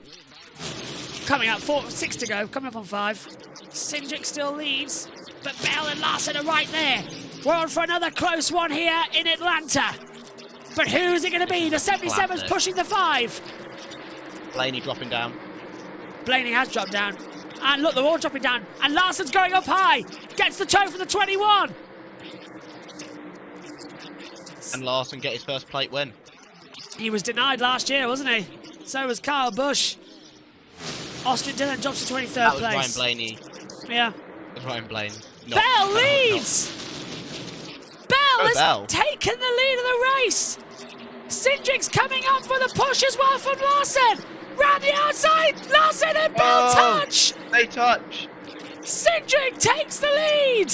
Round the outside. Oh. It's close over the line. Larson's pushing Cindric. That gives Cindric the Giving lead. him no room. They are having to keep this one. Look at that from Byron as well. And Bell, they're trying to find, Berry trying to find positions down low. There isn't a massive accident, I will be incredibly surprised the way these guys are racing. They are pushing it very, very hard, and they know that the finals are coming. Oh, no, there! Oh, wall riding! Who was that? I have no idea. Could be happening, we're I going think. to overtime, guys. Coming into one. Very close to contacts. Caution's out. Larson at the front. Cindric in there too. Cindric's in the wall. Cindric in the wall. Cindric. Around goes Byron. Cindric and Byron hit the wall hard. Spinning round several times. And overtime at Atlanta. How was that? How did that just stay, those two? How did no one else get involved? They all lifted I'm off. happy that no one did. Caution out again. Wow. You knew that was That's a dumb coming. block from Larson, I think. Really stupid block. I'd love to see this one again. Are they all right there? That's the main thing. That was a nasty spin around. They should be fine. My microphone gets a punt.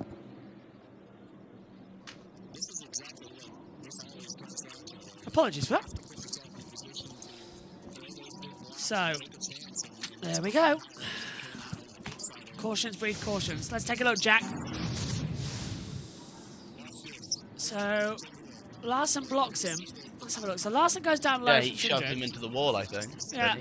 Then he comes up. Yeah, he's comes up. He gets loose, and then there he goes into the wall. And then that happens. Right. Boy, am I happy no one else got involved there. Put him in the wall, though. I wonder if Larson will get a penalty for that one. 10th caution That's of the Larson's night. fault. Reminds me of Chase Elliott from like 2 years ago when he put LaJoy in the wall. Was it 3 years ago? 3 years ago when LaJoy, it was like the final lap and Elliott moves up the track, puts LaJoy in the wall, and LaJoy spins out, crashes everyone. Elliott won. 47. Closest LaJoy ever got to a win. Yeah. JT's going to give us the order in a minute. Top 25, 5, 1. Hold on. This is a replay coming through. Oh, how lucky was Chastain, though, guys. The Melon Man with some good avoidance. 10th caution of the night.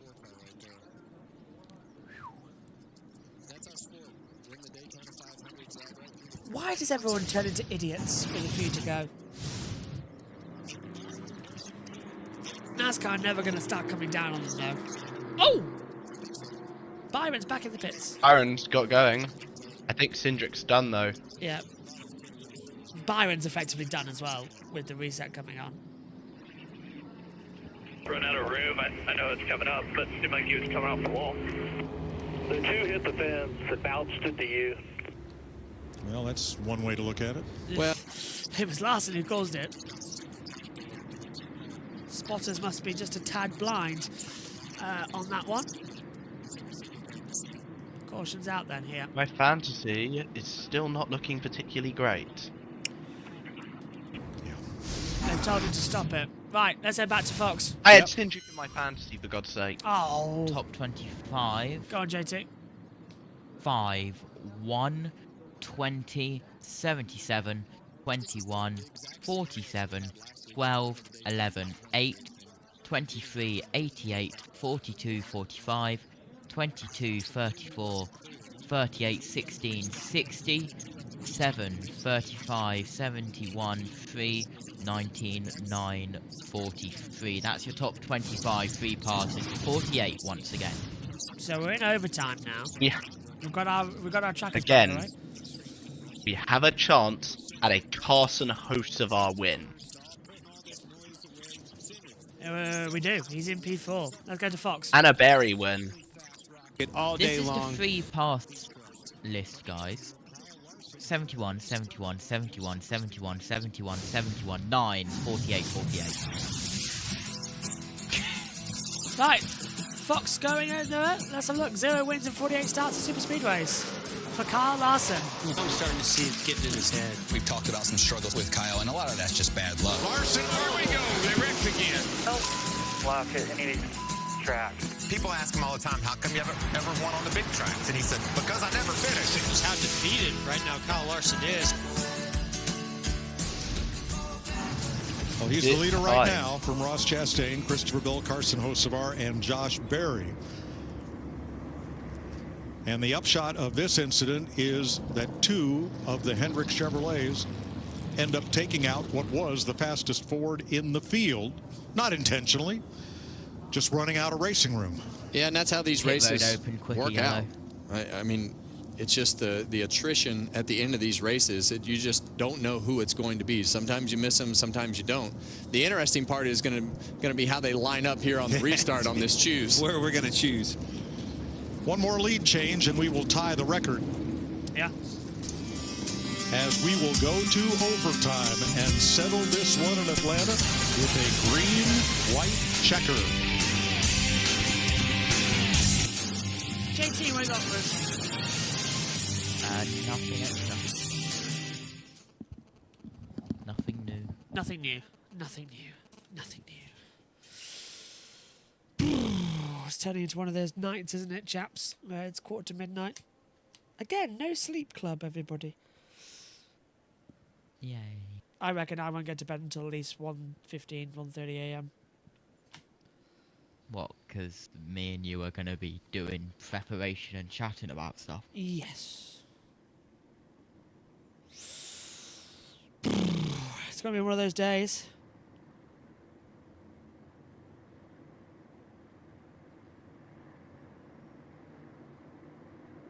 So, just hearing on the radios, a few bits of drama. Okay. You got the officials radio? Yes. Oh! Somebody's just put on Twitter. I find this quite interesting because it's been DM'd to me. I get weird DMs. A package I forgot I ordered missed the entire Biden presidency. Ordered February 12th, 2019. Delivered February 20... it will be delivered February 27th, 2025. You need to send that to me. How on earth did that even happen?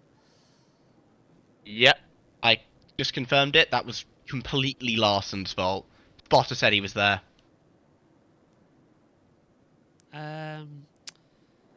JT. Austin Cindric Team Radio. Spotter got wrecked. Cindric not clear. Awesome. Did anyone else see the shepherd's pie I made? Yes, I did. Is it nice? It was very nice. Anyone like it? I think that's nice. You in commentators chat. I did, yeah. Let's go back to Fox. Photo finish. Person myself. Unbelievable 3-wide finish. Have you ever seen anything like that? 3x3 on the line. He must be going, man. They touch. All right. What a finish. Coming to the line. Crash together. I believe Busher. Hold on. It's Larson.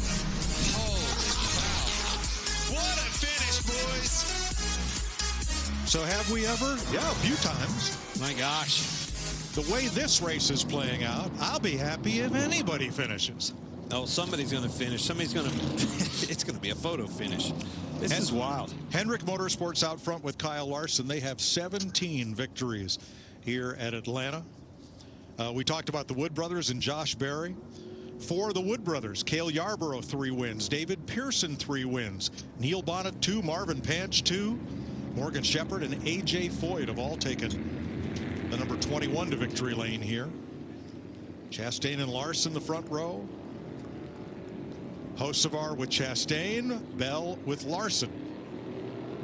And then a mix of makes behind them. How about Denny Hamlin up and into the top 10? He smoked the wall pretty hard in 3 and 4. It's going to be interesting how his car is.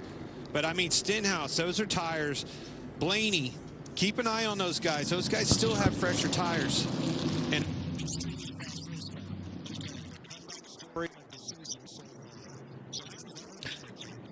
we can't hear that. I know you can't because they're not speaking. Okay. Hold on. Tune-up shootout. If the leader takes the white flag, the next so flag quiet. ends the race. So we're getting set then for a restart. Overtime, everybody. Overtime. Overtime. And the lights are on in the stands, waving us to a finish. Like a concert. Hands up in the air, ready to go racing. NASCAR overtime is officially in effect. Atlanta. Oh my god, here we go. That lady's got my onesie on. The checkered flag. What a race this has been. Can Larson finally break his duck on super speedways into the Eco Park Automotive Restart Zone? Overtime begins here in Atlanta. Chastain's on the low line. Larson's on the high line. Away. Are we going to get it? Oh, is it really? Okay. Did they all get through safely? Look fine. But will they take the one to go? That's the question. Will we have the white flag? Then again, I like Chastain, so. Oh, look at Hocevar! Ross. Jeez, mate. Chastain's backed out of it. Hocevar's going. He's going to get the toe from the 21. Larson, though, will take the white flag.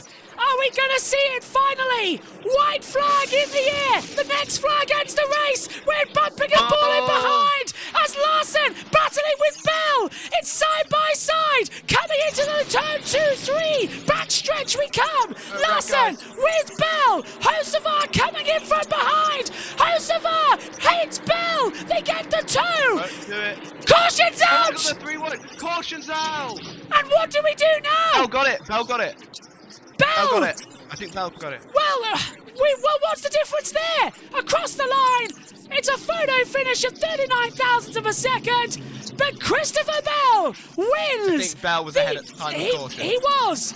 Christopher Bell wins the Ambetter Health 400, but controversy upon controversy. Someone's hacked the officials' radio again. Because why did we go back to green? Why was there a caution light out? Why does it change again? There's the caution. Yeah, Bell. Bell wins in Atlanta. Hocevar got second, though.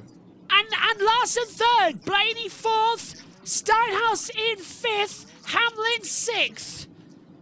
When the caution light came on. So why have a caution there but not at Daytona? Or even in Xfinity yesterday? Make it make sense, NASCAR. Make it make sense. I think for Daytona, it's because of where the wreck happened. So why was this needed to be a caution? Why did this one come out? It was on the backstretch. But yesterday's was on the backstretch as well. Why did we need a caution? They said they'd put one out to be fair to them. They said they would. They've stuck to their word. 20 is your race winner. Christopher Bell. It's been made official by the stewards. Christopher Bell is the winner of the Ambetter Health 400 in Atlanta. And the burnouts begin. Bell locks himself into the playoffs. But is it official? As far as I'm aware, yes. It just said Bell the winner. Significant that he should battle Kyle Larson to the finish line. Yeah, they've made it official. Bell and Byron locked into the playoffs. Well, JT, what an interesting race. Bell was there and thereabouts all day. And he takes it for Joe Gibbs Racing. Yeah, Christopher Bell wins it. Second driver locked into the playoffs, as you said. Fireworks as well under the night sky here in Atlanta. Let's hear. Let's go over and hear, as you say, I'm not exactly happy with how that race has turned out, but we will move and go again. What a race in Atlanta, ended with confusion. How about that? Roughly half a car length ahead of Carson Hocevar when the crash happened mid-pack. And in this instance, with cars oncoming into that accident scene, NASCAR throws the caution. Yeah, and you know, I think they definitely use their own discretion as to when they throw the caution, and usually it's to keep the drivers from driving through a debris field and put them at risk. So Carson Hocevar talks it over with Ross Chastain, and here's Regan Smith. Well, Christopher Bell on a green-white checkered finish in what was a wild Atlanta race. Somehow you came from 32nd and found a way to get it done today. As he gets a hug from his wife, you found a way to get it done. How did you do that? Man, I'll tell you what, that right there is what you dream of, to be able to restart on the first or second row at a green-white checkered at a speedway, and you never know how those things are going to play out, but I'll be the first to tell you, I love super speedways. I don't know, this style of racing has just always been a little bit of a struggle for me, and throughout the beginning of the day, we obviously were just stuck way in the back, and Adam and these boys back here, they did an amazing job getting this thing fixed up to where I could just hold my foot down. That's what it's all about. You got to be able to stay in the throttle, and that last half of the race, we were at our best. Christopher Bell wins in Atlanta.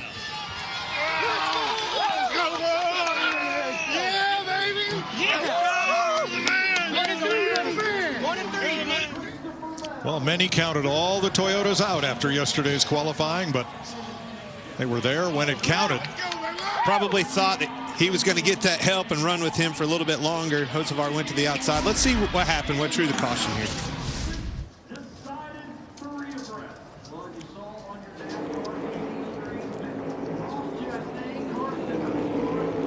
This is off the restart, and it's Larson and Bell, and your boy, we're going to see this a lot in the years to come, because these two, they just seem to be together in these big pressure situations.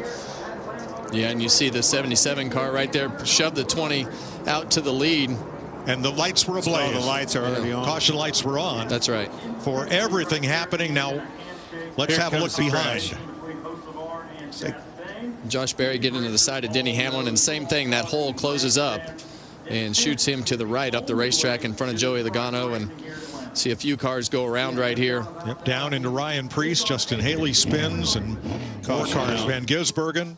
Yeah, and you see that 21 car nose first into the wall. That's when they start talking about throwing the cautions. JB. Jamie?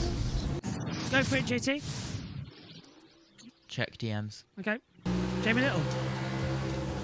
And joined by Kyle Larson now, came oh so close, led 12 laps. Kyle, I thought maybe this was going to be your night to get a drafting track win, but third place, you're so close. Take us through kind of those closing laps, what happened with you and Cindric, and then there at the end with 3 wide. Yeah, just a little bit of a lazy kind of up the track. He got there a little bit quicker than I thought he would. I thought he was just going to pick me up on the exit of 2, but yeah, so that was probably my fault. I haven't seen a replay, but I'm sure that was my fault. And then, yeah, I mean, the restart, you know, I haven't seen it back. So obviously the 20 got to my right side. But I don't know. I don't know what I did wrong or right. I thought, you know, maybe if the 20 picked me up, he was just going to push me and get clear of me into 1 anyways. So I think it kind of worked out okay. And then, yeah, I just didn't get the caution to come out late enough till I got to, you know, run back to the inside. So came up a little bit short, but proud of the effort today by everybody on our HinderCars.com Chevy. And, yeah, finally finished at Atlanta and finally got to run up front. Well done. Thank you. Thanks. Larson was among 15 different leaders today, 50 lead changes, and as you saw, everybody wanted to talk to Carson Hocevar in post-race, and I'm not talking about the media. Christopher Bell wins. Did we get a fight, guys? I was promised a fight. Is it going to turn up? Please say yes. I could do with it. There was a conversation between Blaney and Hocevar at the end. I don't think it led to anything, though. The only fight you'll be getting is the fight between every single NASCAR official versus the person who hacked the radio. And I just want to say, NASCAR fans, this is what you wanted. I hope you're happy with yourselves. Yeah. Didn't the drivers also ask for a caution to be thrown on the last lap? Yes, they were. Don't get me wrong. I think the Xfinity one should have been a caution. The difference is, what do you want? I think you either have to let it almost all go or not at all. It's a catch-22 situation, isn't it? It's like Exactly. I would rather it not be a caution. But if you want to know who I think wins coming to the line, by the way, if the caution doesn't come out, I think probably Larson, personally. Or I think Larson gets it. Here's another thing. Or Bell. I don't think Hocevar's got enough of a run. Do we just tweak the overtime rule? I know this sounds stupid, but do we tweak the overtime rule so that even if it's a caution on the last lap, we still have to do it again? Does that maybe stop the idiots from crashing all the time? Because every time, I don't know. No, I think that just NASCAR just needs to, you know, I'm trying to think of a way that's PG to say this on air, but they just need to stop listening to what the fans want. Oh, that's brave. And do things the right way. Which would be to leave it to go green. I think personally that shouldn't have been a caution. No, I'm with you. The problem is fans complained so much last night that it's like NASCAR's like, oh, have we made the wrong call here? And they've overreacted tonight. Mess upon mess upon They've mess. done what the fans wanted. And you've ruined a classic 3-wide finish for that. JT, your take? NASCAR. Typical NASCAR. Typical NASCAR. We'll round out with Fox and get their thoughts, and then we'll wrap up here on JB Motorsports. Reminder that tomorrow you've got FIA Formula 2, and all the action as well will be live the entire day, including throughout the lunch break. We'll be bringing you classic races from last season in order to try and get it all sorted as well. And myself and Omi will wrap up at the end of the day as well with some limited time to bring you all the information. Hopefully we should have an interesting test going forward on this one. But not the way we were expecting today to go. Certainly an interesting one with overtime, but I think, guys, 50 lead changes, most ever at this circuit. That was good at the end. Just 11 cautions.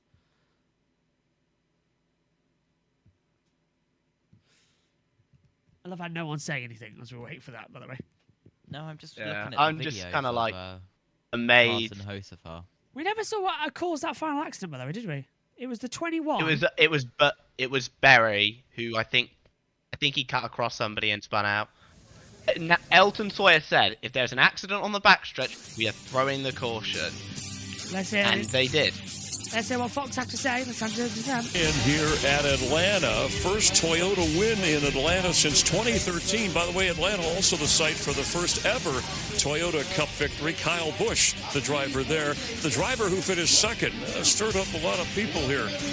Almost had his first career win. He's standing by with Regan Smith.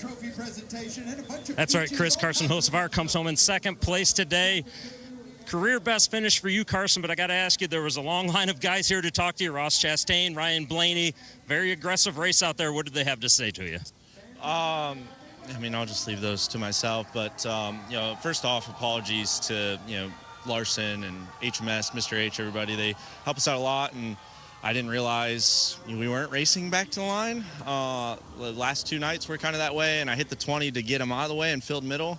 And, you know, a little bit longer, maybe we win the race. So, but big thanks to, you know, Spire Motorsports, Chevrolet, everybody, Delaware Life. I normally ride in the back and run last, and it was, you know, try to get a good, decent finish. And for how bad we were at Daytona, I was no riding. So, yeah, I mean, there's some stuff I got to learn and clean up a little bit, but I feel like we put ourselves in the perfect opportunity to try and win a race. I've never had that opportunity really before. Especially on a super speedway. So just big thanks to everybody at Spire Motorsports. They deserve You know, all the praise. You know, I just get to hold the wheel and run wide open and try to put myself in a decent spot. And unfortunately, it wasn't the best spot, but it was just one spot short. Thanks, Carson. Chris? Thank you, Regan. Yeah, last year's Rookie of the Year, Watkins Glen, a third-place finish was his best prior to tonight. But, I mean, I'm going to paraphrase, and we mentioned earlier that Kyle Busch wanted to wreck him after he said, well, called him some other names on the radio, and even Ryan Blaney, who was addressed by Regan Smith, he, in a sense, called him a moron, said he has no clue with what's going on. How did you see the way Hocevar ran this race as Bell continues to celebrate, not to take anything away from his success story, but also costing Larson in this race? Yeah, part of that is the history that Carson has, maybe with being overly aggressive out on the racetrack. I don't know that what happened tonight led up to all of that, but he did make a lot of people mad. But I would just tell you that this type of racing is about being selfish and doing what you need to do, what's best for you. You know, Carson's going to learn from that. Obviously, he made some people mad, but Chris, I think that's just all part of it. And Kyle Larson was in the top 10 all day, close to getting that first victory on a drafting track, but it was a bit of larceny from Christopher Bell to capture the win. More on his celebration at Joe Gibbs Racing and Toyota victorious here in Atlanta when we continue live. Jamie McMurray, Chris Myers, hang with us. More post-race coverage in a moment. The Ambetter Health 400 having an interesting run around, of course, with the checker flag coming out and Christopher Bell taking over as victorious. I wonder if we will stay with them. Okay, nice to go. Okay, closing thoughts then, chaps, on this race. Jack, starting with you. Your thoughts on the Ambetter Health 400? That was other than the finish. Even the finish, to be fair, was great. To be fair, I'll give you even the caution. I think that was actually a very genuinely exciting finish. But I think that NASCAR just needs to get some self-thinking for once. We need to, and I know everyone's going to hate me for saying this, stop listening to what the fans on Twitter complain about. Because that's the reason we got the caution today. Because they complained so much about the Xfinity finish that NASCAR's like, okay, well, we were wrong there, clearly. I think the problem is NASCAR fans just flip-flop no matter what, depending on who their favourite driver is. And realistically, we could have had an amazing finish to the line, and unfortunately, because of that, I don't blame NASCAR for this one, personally. I actually don't. This is the media's fault to me. Maybe that's just me, though. But yeah. Overall, very happy. Well done to Bell. Good win for him. And also, career best finish, Carson Hocevar. Yeah, it's gone well for Carson, hasn't it? JT, what about you? How do you sum up this race? Why did Carson Hocevar apologise? I don't know. He was just racing. He shouldn't have. He was just racing hard and trying to get his best career finish. Quote from Ben Snyder from Twitter. I should probably just log off. Probably for the best, mate. Yeah, probably. With everything that Twitter's going to explode. But yeah, good race. Shocking how it ended.